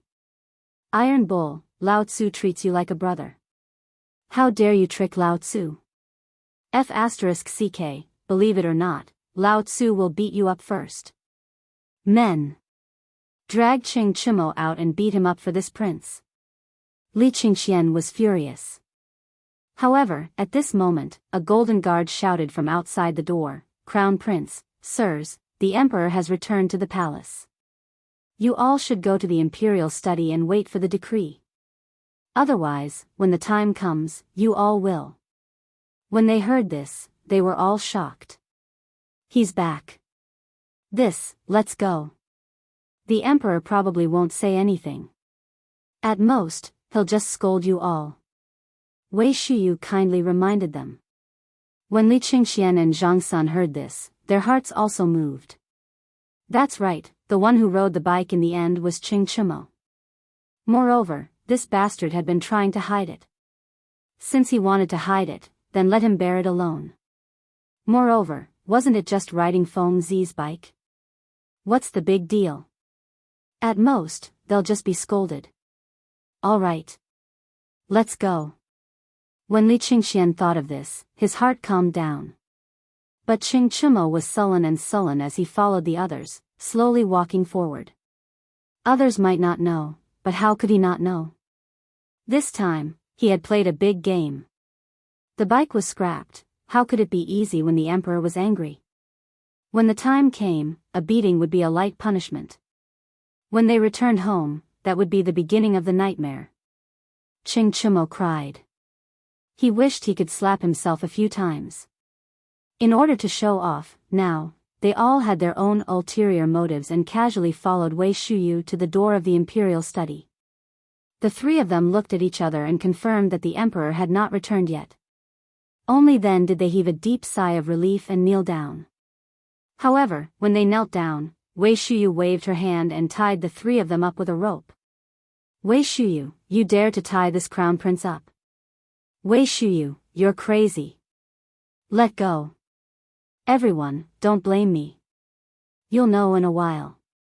I'm doing this for your own good. As he spoke, he viciously stepped on Qing Chumo's hands that were behind his back.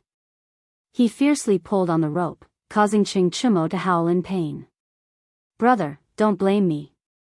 You'll have to thank me later. This time, you've really played a big game. You don't know how scary the emperor was at that time. I've never seen the emperor so angry before. When Li Qingxian heard this, he became anxious. Even Du Go, who followed the four of them, had a serious expression. The few of them angrily shouted, Qing Chumo, what the hell did you do yesterday? If you don't say it, Lao Tzu won't let you off. Qing Chumo was terrified. I accidentally scrapped the bike. Chapter 404. Li Shimin was finally angry. Today, he also saw the beauty of this tricycle at Zhang Feng's place. What was this? This was a sharp weapon for the border defense. Once this thing was present, it would be used to defend the border, as well as all the logistical support. It would even play a role in a military confrontation. But what were these brats doing? Such a precious thing, In just a short while, it was scrapped. No wonder Zhang Feng's brother was angry. Now that he heard it, Li Shimin was so angry that he wanted to beat them up personally. Before entering the imperial study, Li Shimin waved his hand and said, Come, give me 30 strokes of the cane. If anyone dares to go easy on me, then he can wait for me. In the end, Li Shimin looked deeply at Wei Shuyu, causing her to tremble. She hurriedly accepted the order and left with the three unlucky fellows. In the imperial study, Empress Zhangsun was already waiting there. She had heard everything that happened outside the imperial study. Originally, she wanted to plead for leniency, but when Qing Chumo said those words, Empress Zhangsun was also angry. Li Shimin looked at Zhangsun Wugo and sighed slightly. Zhangsun Wugo pursed her lips and smiled. Second brother, what is this? Where did Zhang Feng's brother suffer? How is this suffering? Guanyin maid, you don't know. This time, if it weren't for these three brats, would have brought the tricycle into the palace. Isn't it just a tricycle? Is there a need to be so angry? Be careful not to hurt your body. Li Shimin gently held Zhangsun Wugo's waist and said, I'm not angry, but you should know that this tricycle will completely change the difficulty of our military's transportation, as well as the transportation of all the caravan's goods. I even faintly felt that this thing seems to have other uses from Brother Zhang Feng's words. Although he didn't say it, I can also feel it. There was really no need to think about this. Thinking about what Zhang Feng had done before, one could understand that Zhang Feng was the king of scheming. Every time he did something, it would definitely cause a chain reaction. Just like the trap he set for Tubo and the other countries, who would have thought of that? Even if Zhuge Kongming was still alive, he probably wouldn't have thought of this. As he thought about it, Zhangsun Wugo's expression gradually turned grave. Second brother, how are you going to deal with the matter of Swallow Descent Tower? Especially Jingshu. In the past few days, this concubine has received many indirect inquiries from the Wangfei, saying that they want to use your decree to betroth Jingshu to those Wang Ye. I don't care about this matter. Just tell them, anyone can do it. However, I have already reserved Jingshu for brother Zhang Feng. Could it be that you want me to be the one to betray you? And now in Chang'an city, who doesn't know that Jingshu's zither has been broken? Don't tell me they don't know. You're even trying to plot against me. Li Shimin was a little angry. Zhang Sun Wugo sighed. How could this concubine not know? That's why I've already refused. This is just a small matter, don't be angry about it. There are 2 more days until the Dragon Boat Festival. This year, this concubine intends to hold a separate banquet to ease the relationship between you and father. What do you think? Li Shimin was shocked. The Dragon Boat Festival is already here? Zhang Suan's slender hand tapped Li Shimin's forehead. You! How could you forget such a thing? There are 2 more days until the Dragon Boat Festival. The banquet this concubine has prepared will be held tomorrow. The preparations are almost done. I didn't say anything before when I saw that you were busy. Now that everything is settled, and the locust plague is basically stabilized, I'm telling you today. If you don't want to, then I won't inform the retired emperor. Don't, then, let's do as you say. Li Shimin was silent for a while, but still agreed. Although the relationship between them had indeed eased a little during the birthday, and the old master was now living a comfortable life with the bone-strengthening powder, he was still his father after all. If the relationship between the 2 sides could be pulled closer, then the voices of opposition in the court would be much smaller. Thinking of this, Li Shimin didn't think too much about it. Instead, he was looking forward to it. It had been a long, long time since he had a good meal with Li Yuan. Moreover, it was a meal that only the 2 of them, father and son, ate together. Thinking of this, Li Shimin hurriedly said, "Don't we still have brother Zhang Feng's wine? When the time comes, we'll drink that. Mun Mo also wants it." "Oh right." Zhang Sun Wugo smiled lightly. This was the first time she saw Li Shimin care so much about a meal. Basically, Li Shimin had prepared a portion of everything that the retired emperor liked to eat. In the end, Li Shimin stroked his chin and sighed. Damn it, how could I forget where brother Zhang Feng's delicacies are? All the dishes this year have been removed. When the time comes, we'll send that kid Wei Shuyu to brother Zhang Feng's place. Even if I have to beg, I'll make that kid prepare a table of decent dishes for us. Zhang Sun was speechless. Why does this concubine feel that second brother is now talking about brother Zhang Feng every time you open your mouth? Could it be that brother Zhang Feng's dishes are better than the imperial chefs in the palace? Li Shimin looked meaningfully at Zhang Sun and said, "Guanyin maid, you'll know when the time comes." Chapter 405. In the tavern. Zhang Feng played with the 2 black-colored glass pieces that Guzi had taken from the river. Finally, he placed the 2 pieces of glass on his eyes. In an instant, the glaring sunlight became as docile as a sheep. However, Zhang Feng looked at the blurry mirror and threw it to the corner of the wall in dissatisfaction. This thing was good, but it had been worn out by the sand and stones. It was useless. Brother Feng. Brother Feng. Brother Feng. At this moment, Guzi and Zhu Zi, who were dripping wet, ran over from afar. When they saw Zhang Feng, who was lying on the deck chair at the entrance of the tavern, they were so excited that they jumped up and down. They held up several colorful glass pieces in their hands. "Brother Feng, we just picked these up from the barbarian merchants in Shi City. Take a look and see if these glass pieces are useful." Zhang Feng was interested. He threw the fan in his hand to Guzi. Guzi started fanning himself. At the same time, Zhang Feng was also carefully playing with the glass pieces one by one.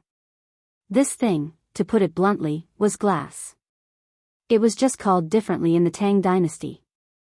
Because the craftsmanship was too rough, the glass was basically filled with bubbles.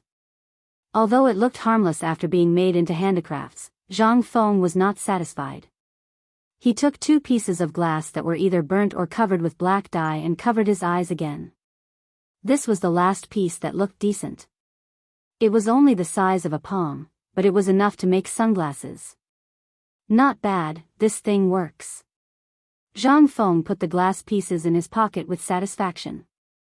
Then, he took out a string of money and threw it to the two. If you two don't go catch grasshoppers, won't your parents beat you? Hearing this, the two shook their heads like a rattle drum. They won't. My father said that Brother Feng is going to be a big official in the future. He is going to be our teacher. Even if Brother Feng wants me to steal a bird's nest or catch a snake, I will do it. Zhang Feng was a little speechless. This Zhu Zi's father was really, he dared to say anything? Tell your father that he can't speak carelessly about such things. Save it, save it.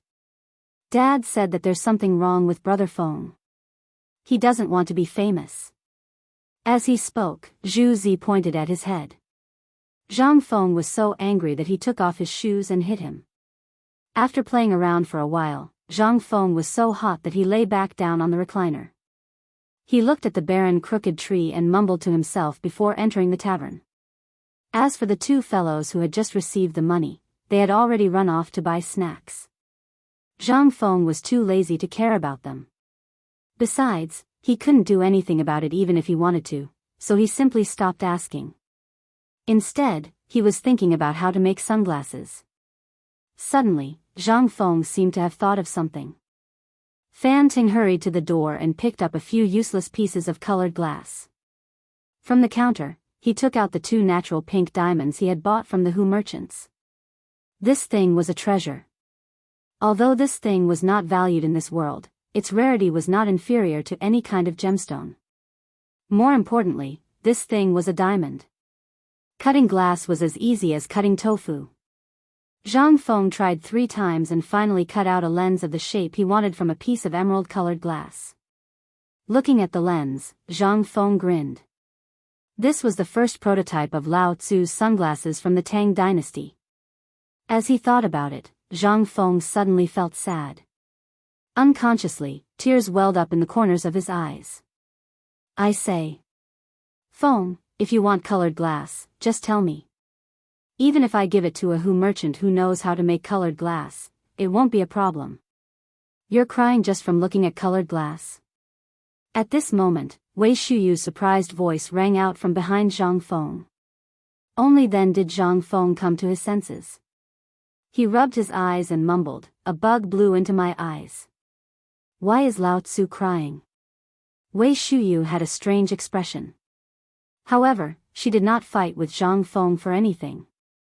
She said directly, all right, I'm here today for serious business. Isn't it the Dragon Boat Festival?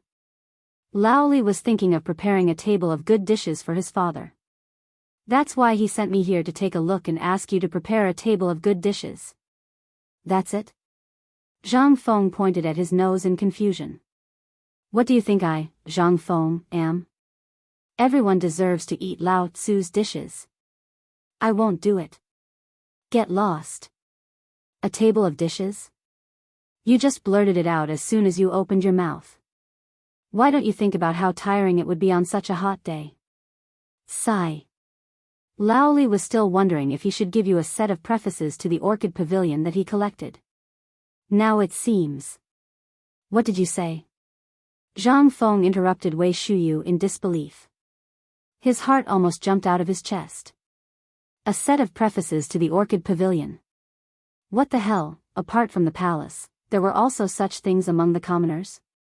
Could it be that these things had become cabbages during the Tang dynasty? Didn't this mean that only the emperor of the dynasty had such treasures? And it was Li Shimon's most cherished item? Zhang Feng was dumbfounded. Yes, it's prefaces to the orchid pavilion. Do you want it? If you want it, this meal. Yes, yes, yes. When do you want it? Lao Tzu can prepare it now, right? But let's say this first. Lao Tzu can't make these green things even if he wanted to. But let's say this first. If you don't have the prefaces to the orchid pavilion, you're in big trouble. Chapter 406. The preface to the orchid pavilion. If it's real, then it's a treasure that can't even be bought with money. I didn't have the right to see the real thing in my previous life, and I'm still wondering when I'll be lucky enough to see it in the palace. Good lord, this Lao Li actually kept a set for himself. This Lao Li is really, he's so secretive. Fine. From now on, I'll have to dig into Lao Li. This guy is King rich man. Oh right, Fengzi, we're going to spend the night of the Dragon Boat Festival with you, okay? Get lost. What treasure do you want from me now? Let me tell you, there's no way. Zhang Feng instinctively put the glass piece and diamond in front of his chest. These 2 thumb-sized diamonds were for the person he liked in the future. At this time, he didn't dare to let these guys steal them. They're so big.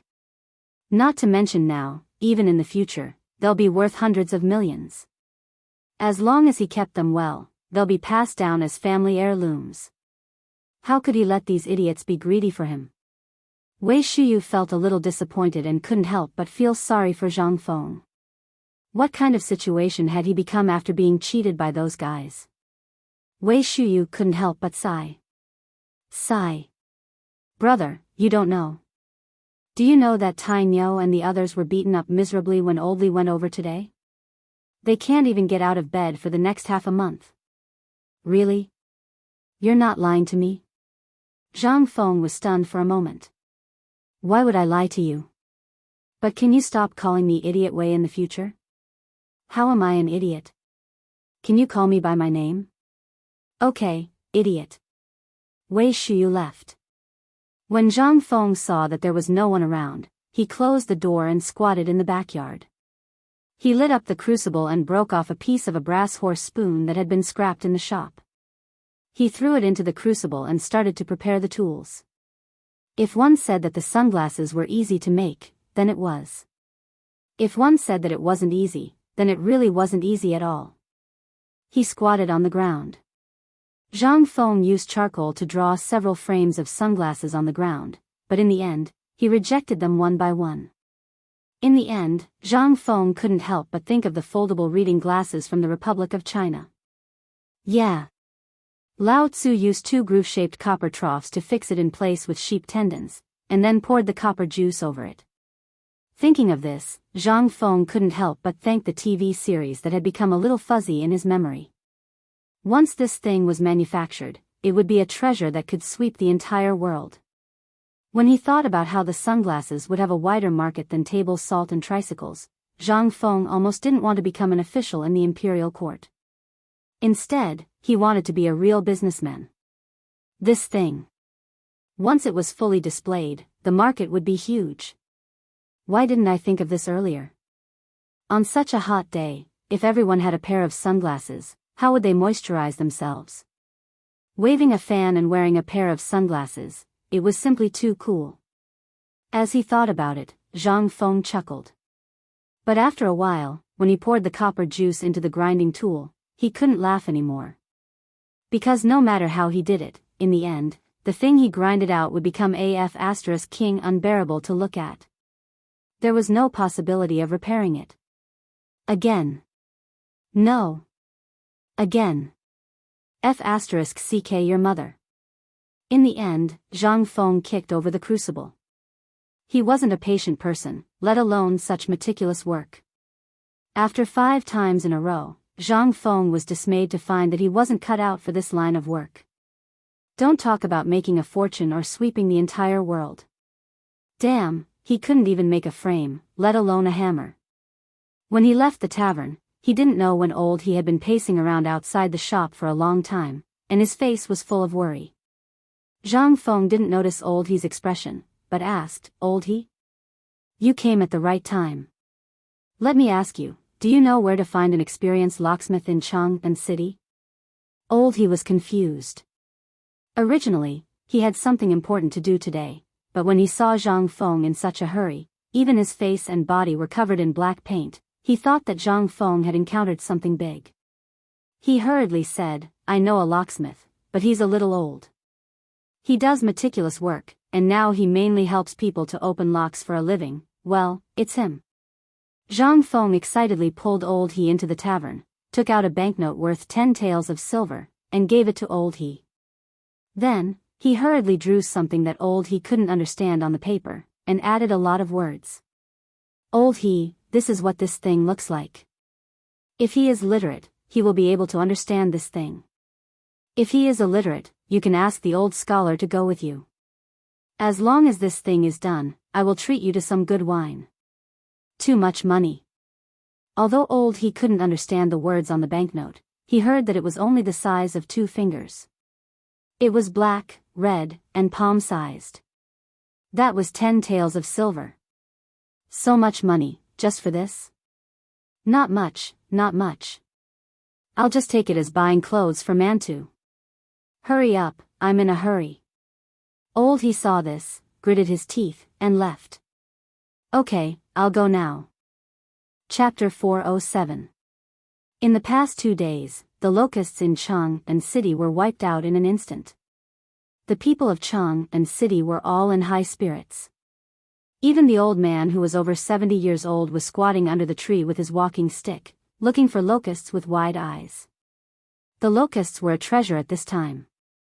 Originally, everyone thought that this thing was just a pest.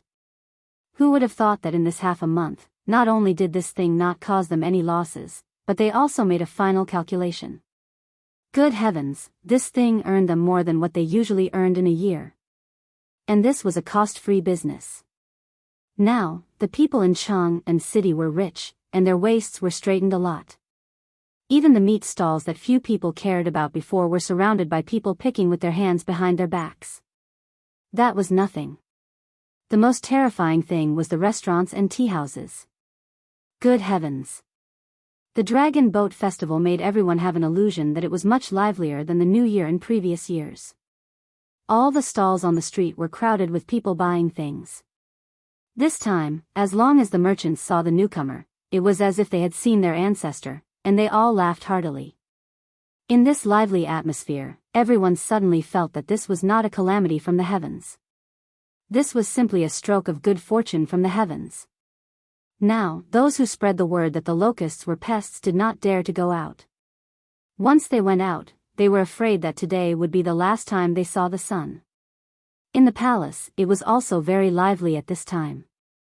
All the palaces were hung with lanterns. Even the little eunuchs and palace maids were smiling so widely that their teeth could not be seen.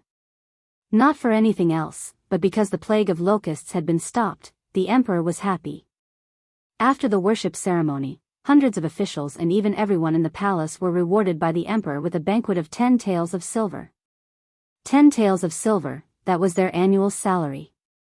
Just because the emperor was happy, everyone received a reward. Who wouldn't be happy? At this time. Taiji Palace, Taiji Palace.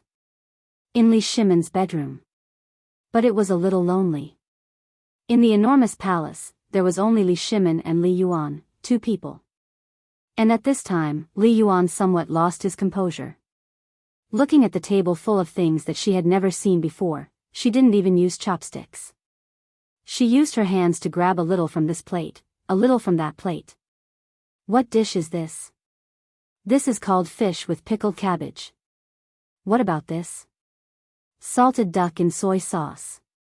Then this, I know this is a pig trotter, but what is this? Soft and sticky?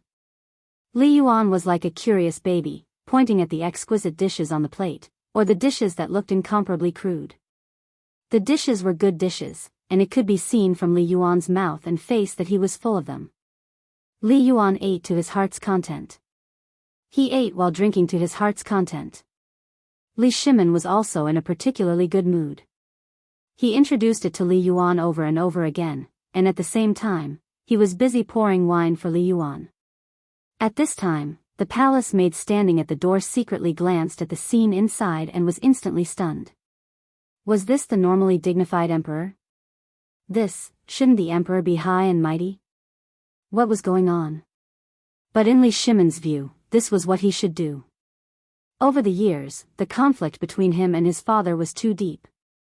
They had just reconciled, and he didn't want this conflict to deepen. After all, he was also going to be old. And now, he was already old.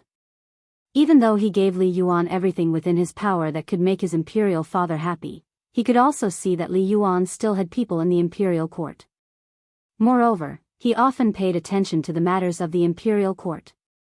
They were also paying attention to him. After 3 rounds of wine, Li Yuan touched his belly and drank the lotus seed soup. These dishes were all made by that Zhang Feng boy? Replying to father, yes. Then the wine last time was also his? Yes. Then, why don't you let him enter the imperial court? It's really a waste not to keep such a talent by your side as an imperial chef. Li Shimin pursed his lips and didn't say anything. Don't tell me that the fine salt, and the cooperative, as well as the plan for Zhenla and Tubo, these were all made by him? Imperial father, it was really his idea to cut them all together. Li Shimin thought that Li Yuan was going to be furious, but he was wrong. Li Yuan was just silent for a moment and said with a sigh, "Oh, Shimin, you've encountered a rare and virtuous talent.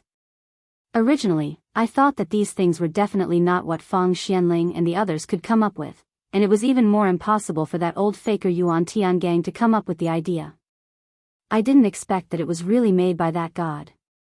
He, Li Yuan, was clear about everything that happened in the palace.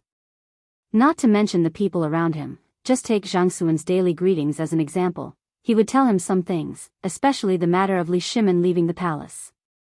At first, he was still very angry, thinking that Li Shimin was not doing his job properly. But as the matters were dealt with one after another, now not only could he easily control the terrifying locust plague, but he could also use Zhenla to tie up the restless guys around him during this period of time. Just this point made Li Yuan have no choice but to prostrate himself in admiration. This person was not the reincarnation of Zhuge. He must be the emperor's star that the imperial astronomer said had descended to the mortal world. Li Shimin also didn't hide anything. He told Li Yuan about Zhang Feng's matter from beginning to end. Finally, when Li Yuan heard that Zhang Feng had actually bestowed Li Shimin a treasure of calligraphy that had been handed down for generations, he couldn't help but be interested. "Let's go, follow me to see that treasure of calligraphy." Chapter 408. Imperial Study. Li Yuan looked at the familiar scene. His hands trembled slightly as he wiped the missing piece on the dragon throne. That dragon throne left him with too much reluctance to part with it. And Li Shimin did not say anything. Pointing to the calligraphy on top of the dragon throne, he said, "Father Emperor, this is the calligraphy that brother Zhang Feng wrote for generations." "Oh. Let me see."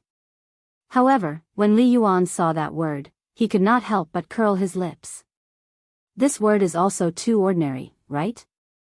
Just this?" Li Shimin smiled faintly. "Indeed, brother Zhang Feng's handwriting is indeed not good. It can even be said to be mediocre. But Father Emperor, take a look at the meaning in this word again. Let me see. A person who can make my son treasure him so much, and can also do so many things that have never been done before and will never be done in the future, this is indeed not an ordinary person." While talking, Li Yuan looked at it again. However, in the next moment, Li Yuan's expression could not help but become speechless. A bit interesting. Let people be virtuous, know how to use people well. Open a path for speech, accept admonition, put people first, deduct lightly, reward the good, manage the family diligently, know when to advance and retreat, good system. Li Yuan was dumbfounded. Although there was nothing on the surface, in his heart, it was already like stormy waves. What was all this? This paragraph, from the literal meaning, as well as the meaning within, could be called something that was hard to come by. Even the current great writers, and even those great scholars, could not say such words. However, did it really come from the mouth of a 20-year-old youth? Involuntarily, Li Yuan's expression became solemn. From the various things during this period of time, this Zhang Feng was a talent who did not understand many things. "Shimin, are you sure that Zhang Feng is really only 20 years old? From various signs, as well as his temperament, he is indeed 20 years old. However, when this son once asked him, he once boasted that he was several thousand years old." Ha ha ha ha, this little fellow. Li Yuan was amused. He really had never seen such an interesting person. Was this because he was old? Or, sigh. Li Yuan heaved a heavy sigh. How long has it been since I went to Chang'an? 2 years? Or even longer? I didn't expect that our Tang dynasty would have such an amazing person. Not only that, but he is also good at military affairs and governance. He is also good at brewing wine and food. By the way, even if Sun Simiao were to make the bone-strengthening powder, he might not be able to make it. Talent. This is God's blessing for the Tang dynasty. Although Li Yuan was praising Zhang Feng, Li Shimin felt bursts of anticipation from his heart. He was still worried that his father would fly into a rage if he found out about Zhang Feng's matter. But now, it seemed that the Zhang Feng brothers really had some kind of magical power. Li Shimin was not stupid. It wasn't that he couldn't think of anything. It was because anything could become extremely simple and easy in the hands of Zhang Feng. This was something that no one else could do. It was precisely because of this magical power that Li Shimin wanted to go to the tavern all the time. Even if it was not for business and just to chat, it would make his already irritable heart happy in an instant. By the way, Shimin, today is the Dragon Boat Festival, right? I heard from Chang'an that Zhang Feng is now an orphan. Today. Let's go. Now that we have nothing to do, take me to see Zhang Feng. I also want to see this little guy. This amazing little guy. I want to know whether he is really capable or has a master behind him. Huitong Fang. There is an old acquaintance of mine there. He used to be a great figure in the previous dynasty. He thought that I wouldn't know if he hid in Chang'an. When Li Shimin heard that, the old scholar's appearance flashed in his mind. Father, which old scholar are you talking about who is close to Zhang Feng? Li Yuan nodded. A touch of nostalgia flashed in his eyes. But the next moment, Li Yuan hurriedly asked, when you went out, didn't you meet that guy? And he didn't recognize you? Li Shimin thought for a while and shook his head, saying, no. Every time I go out of the palace, I dress up a little. Unless they see me every day, no one will notice. Hearing that, Li Yuan breathed a deep sigh of relief. That's good, that's good. When Li Yuan heard that the old scholar and Zhang Feng had drawn numbers, he really had a trace of killing intent. But when Li Shimin confirmed that the old scholar did not recognize him, he was slightly relieved. At that time, even so, Li Yuan was still not at ease. He wanted to see for himself whether this Zhang Feng knew Li Shimin's identity or not. If he did not know, then such a strange person must be cherished. If he knew and pretended not to know, then there must be a good discussion. Let's go, change my clothes. I will personally meet this little guy and also take a look at an old friend. While speaking, Li Yuan once again glanced at the words on the wall. The corners of his mouth twitched as he said, tomorrow, find someone to make another copy. These words are too ugly. It's a disgrace to my imperial family's dignity. Chapter 409. In front of the tavern. Zhang Feng was bored out of his mind. He was playing a paper fan game with Guzi, Zhu Zi, and the others. But just as he was aiming at the 2 red pieces of paper, suddenly, someone squatted right in front of him. Looking at it, it seemed to be something. How could Zhang Feng tolerate it? He was instantly enraged. Who are you? Can't you see that I'm playing with paper? The person squatting in front of him was an old man whose hair was basically all white. If it weren't for the hairpin, he would have been bald. He was wearing a purple robe and looked a little sloppy, like a street wanderer. But there was a trace of dignity between his eyebrows. This person was Li Yuan. Zhang Feng was sure that he had never seen such a person in Chang'an city for so long. He couldn't help but be stunned. Looking at the door of the tavern behind Li Yuan and seeing Li Yuan staring at him with interest, Zhang Feng couldn't help but ask, Sir, who are you? If you have nothing to do, go to the side. Don't disturb my mood. Then, if I disturb you, what are you going to do? Hey! I say, you old man, why are you so blind? Ahem. Brother Zhang Feng. At this moment, Li Shimin, who was behind Zhang Feng, couldn't stand it anymore. These two were both weirdos. One liked to play, and the other liked to play even more. If they met, who knew what would happen? And with the retired emperor's temper, if he did something bad in a fit of anger, he wouldn't be able to take charge. Only then did he hurriedly speak. Hearing that, Zhang Feng couldn't help but turn around and sit on the ground. He looked at Li Shimin and clicked his tongue. I say, Lao Li, why don't you make any sound when you walk? Also, you brats, can't you see that he's here? Who is this? This is Lao Li, our distinguished guest. Can't you see him? Guzi and the others sniffed. He looked at Zhang Feng innocently. Big brother Feng Zi, we were just playing with paper earlier. I thought they were just passing by, so I didn't think much of it. All right. Zhang Feng got up and did not even glance at Li Yuan. Patting the dust off her hands, she hooked her arm around Li Shimin's neck and walked into my room. Let's go. You haven't been around for a few days. We're so bored that we can't even play with the kids. You came at the right time today. I have something to tell you. But Li Shimin couldn't leave. His father was still squatting. He hurriedly said, Brother Zhang Feng, let me introduce you. While speaking, Li Shimin hastily helped up Li Yuan, who looked at Zhang Feng with a smile that was not a smile, and said, This is my father, the one I mentioned to you before, F***ck, it's uncle. My apologies. That, uncle, let's go. Don't bask in the sun here. Let's go in and talk. Scram, you bunch of brats. Go to the river and catch some dishes for us. There will be rewards when you come back.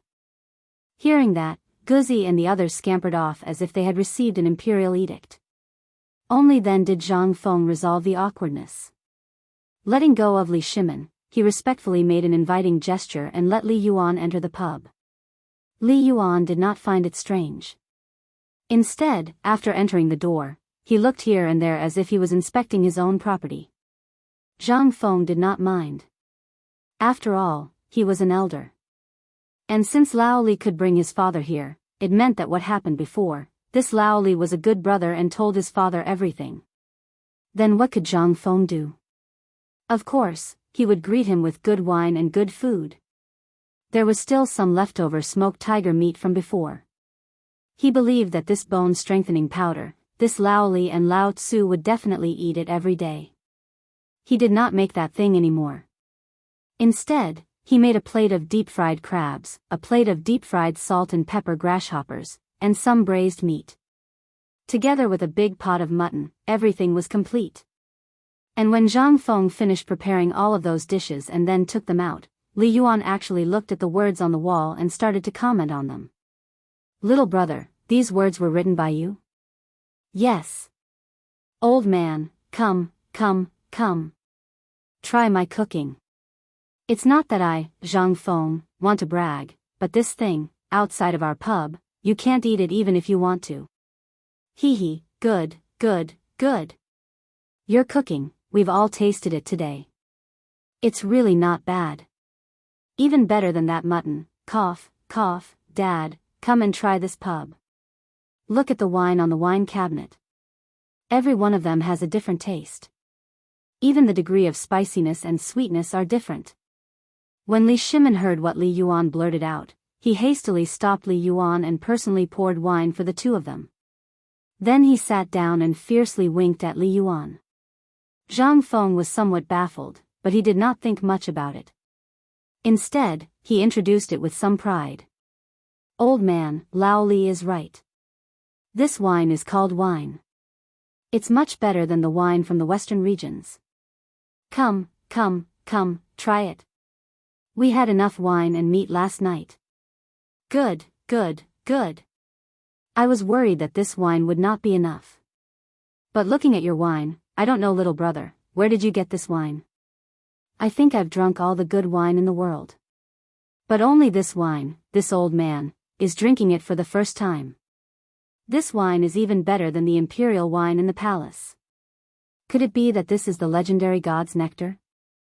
Chapter 410. Zhang Feng's wine was indeed very good. Ever since that birthday, Li Yuan was no longer interested in any wine in the palace. It was not that his mouth was picky. It was that when he drank, he thought of the wine at the birthday. That strong taste. Like swallowing a knife. But, this was wine. In comparison, that Turkic fire roast, Tubo's horse milk wine, this F*King smelled the same as that rancid fermented glutinous rice wine. Smelling it made one want to vomit, let alone drinking it. Ha ha ha, old man, you really know how to joke. Zhang Feng laughed and banged the wine bowl with Li Yuan. Half a bowl was gone in an instant. Zhang Feng put down the wine bowl, pointed to the wine cabinet, and introduced it pretentiously. If you say that this wine is God's nectar, it's not an exaggeration. This thing originally belonged to us Han people. It's just because of the traditional concept of passing it to males and not females, leaving half of it to the disciples. This was originally a very good thing, but in the end, what the F*ck is left? Let me give you an example. You see, if this old man made a good thing, but once it was passed to the third generation, that thing, can it still be called the original thing? Its F*King changed its taste long ago. Li Yuan glanced at Li Shimin and could not help but nod. You're right. Everyone has their own selfish motives. Moreover, they have their own motives. Who can be completely untainted? Just like what you said in this poem, everyone is that mortal, who can do that immortal thing. If that's the case, then wouldn't the world be in chaos? However, speaking of this poem of yours, old man really admires it. Li Yuan was really stunned by what Zhang Feng said. Indeed, it was as he said. If everyone had passed down all the good things, what would happen now? Just like that wooden ox and horse. Who else could completely restore it now? If it could be completely restored, then what would happen to the current battlefield? This was the problem of human nature. But this topic was too sensitive, so Li Yuan tactfully avoided it. That matter was a pain in his heart, so he was unwilling to mention it. Upon hearing the poem, Zhang Feng's eyes lit up. In addition to the effect of alcohol, Zhang Feng was basically floating in the air now. At this time, Li Shimin played the role of a listener. It was not that he could not get a word in edgewise, but he understood Li Yuan's current situation. It was not good for him to interrupt the conversation between the two at this moment. If Imperial Father and Zhang Feng got to know each other, would there still be a gap between father and son through the relationship between Zhang Feng? And now, when he heard this thing, his expression became somewhat unnatural. Seeing that Li Yuan didn't say anything and instead avoided the topic, he heaved a deep sigh of relief. Father, brother Zhang Feng is an incredible talent. Do you know that Miss Jingshu from Swallow Descent Restaurant? Upon hearing Jingshu, Li Yuan's eyes lit up. He had even forgotten that he had once appreciated Jingshu's performance a few times.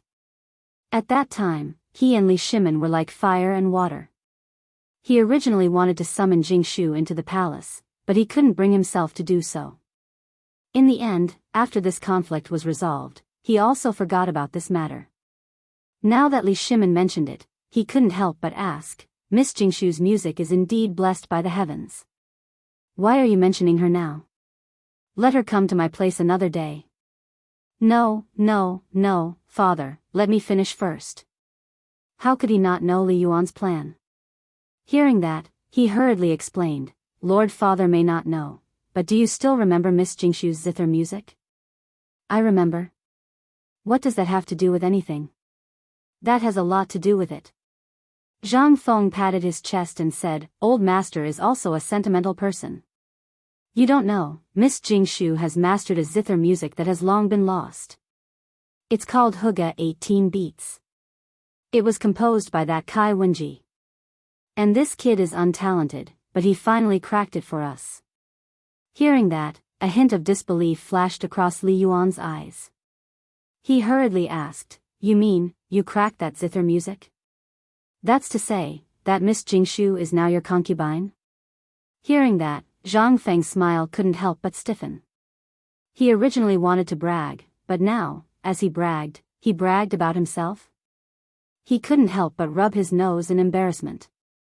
That, old master, let's drink. Ha ha ha. Brother Zhang Feng actually has a time when he's embarrassed. Li Shimin laughed.